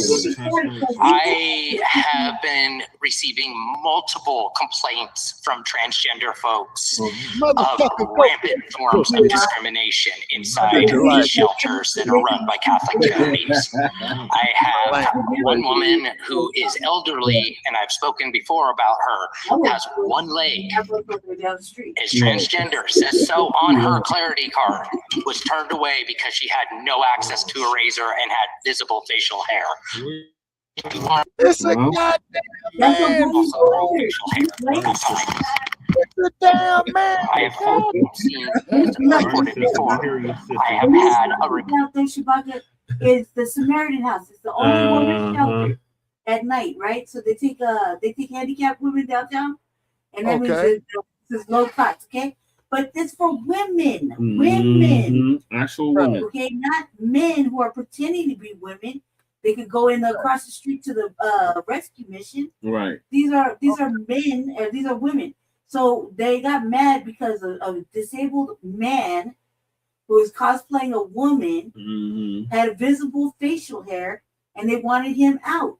Any woman's shelter that got one little space up for just like maybe 20 women is going to feel some kind of way about a man listening to their gossipy little old woman stories and shit. You know, eating with them and everything, because they can hang out with them till 4 o'clock at the rescue mission. You're going to say? But not to come in there and see everybody in their PJs and their hair all wrapped up, because women get comfortable in that bitch. I know. Right? Getting the little blankets and cookies and milk and all that extra shit. Okay, so no woman want to be kicking it with some fucking man who's trying to talk like them, right? In a dainty voice with visible facial hair. Like, come on, cuz, like, what are you thinking? And then you got the audacity to get mad at the shelter. Yeah. There's rules. They said women only. Right. That means women only. Right. Take your motherfucking confused ass across the street. Right. Oh, there's men. Men will beat your ass. Okay, so don't touch them. Leave them alone. You know why they get harmed? Is because they never leave men alone. They actively seek out straight men and fuck with them. Yep. And so now that's a problem. Yeah, that is a problem. That's why they get beat the fuck up. That's why they get beat up. They're always on some other shit. They're like flirty or, you know what I mean? Look what happened to you. I told you a long time ago. Right. So I'm like, come on now, like this is just inevitable. And I was talking to him. Her. Him. So carry on. See what he's asking for. See what the it is asking for, Shabaki. Okay, and then do let A woman who's transgender that reported a sexual assault and was met with complete indifference by staff. Right. Nothing done about this. I have had another person I had to advocate for and write a character reference because a staff member said that they were being threatening and kicked them out. They weren't let back in. They did get their appeal because of things like me having to advocate and the staff realizing that this was not the truth. This has been an ongoing issue. The city of Denver and the state of Colorado both, have stated that there is no allowance for any form of discrimination against transgender people in our shelters. But this has begun constant thing that is going on. I am asking council to start pushing on host to tell our shelters they cannot treat our transgender population this way. Yeah, no, they ain't getting no. This is disgusting. This goes against everything that this city has said as the sanctuary city for trans people. Oh my God, who said These that? people are coming, and they're going to keep coming here. And unless you guys want to start ponying up the money to give a queer community a shelter of their own, the city needs to do something. Because this is not the way that this should happen, especially during Pride Month. I should not have to come here during Pride Month and complain about a place that is supposed to be a safe haven for houses people, including our transgender community, committing rampant forms of discrimination.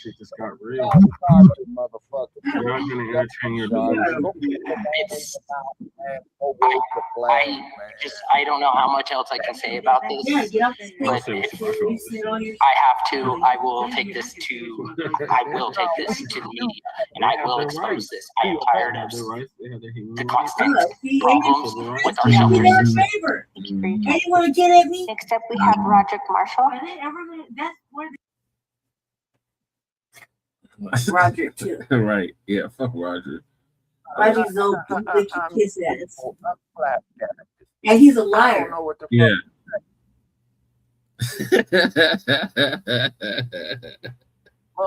I know it's ridiculous. This shit is ridiculous. I'll go get you some razor blades, motherfucker. Right. You know what I'm talking about, family? Yeah. You understand now? Now you get it? So I'm not only just an asshole. There's an asshole with some real valid points. Right. All right. So now we're going to get to the next topic. No, we're not. That is Clive Davis. Yeah, Clive Davis. Yeah. Okay. Clive Davis passed away yesterday at the age of 94. Goodbye and good freaking riddance. Great news. Great news. Great news. So I got like 4 clips lined up about this one. And you know who I think too voted and that he didn't pay? Whitney Houston.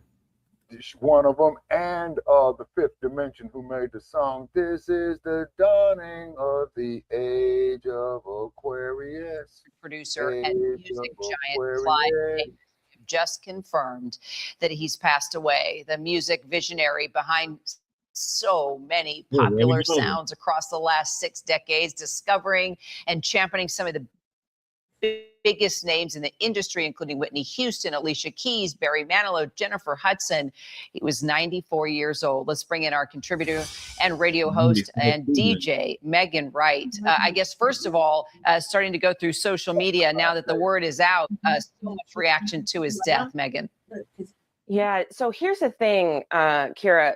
Clive Davis is one of the few people in the music industry that even though he wasn't an artist, you knew his name. With over 6 decades in the industry, he has done so many incredible things. He was born in Brooklyn, okay, and started at Columbia Records in the legal department after having a full scholarship at Harvard.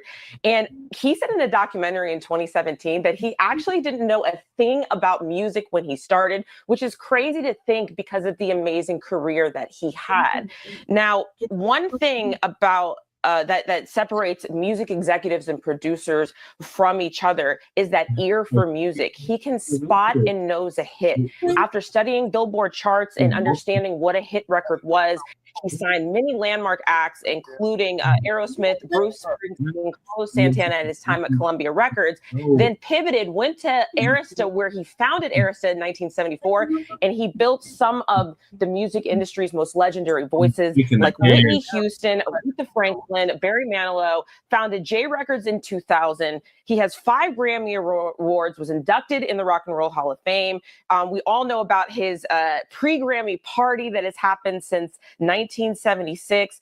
You know, this golden ear, Kira, it's impossible for me to talk about all of the things and all of the incredible artists that he has worked with over the past 6 decades. He's had a very, very full career, and it's definitely a very sad day. His family put out a statement and said, "To the world, our father was the iconic music legend whose vision, instincts, and relentless pursuit of excellence shaped the soundtrack of countless lives. He discovered, mentored, and championed the greatest artists in modern history, leaving an indelible mark on culture that will endure for generations." They go on to talk about how he was a family man. And now, you know, we know him as this music industry titan, but to them, he was just dad. So, you know, they're going to take today and celebrate who he was and his influence, his grace, generosity, and kindness.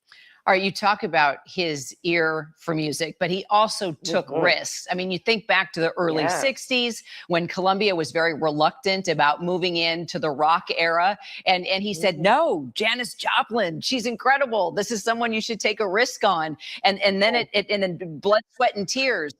It started early on, even at a young age, not knowing a lot about music. But you said he had the ear, but he also was not afraid to take risks and to push, you know, the big wigs into taking those risks.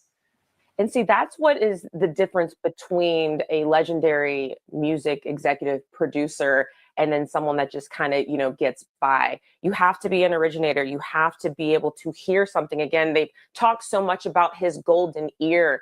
And that means he has to be able to, or would hear a song or would hear an artist and know exactly what to do with this artist, know what producers to connect them with, know what song was perfect for them for it to be able to be successful. You think about Whitney Houston's debut album, 25 million copies sold, one of the most successful that he's done. It's just, he knew what he was doing, and you cannot learn that. That is pure instinct. Yeah. And those that were so nervous about the industry, like Bob Dylan, trusted him and loved him. Says so much about his influence. Megan Wright, we'll be talking a lot about Clive Davis throughout today. Thanks, Megan.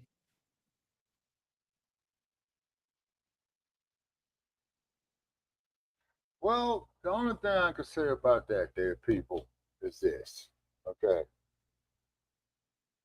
Oh, boy. We evolved as I really am thrilled. Meeting this night is really very gratifying and very touching. And I know that we've got a night that lives up to its history.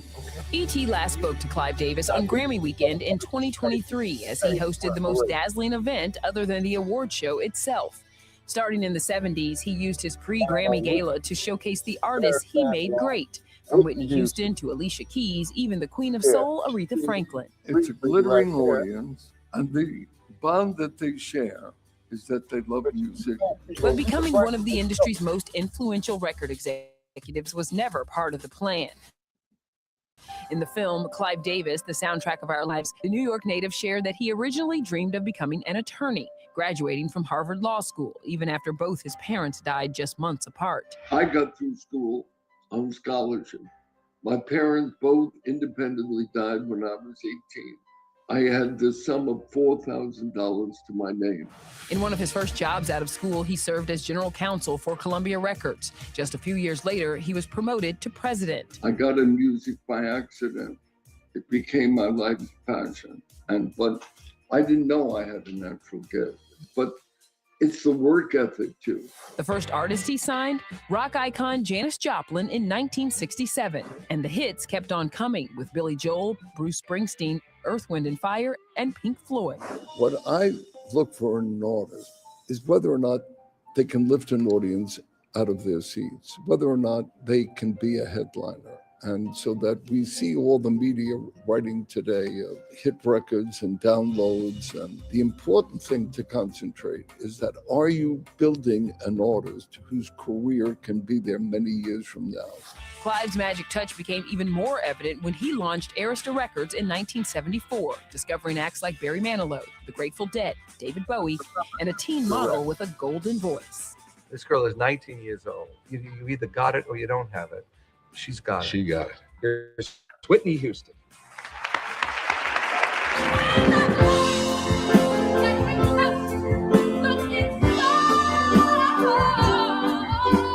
Sitting next to me right now, everybody in our industry knows it, is the best singer in the world today. Thank you, Clive. We're a team, we're partners. And when we sit down and we go through music, we really go through it. We don't play. We listen for songs that'll stay in the hearts of people for 20 years down the road. When Whitney Houston is in her great voice, Whitney Houston is, without question, the best singer in the world. She's lived on shortly with me and always will. And in the same way he nurtured Whitney, he took a new generation of stars under his wing, like Alicia Keys, Kelly Clarkson, and Jennifer Hudson. The thrill of discovery, the thrill doesn't leave. It's exciting. Jennifer, to me, represents that kind of artist that should have an all-time career. I mean, not just be judged year by year by records or shows or even film. I mean, I think that her talent really is timeless. I think it is the greatest honor to be able to sit here next to Clive and to be under his wing, to be able to learn from him. It was always one of my dreams and goals. It will always be surreal to me. He even helped take hip-hop mainstream when he founded Bad Boy Records with Diddy in 1993.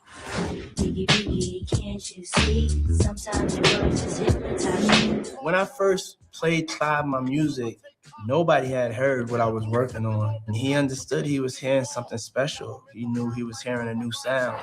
And Clive wasn't afraid to live his truth, coming out as bisexual at 80 years old. See, there it is. Why did you wait so long for Clive to make that public? I felt it was private, number one, as far as my not revealing it. He but thought I did Diddy his boy. immediately reveal it to the people who count.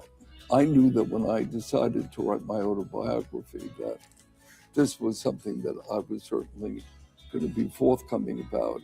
You don't have to be only one thing or another. My advice is, number one, work hard, not take anything for granted. Pay no attention to adulation. Pay no attention to screaming crowds. You got to sweat up there, and you've got to really hone your craft so that you're the best of what you do.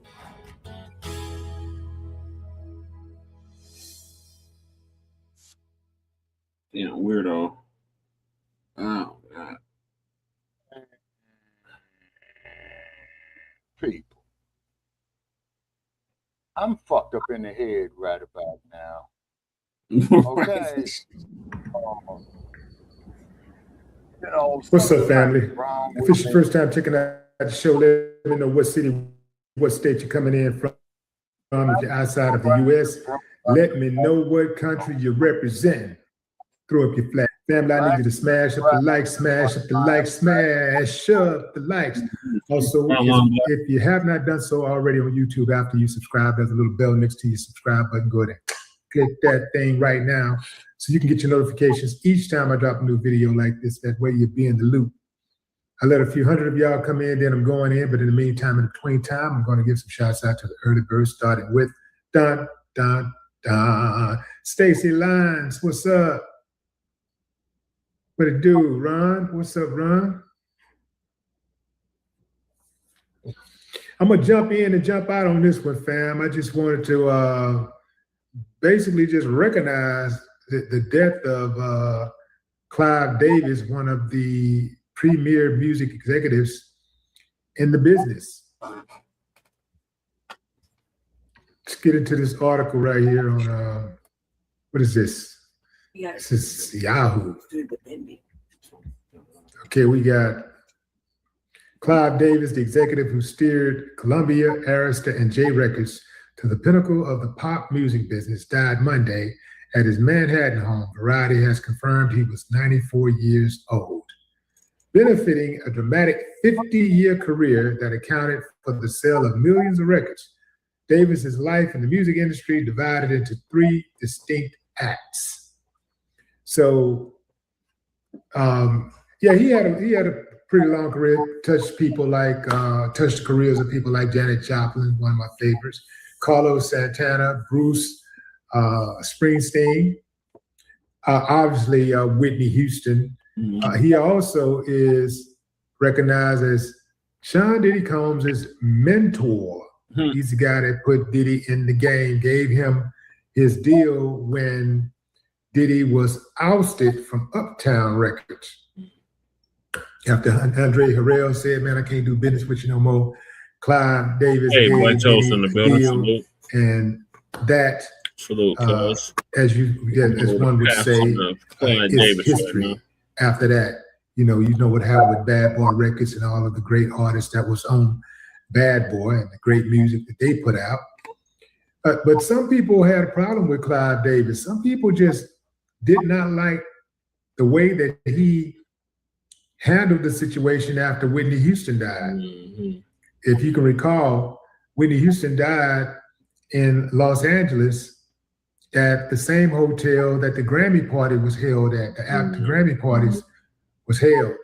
And when they got news that when Whitney was upstairs and she had passed, the party went on. They decided to go ahead and have the party anyway. Clive, it's an annual party, Grammy party that Clive would put on all the time, a party that Whitney Houston used to love attending.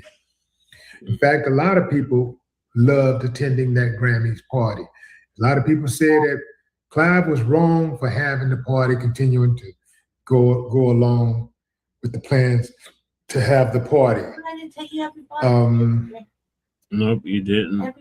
I think everybody have a right to feel the way they feel. If I know Whitney Houston, she would probably say, "Let the party go on." If I'm one of the guests at the party and Whitney is somebody that I love, I respect, I admire,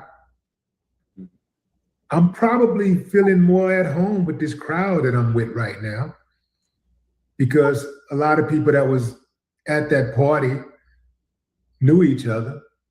And that Grammy party is oftentimes like it's kind of like a reunion almost, where everybody get together and you don't really see each other until those type of events.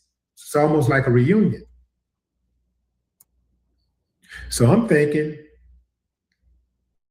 they probably had a lot of conversation that night about Whitney, and they had a lot of shared experiences, and I think they probably went down memory lane. Now, that doesn't give Clive a pass on some of the things that he's been accused of doing in the music industry.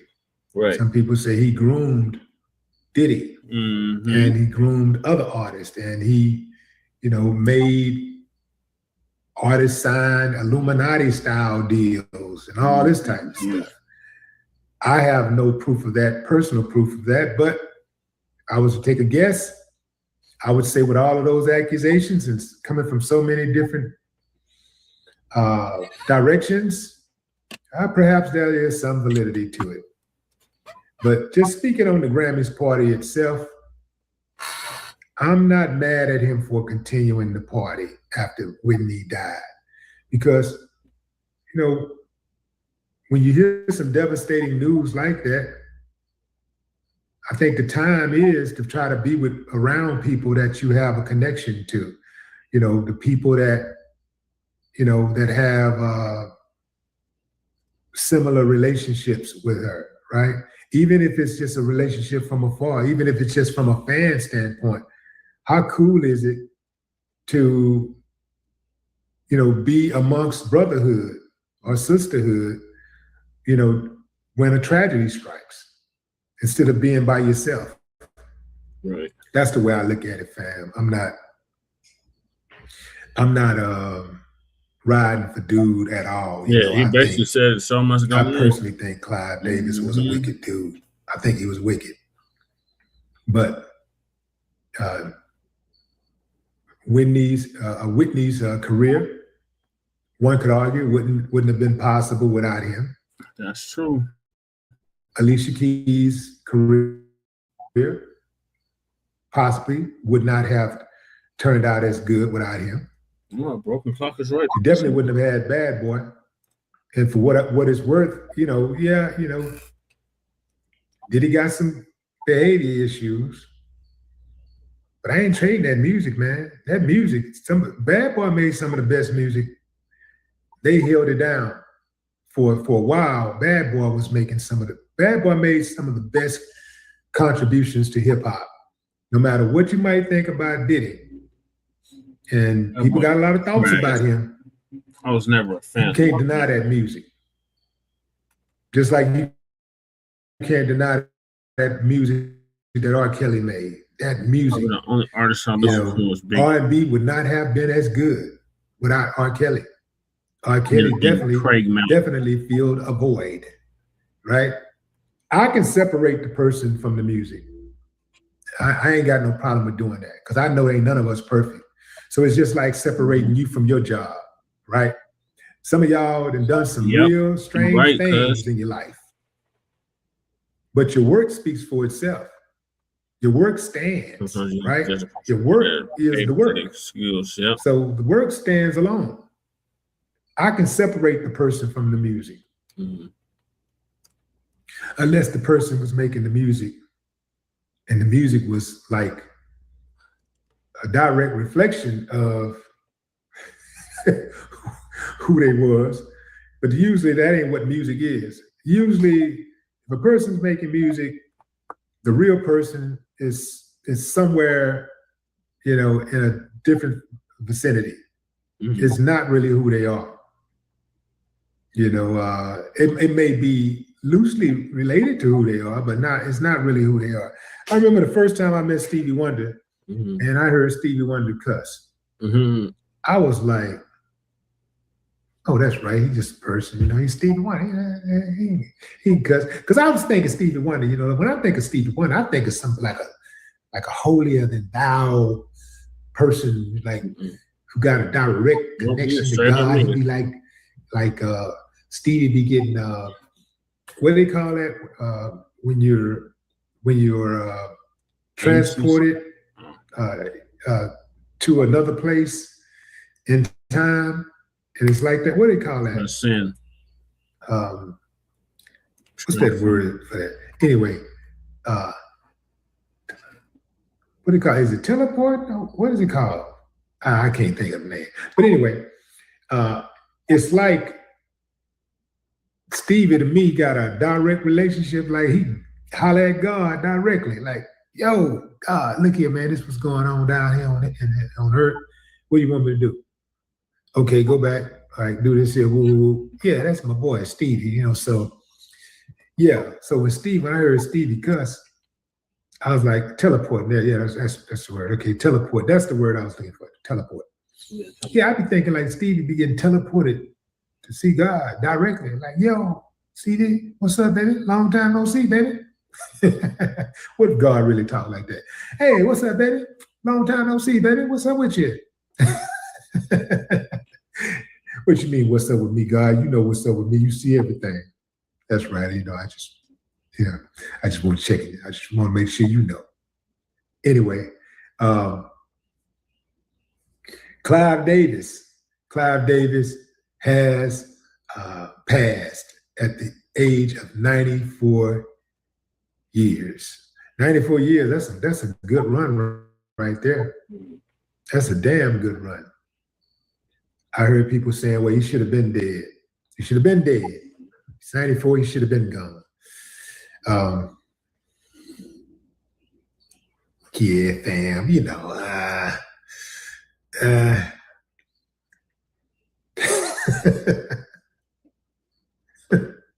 say, hey man, I guess at the end of the day, we all preach our eulogy. So however we live our life is the way that we're going to be remembered. And, you know, that's what it is. So we preach our eulogy by the way that we live our life. Caress my feet. So if you don't want people saying certain things about you, or you want them saying certain things about you, well, you want to make sure that your actions are consistent with those things that you want them to say about you. That's my time, fam. Enjoy the rest of your morning, afternoon, or evening, wherever you are in the world. No more talk. Yeah, no more talk from you. Ugh. All right, what are your thoughts on Willie D's thoughts on Clive Davis passing that 94? Well, actually, may rest in peace, Clive Davis. Right. Okay. Right. Once again, another hijacker of our natural resource. It's like them boars going to Azania stealing our fucking gold. It's like the Europeans coming to the continent of North America and stealing all the gold right there, because I was just told you off the air about looking at this movie, The National Treasury. Yeah. Okay. And what it is, Black family, unless we start taking back our shit, okay, then we'll be the only motherfuckers to blame in the long run, Brother Che. And you'll probably see that, man, when you get my age, because I'll be gone. Yeah, that's why we're gatekeeping our culture now, Shabaka. Started with hip hop, and now we're expanding out to all the other genres we created. Yeah, right, exactly. And then the sad part about it is that Dionne Warwick, she had called Snoop Dogg, she had called Eazy-E, called was P. Diddy Dr. Dre. Yeah, no, that's right. I stand corrected, Dr. Dre. And she invited him up there to her mansion. She had her security there. Yep. And she says, which one of you motherfuckers out here want to call her a bitch? They all shut the fuck up and listen. I remember. Now, Dionne Warwick was very, very popular in the 1960s. And she did a remake of a song called You Lost That Loving Feeling by the Righteous Brothers. When she put that motherfucking African soul off into it, brother, oh my. Yeah. And Burt Bacharach used to write a lot of her songs, is just like Aretha Franklin had stated with the Natural Woman song. Yeah. And it was written by Carole King, okay? A white woman, okay? And a lot of them, which was transgenders is mad about that song. What's that? The Natural Woman? Well, let them get mad. You know what I'm saying? Them confused motherfuckers need to go get them some pussy, man, and they might find out they like it. Excuse my language, ladies, but I have to. Right. Yeah, I have to say it like that. So therefore, my message would be clearly understood.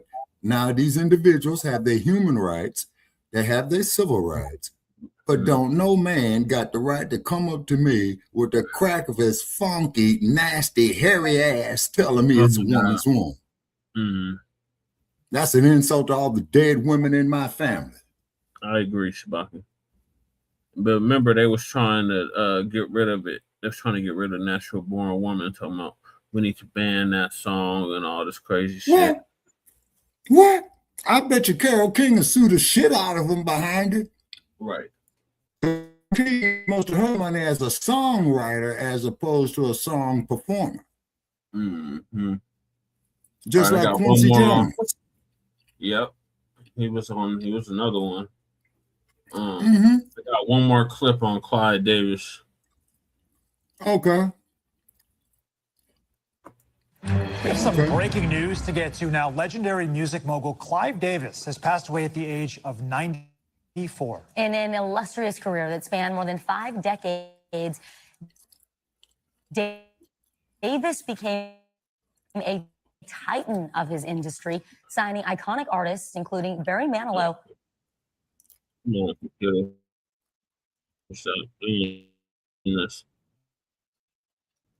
Carlos Santana, who's standing right there. I don't know. That's pinwheeling, y'all.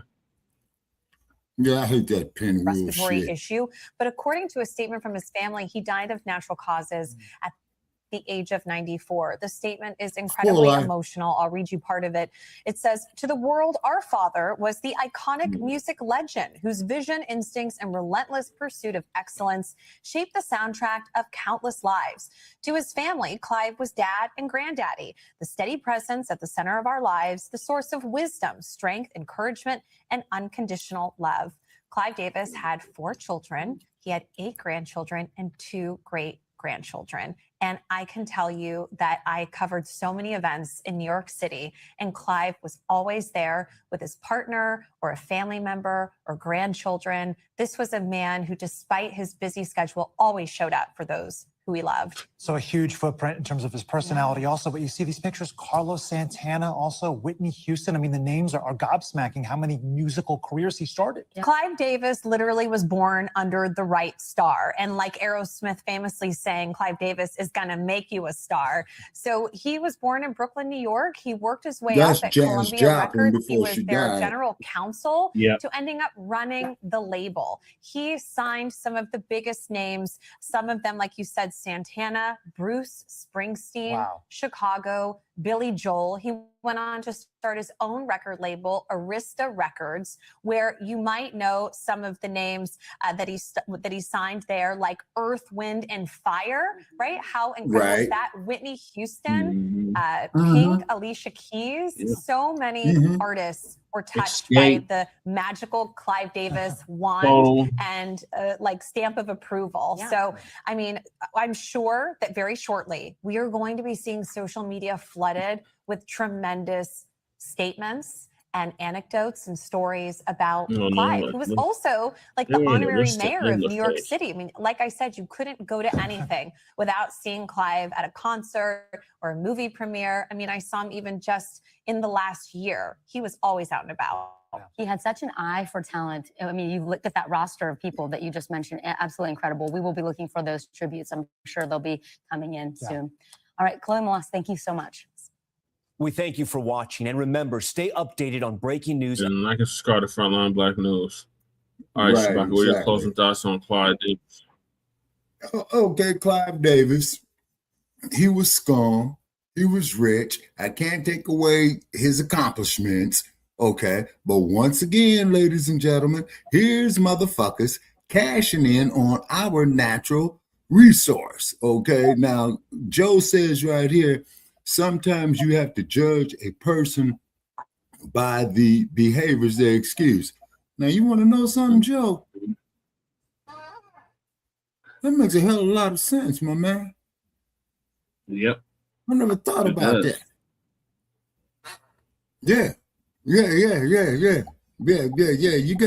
got a point on that there, Joe.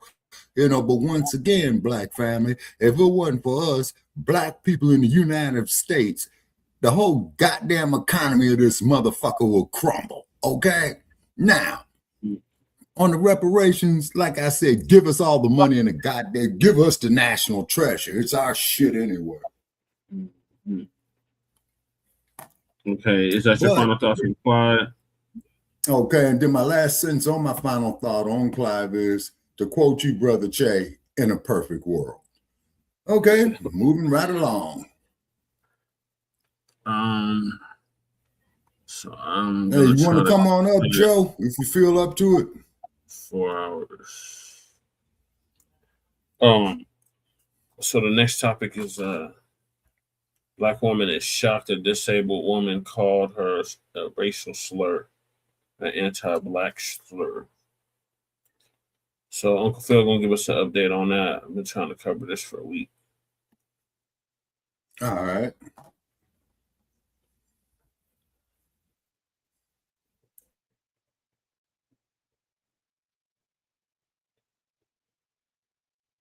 You know, it don't matter what situation the folks are in, they will not let go anti-Black racism. It don't matter if they're poor, if they are rich, don't matter. They will not let that go, even if they in a situation where they can use someone's help. Case in point, you got this woman who's on the street, literally a white woman, and she is spewing anti-Black slurs. Now, because of the words she used in the N-word in particular, you know, we had to go on and silence that part of it. But I want you to see this woman's condition because it's quite sad. It's sad in general that she will be holding on to anti-Black racism in the midst of her condition. Let's check this out. Did you say? That's what I said. That's what you said. Why you say that? Huh? Why you say that? I don't know why. Are you mad that you can't walk or something? You mad you can't walk, get up and walk? Is that why you mad? Oh, girl, you see like this. That whole man, she can't just see. You mad? Y'all witnessing? Yeah, we witnessing it. You mad. And you going around calling people because you can't goddamn kick them legs of your weird ass. Call somebody else and they won't be too cool with it. Go kick your feet. Go walk around. Do that. So this woman, you know, is basically, you know, had one leg was amputated. Don't know what happened, you know, to her in that situation. And in the midst of that, she ended up calling the Black woman the N-word. And that's why she's like, what? Like, what are you saying? It's like, here's the thing. I don't know what it is y'all obsession with saying that to Black people. And this woman is such a vulnerable position that Black woman could have just went in and did whatever she wanted to do to her. And there's nothing she can really done about it. It don't matter. They be poor, don't have anything. They could be sick. They still saying the N. They could be in a nursing home and don't have no family, no nothing. And a Black person, and how many times we've seen Black CNAs are taking care of them, and they still being anti-Black. I'm like, what is it with that culture that want to hold on to anti-Black racism? It's like, it don't matter my condition. At least I got this. Because they like, my God, the mentality is not even something that is even real. The last thing I'll be thinking about is hatred toward any group of people. I would hope somebody would treat me pretty decent in a situation like that. I surely wouldn't be insulting nobody. That's not nothing I would be doing. But that is a miserable life to lead. And let me tell y'all something. Well, even if she wasn't in that condition, there are people who are not in her condition, and they just hold on to this anti-Black racism. How many years have we seen them lose their jobs, lose their businesses? Yeah. It's like that word is so ingrained into their culture that they can't shake it. They cannot shake it. They have to say that word to a Black person. Yeah. And I'm loving how people are just so unbothered by that. Like, okay, I mean, so you know why? Because listen, they got off on us crying. They got off on us crashing out that they said that word to us. They trust me, they would just feed off of that energy that we would give them. And now like, okay, like we don't care that you say that because it doesn't have the sting that it once had. We look at you as more of that word than we are. Just call it what it is. You're that word. It's just the truth. I mean, your whole world's crashing down. Everything that we ever dealt with, you're dealing with today in 2026. You're in the same position we are. You're losing your jobs.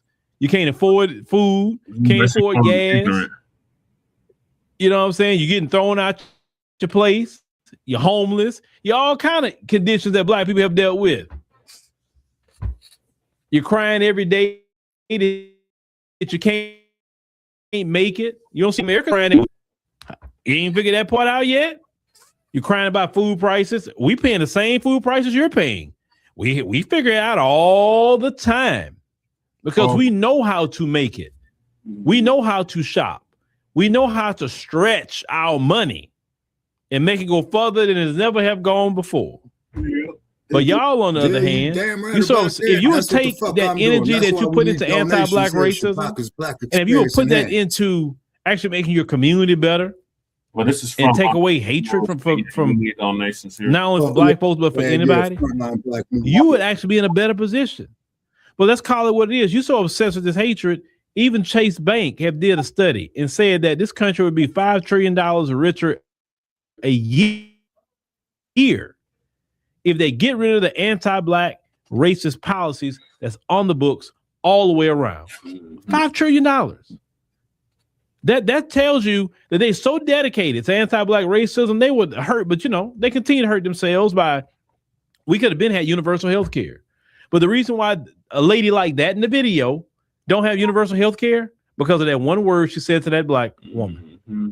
She don't want black people to get universal health care. So she rather suffer. That is a level of dedication to evil that I can't understand. Mm-hmm. That's why only someone that has the mind of Satan can think like that. Philip Scott. That's not normal thinking. So I'm going to hurt myself just because I don't like another person? That doesn't make sense. Right. I'm gonna prevent myself from having free health care. So now you're gonna pay thousands upon $1,000 for health care, right? When it could be free for you. Just because you say, oh, black people gonna get it. No, I don't want it. But this is the people that say they have a high IQ. That's why I say no.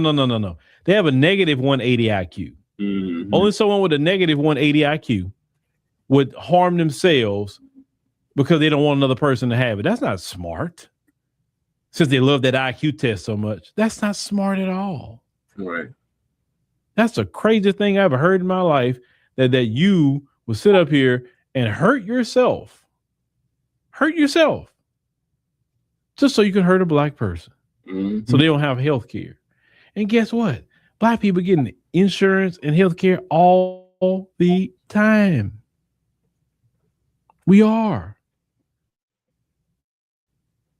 And we being more healthy, we being more health conscious, more than ever before. While you still sitting here focused on saying the N-word. Like, can y'all come up with another word? Y'all do the same stereotypes, watermelon, fried chicken. Like, can y'all come up with something new? Like it lets you know, like, y'all don't even have like any wit. You don't have any funny bone. You can't come up with nothing else. It's the same old baby mama, like the same old things. Welfare, bro, hey, do you hear yourself? Like, you don't come with nothing. That's why nobody even care about what you say, because it's not even nothing new. The same old statistics you're using is so outdated and such lies. It's crazy. Do I sit up there and focus on statistics for the folks every day? I don't care about their single parenting rate. Ain't got nothing to do with me. I ain't got no white baby mama. So I ain't got nothing to do with me. I don't care about their crime rate. That's their business. As long as they don't commit crimes against FBA, I don't care. I'm not studying them like that. Now, unless I got a news story, then I'll do it. But outside of that, I don't care about what they do. It's their business. But they so obsessed with black folk. Just weird and weirdos. But anyway, shout out to the sister for having some restraint. Because some people, they'd have crashed out on them. They'd have wheeled in the middle of the street or something. Some people would have. But shout out to that sister for not doing that. Because like I said, we ain't got to stoop to the level, man. You just laugh at them. Like you said, some people would have went that level with her, but luckily she tried the one that had some, a little mercy and actually common sense, because it wouldn't, trust me, she would have got in way more trouble doing that than just walking away from that woman.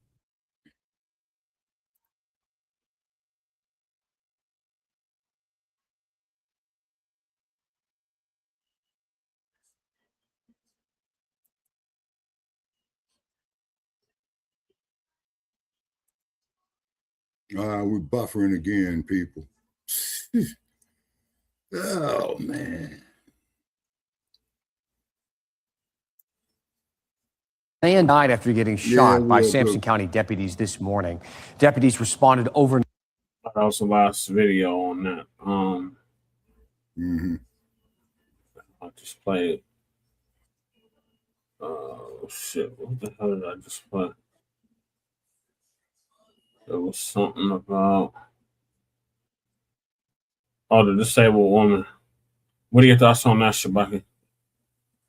Okay, is that the disabled woman who's going out there using the N-word and all this old shit?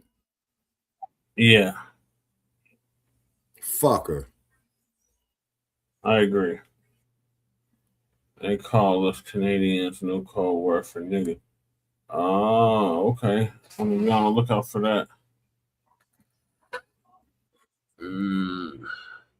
So moving along, shout out to Cecile Love to God and Nicey Girl for bringing this to my attention. And that is another unarmed black man was shot and killed by the police in Sampson County. I forgot what state this is in. I apologize. Deputies were struggling with his mental health. Overnight to a call at a grocery store, and then investigators say things escalated. WRL Sean Gallagher spoke with the man's family and found out they have a bunch of unanswered questions.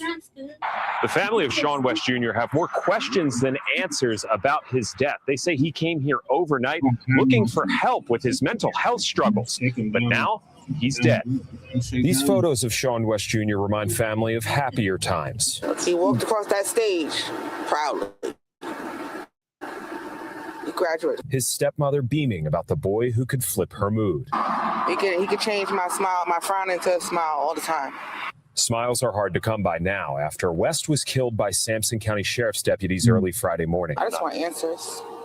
I'm just trying to figure out, piece together why he got shot. Families say West was just released from a mental health hospital Thursday after having suicidal thoughts, but was apparently still not feeling himself. So he called 911 looking for help. Witnesses say when deputies arrived, West was armed with a knife. Called 911 and told him he was trying to kill himself, not no one else. So the knife was probably to harm himself, not no one else. No, I think so. I ain't for sure, baby. Paul Darden lives across the street from DG Market, awakening overnight to the sound of gunfire. I'm thinking about 20 or more. Both deputies involved were placed on administrative duty pending the results of the investigation, and law enforcement has not indicated how many shots were fired. The West family says they're not getting any answers from the department and have yet to see their son's body. I want to see what you did to him. Why are you trying to hide his body and not answering no questions? Like, why was he shot so many times? Where did you shoot him? The SBI says it hopes to finish its investigation as quickly as it can, though it may be several months before the autopsy on West is finished. In Sampson County, Sean Gallagher, WRAL News. WRAL has requested the 9 to be returned. All right, what are your thoughts on that, Shabaka? I think that's fucked up. As far as I'm concerned, man, it's a state-sanctioned homicide. Did he have a lethal weapon with him? And what I mean by a lethal weapon, did he have a firearm? A 1-year-old. Okay, this case right here, man, I'm too fucked up behind this little baby being shot. I'm fucked up. Yeah, the little baby being shot. No, that's heartbreaking. He's so handsome. He doesn't do shit to nobody. He didn't have a chance. And they're gonna give his killer a slap on the wrist. Fuck that. Oh yeah, Joe. I believe that they covering this shit up, man. You know what I'm saying? This is what I mean by getting their lies straight. Mm-hmm. All right. Little baby's so handsome. That little baby wasn't no harm to nobody. He didn't harm nobody. He was in a car seat. That's a soft target. Yeah. Exactly. So, and the motherfucker that shot and killed him should be going to fucking jail, okay? Yeah, special circumstances, and his sorry ass needs to get the death penalty. Right. So Dr. Rashad Ritchie's gonna give us an update on that. Child. He needs to tie his tie. Was in Mississippi. Man. That cop is now on leave. Put up the picture for a mask. We now have a statement from the mother as well, and I got more background. We have an update in the case of the 1-year-old Cohen Wiley, who was fatally shot by a Mississippi cop. The officer, whose identity still has not been released, nor can we confirm, has been placed on administrative leave. Meanwhile, the 1-year-old's mother has retained our dear brother and friend Benjamin Crump and spoken out. First, while the identity of the cop who shot Cohen has not been revealed, a heavily redacted document obtained by Action News 5, that's your local news agency, reveals an officer who was in fact at least involved. Hunter Foster. That's the only name we have. We do not have the context for that name, but that is the officer we have on record. There's more. I want to remind you of how the shooting happened. Police had responded to a call on Sunday, a report alleging someone attempted to steal a box of diapers from the local Walmart. An officer fired a gun at a moving vehicle before it left the scene. According to the Mississippi Bureau of Investigation, authorities maintained the vehicle involved was driving toward an officer at the time of the shooting, although witnesses have challenged that account. That's according to the Mississippi Free Press. So let's zoom out for a moment and understand from the date of first reporting to the update now, you already have the one thing I said was problematic. Every time we have heard this narrative, that somehow the officer could not get out of the way of a vehicle and decided to fire their shot into the car, a moving car. The police report usually has been exaggerated enough in order to justify the cop's position and shooting. When the official report came out that said, oh, well, the officer feared for his life because the car was driving in the direction of the officer. I said, that is a routine play. It sounds familiar because it is. Now we have witnesses, according to the local press, that contradict the narrative that the cop was in danger or the car was coming toward the officer. There's more. On Tuesday evening, the mayor of the Board of Aldermen and the Board of Aldermen placed the officer on administrative leave. He has not been publicly identified and confirmed. Hours earlier, 200 people gathered about a mile away from the Walmart in their downtown outside of City Hall, voicing anguish over the child's death. Cohen's family is demanding the release of the officer's body camera footage, as well as Walmart surveillance video. By Tuesday, Cohen's family had retained well-known civil rights attorney Benjamin Crump, who's been a guest on this show, to represent them. Crump addressed the child's death in a statement saying, quote, a 1-year-old child is dead because police officers in Mississippi opened fire on a car in a crowded Walmart parking lot. Now, what's your big cause and effect here? Corporate interest. Corporate interest. Walmart has their ZT policy, their zero tolerance policy that led to the death of a 1-year-old child because someone allegedly stole diapers. People who have money, disposable income at least, they don't steal diapers, they pay for them. So you have a crime of survival, poverty-related crime. You have a corporation that makes billions a year. Billions.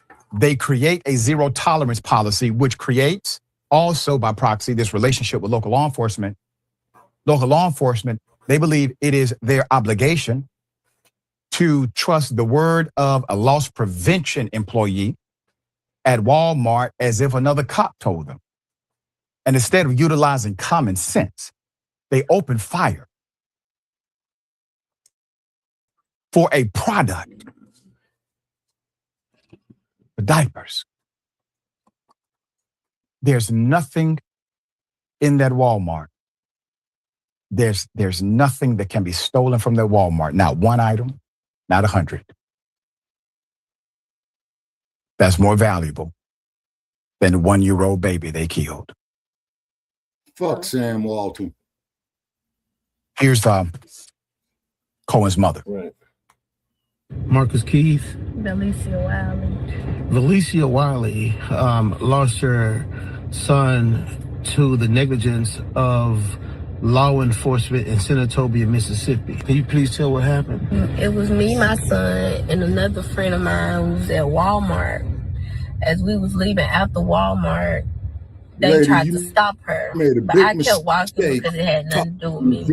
By the time me and my baby got in the car, she came, and then when we was backing up, they was running out the come. I raised my baby up because they withdrew their gun. She had no tent. I raised my baby up trying to show them that he was in the car.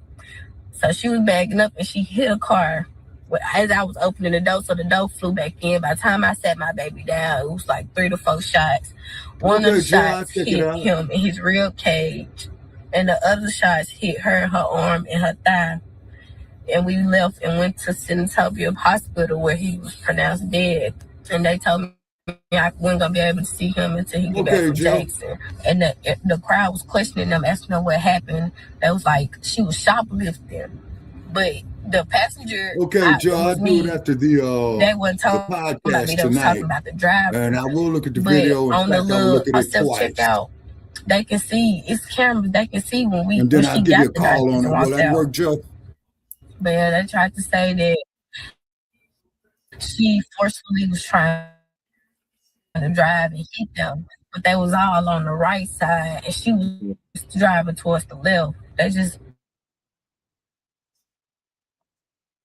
try to charge you with anything?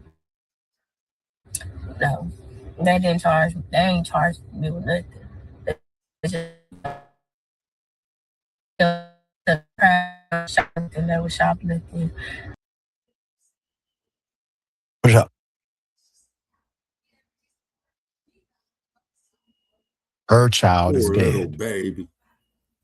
Poor little baby. She was charged with nothing. There were so many ways that law enforcement could have appropriately handled this situation. According to Ms. Wiley, the officers were aware that a child was in the car. Standard policy for every law enforcement agency is to never open fire when you have children or innocent civilians inside of a vehicle. Now, that's under the circumstance that somebody has committed a felony or they have a warrant for a felony.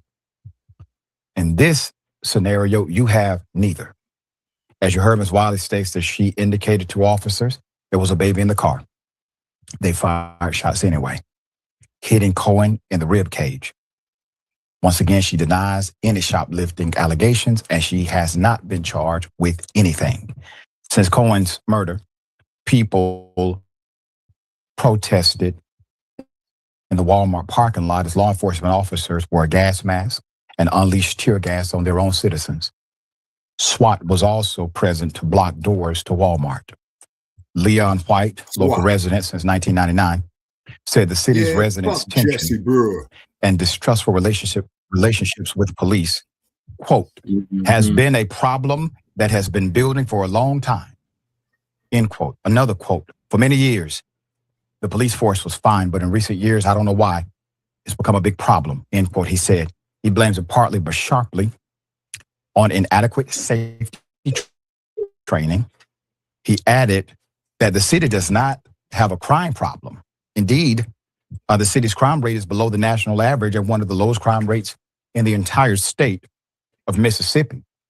A protester named Betterston Wade was so troubled about this 1-year-old's death, the shooting, that she drove from her home in Jackson, Mississippi, to participate in the protest. Quote, "We are in the 21st century, not in the 1960s. And we are still dealing with unjustified police violence. Ms. Wade told the Mississippi Free Press, policy enforcers, we are mad and not exhausted, law enforcement but we agents. won't go away quietly into the night. Amen to that. And we won't either. We won't either. We will stand with you. We will stand by you. And we will provide guidance as to what's happening to our audience. And if there's any guidance you can provide to us to be helpful, we ask that you do so. We're going to keep you in our thoughts and prayers. And we want to say this very clearly. At Walmart no more. We have to deal with Walmart. I don't give a damn who they advertise with.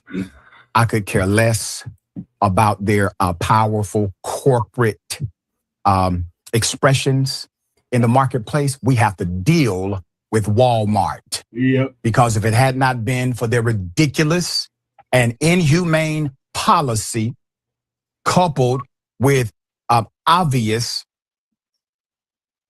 inhumane police tactics, you wouldn't have a dead 1-year-old. We'll bring you more as the story develops. All right, so there is a boycott going on besides the Asian one. Yeah, I'm not shopping at Walmart no more. And where the hell is this? Georgia? Mississippi. Oh, Mississippi. That's right. Mississippi. You miss them, don't you? Yeah.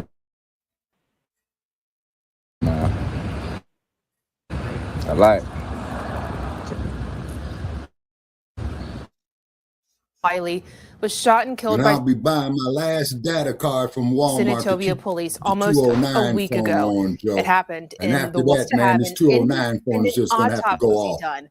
Crump will meet along with other community leaders they got the straight on talk Monday. Fox 13's right there. Martin Staunton shares why some are now calling for a nationwide boycott of Walmart, as that Walmart in Senatobia was closed. And I'm going to try to, Brother Che, to speak with the manager at the Walmart here in Vegas, comes almost a week where I make my last after purchase, 1-year-old and see if I can get him up there to do a live video. Was killed in the parking lot here, and protest organizers calling the retail killed.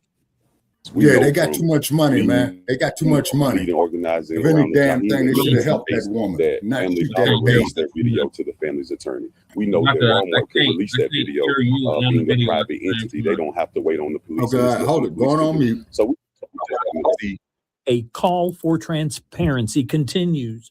People in Senatobia are asking to see surveillance video of the reported theft that ended with Senatobia police shooting and killing 1-year-old Cohen Wiley. On Tuesday, hundreds came out in protest. Police ended up deploying tear gas to disperse the crowd. I know that they were testing us, and this is warfare, and that's how I treat it. So I know we were testing them as well to see their response, to see how they would react, to see how many officers they have, to know and come with a larger force. So they're going to do what they're going to do, and we're going to do what we're going to do. But I can assure you we're not going to stop until we get justice for baby Cohen. Bridges was joined by baby Cohen's father, who didn't take any questions, but it was clear to us that he was literally wearing his grief on his face when you see what appears to be a new tattoo. You miss them, don't you? Yeah, man. I like. Organizers of that protest and the call to boycott Walmart nationwide say there are more activities and events planned in protest of what happened here. In Senatobia, Martin Staunton, Fox 13 News.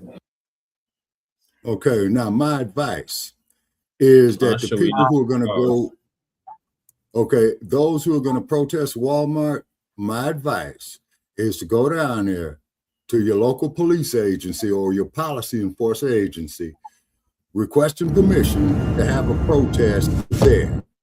Damn, that motherfucker got some choppers on him. Good God Almighty. That motherfucker, that's Jaws. It's a great Yeah, I know, Jaws. Okay. Now, but the thing is, though, is this.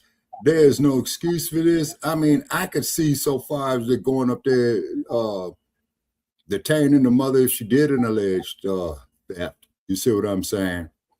But to shoot a child over some goddamn merchandise. Fuck that. Okay, Joe, you say this video is edited. Joe, why are you and Che always putting this extra work on my desk, man? But I gotta do it. Okay, Joe. Okay. No, man. She got her baby killed and used it for a shield. Fuck that, her video edited. Part is removed. Okay, Joe. All right, so I'm gonna go down there. When I make my last purchase, I sent Shabaka the unedited video. Okay, Joe, yeah, I did see that you inboxed me. Okay. Yeah, send me the link, Shabaka, so I can play it. Okay, all righty. Okay, so probably just I could. Yeah, but I think I could. Wait a minute. Let me see. Okay, it's the mom's fault. Okay, all right, hold on. Okay, all right, hold on, Joe. Okay, wait a minute. Private chat. Okay, I need Joe to send me the. Okay, he says they edited the video. Okay, wait a minute. All right, hold on, Joe. Hold on, let me see something here. Okay, I see Joe's message. Okay, wait a minute. Okay, all right. Okay, Joe. Okay. All right. Now, is there any way? Okay, now, Che, I'm okay, Che, I'm going to see if I can forward it to your phone. Shit. This is only going to fucking Facebook. God damn it. I need you to copy and paste the link. I need you to copy and paste the link and send it, put it in the private chat. Okay. Pin, remove, report, reply. Okay, Joe, if you could send me, no, hold on. Okay, Joe, if you could send me the clip to me right here in the private chat, then I could forward it to chat. He can't. He can't because he's not up here. So you got to do it. Okay. Whatever link he sent you, just copy the link and put it in the private chat. Okay. Wait a minute. Okay. Now I'm having a problem here, Che. Okay, wait a minute. Because I'm going to try to copy it and paste it. No, Shabaka. More actions. Just copy the link, the URL that he sent you, and then paste that in the private chat. Okay. Oh, man, now here they go with this bullshit. Check Messenger or Facebook on your mobile device for a one-time code. God damn it. Don't have your other device. Okay. Try again later on your mobile device. Without your mobile device, you can't restore your chat history. Try again later when you have access to the mobile device. Damn it. You see, this is the shit that I'm keep talking about, Che. You know, they keep doing this bullshit every fucking day because, you know, at first I used to be able to go up there, copy and paste it and send it to you. Email it to me because I got to end the show. Hold on, Che. Hold on. No, shit. Okay, wait a minute. Okay. Oh, okay. I can pull it up like that. Thank you, cuz. Okay. Okay, you got it? Yeah, he put it in the chat. Okay. Hold on, Che. Okay. Comments. Okay. Oh, okay, cool, Joe. Okay, yeah. Yeah. Okay, copy and paste it, Brother Che, and present it, please. Yeah, I'm about to do that right now. Okay. Oh, damn. See, this is what I hate about this shit. Wait a minute. Okay, let me check the 323 number. The real. Sure, the real.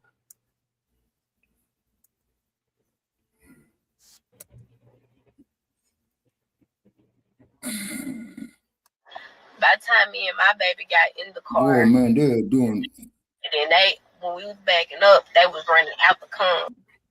Let's start it over.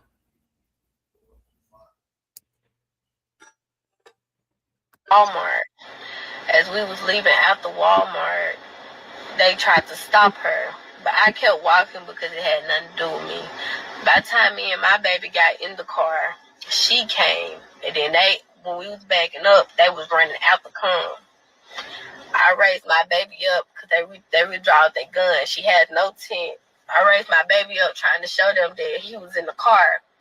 So she was backing up and she hit a car as I was opening the door, so the door flew back in. By the time I sat my baby down, it was like 3 to 4 shots. One of the shots hit him in his rib cage, and the other shots hit her in her arm and her thigh. And we left and went to Senatobia hospital where he was.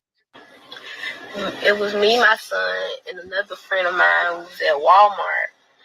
As we was leaving after Walmart, they tried to stop her, but I kept walking because it had nothing to do with me.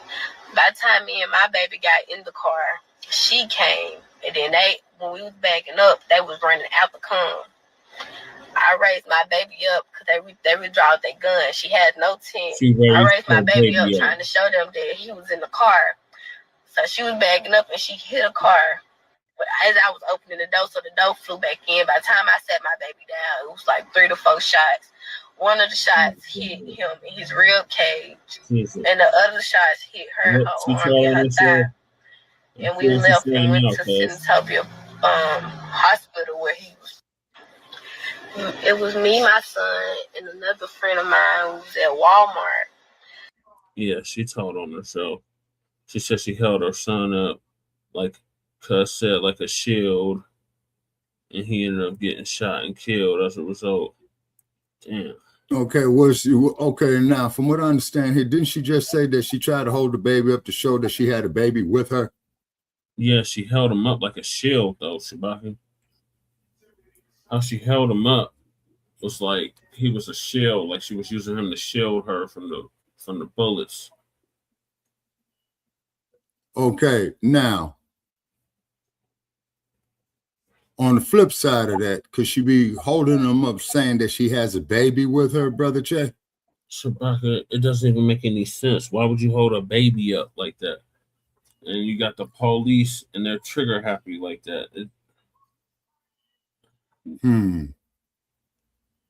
Yeah, this case is fucked up on both sides. Her friend got hit. Okay. Yeah, her friend got hit and then the baby got hit. Okay, but did they have any firearms on them? No, Shabaki, even if they did, what does that have to do with them getting shot? Okay. Now, this one is complicated. Very complicated. But now you got to look at cause and effect. Okay, so allegedly shoplifting. She came to the store with a friend. Right. Police went after the friend, shot the friend. Okay. Then they proceeded to go to her, and she held the baby up, say, "Hey, I got a baby in here. Don't shoot in the car. Don't shoot in the car." But how she held the baby up was like a shield. So when they started shooting at the car, the bullets went straight into the baby. Oh boy! And her friend. The car as a weapon. Okay, did they try to run over the police with the car? Well, no, Shabaka didn't do none of that. It's not an Amber. What was her damn name? What was that broad's name? Amber. It's not a Renee Good situation. It's not a Renee Good type of situation. Okay, so the car was not quote unquote weaponized. You know, he said the car was used as a weapon. Well, he said car or weapon, so I guess she did try to use it. Yeah, because she said the friend backed up. Okay. Now, let me ask you this, Joe. How many times did you review the video? He said he watched it 3 times. Okay. All right. I'll trust Joe's judgment on that 3 times. Okay. Because they up here playing games with my fucking phone, man. You know what I'm saying? Oh, boy. Okay, Shabaka. So what is your closing thoughts on this? I gotta end the show. On this one here, Okay, once again, Brother Che, I'm at a nexus point on this. I don't have enough information, man, to make a proper decision. What more information do you need? She used the baby as a shield. That's why the baby is no longer here. Yes, dozens at this point. Right. Okay, now Joe was saying play the old video. Look at the editing that Joe says.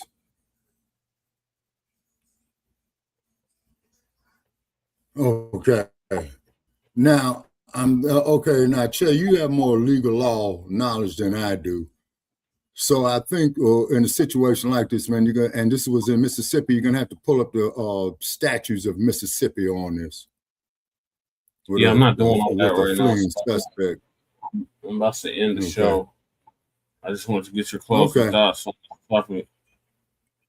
Okay, on that situation right there, gentlemen, addressing you and Joe, I would have to look at all of the available video evidence before I can make a proper decision.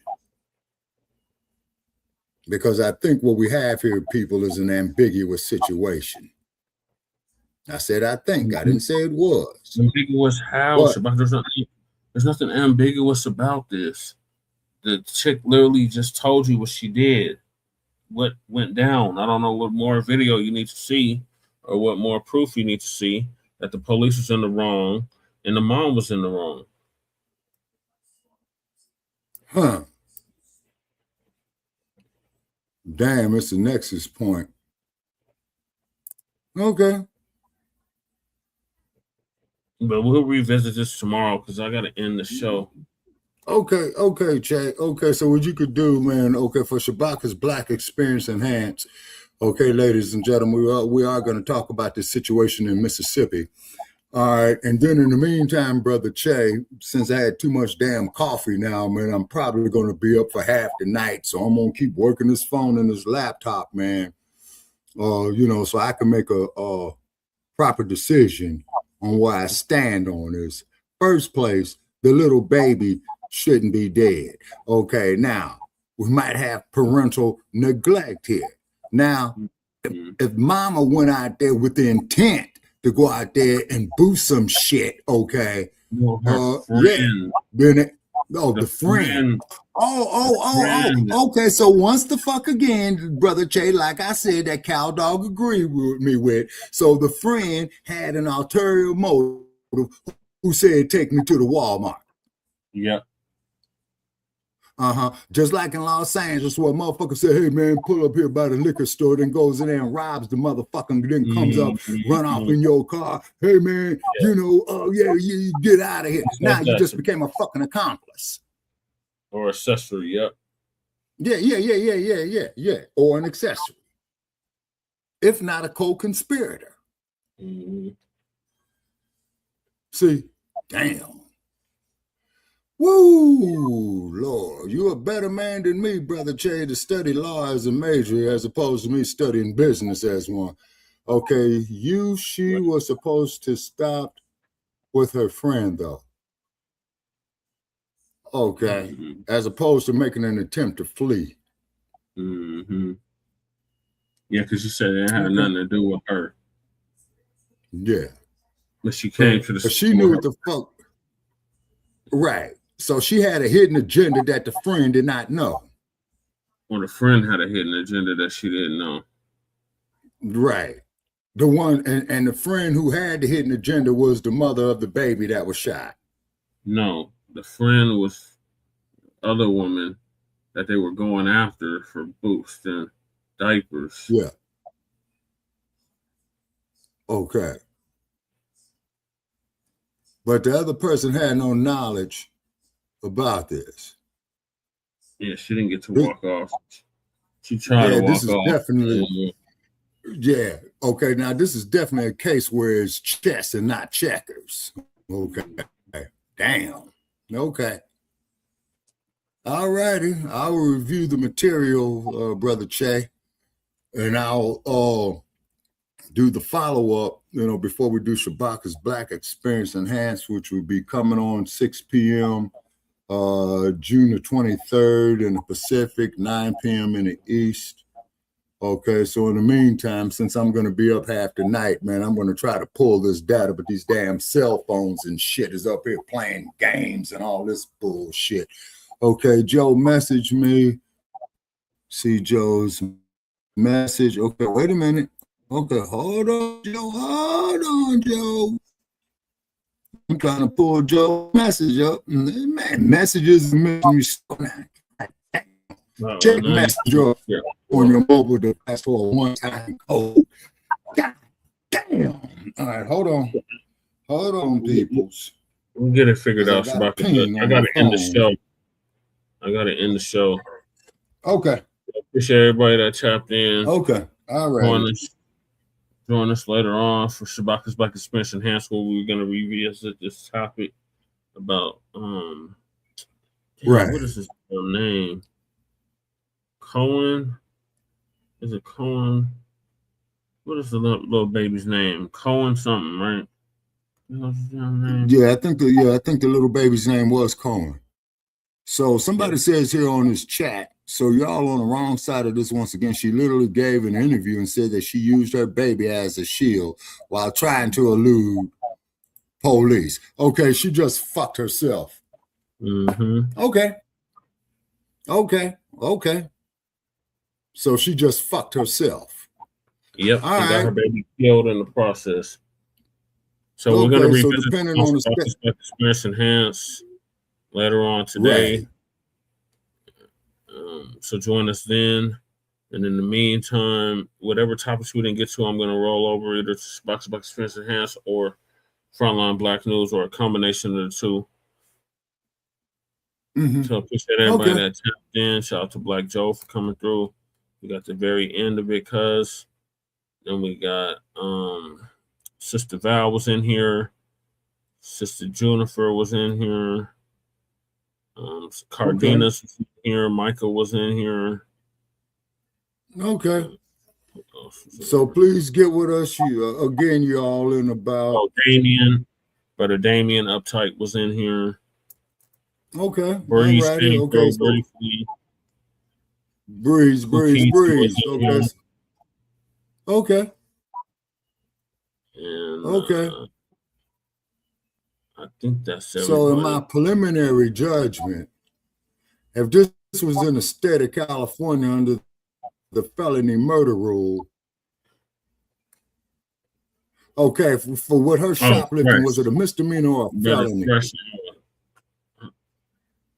It was less than $1,000. So it was a misdemeanor. Okay. Yeah. Okay. All right. Wow. Well, the only thing I can say is a tragedy. Poor little baby. You know what I'm saying? So my sympathy is not with Walmart. My sympathy is not with the mama. My sympathy is with the little baby. Right. Because babies are innocent, particularly at 1 year old, little baby. Right. There's only one. Like Jesus. Yeah. His whole life literally ahead of him, and he's gone. Negligent mama got him killed. Okay. Yeah, so it's definitely a case of negligence and bad parenting on the mama. Mm-hmm.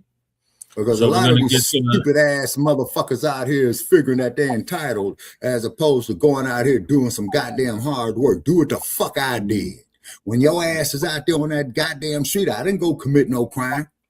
Right. I went and got my motherfucking hustle on. I didn't go commit no crime. Mm-hmm. Okay, and Joe is saying compliments of the matriarchy. Joe, you know who you're gonna have a problem with on that. Yep. But we'll get to all that later on Shabaka's Black Experience Enhanced. So appreciate everybody that tapped in.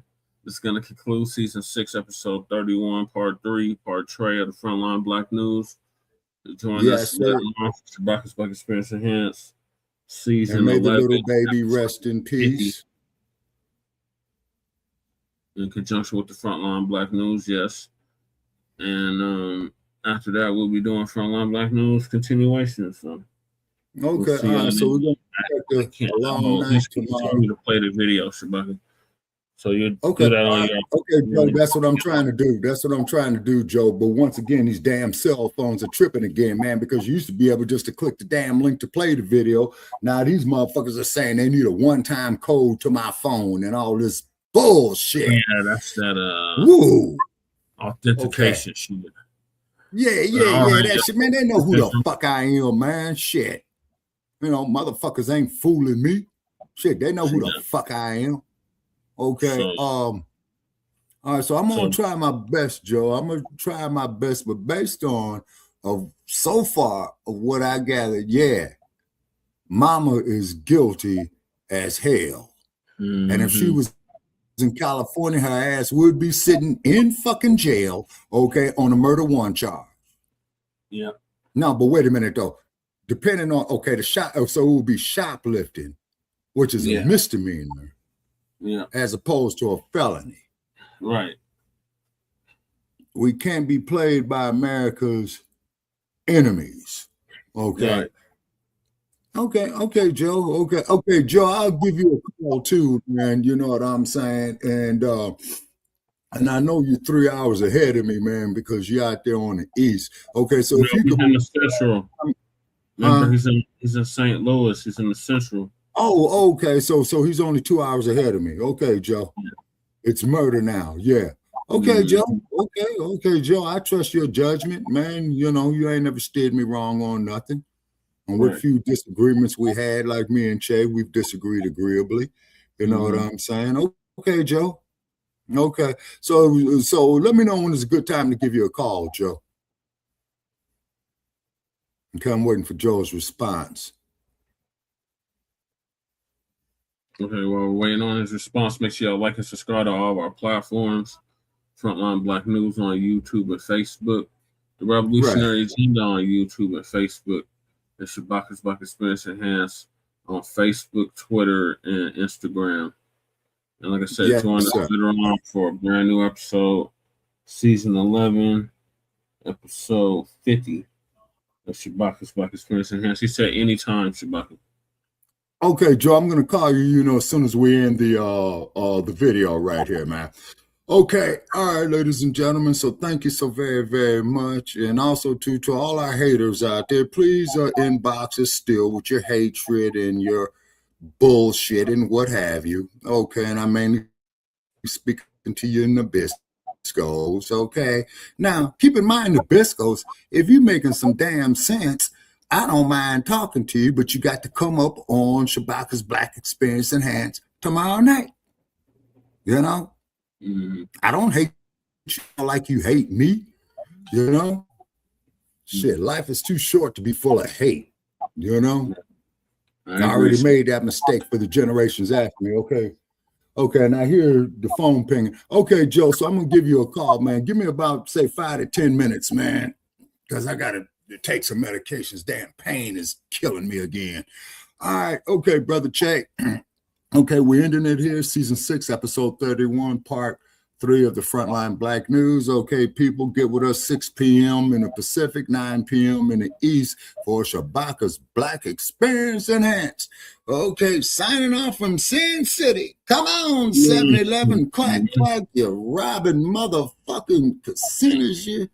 But that's why it's called gambling. Okay, I'm out. Okay, Joe, get ready to call you in a few, sir. Okay, Chad, I'll talk to you tomorrow or later on today. Okay. All righty. Okay. All right. So, Taryn Crewman and Lady Chase signing out from the Mile High Income and the Legal Migrant for the City in the sundown town known as Aurora, Colorado. We'll see y'all later for Shabaka's Black Experience Enhanced and then Frontline Black News. Peace and Black empowerment.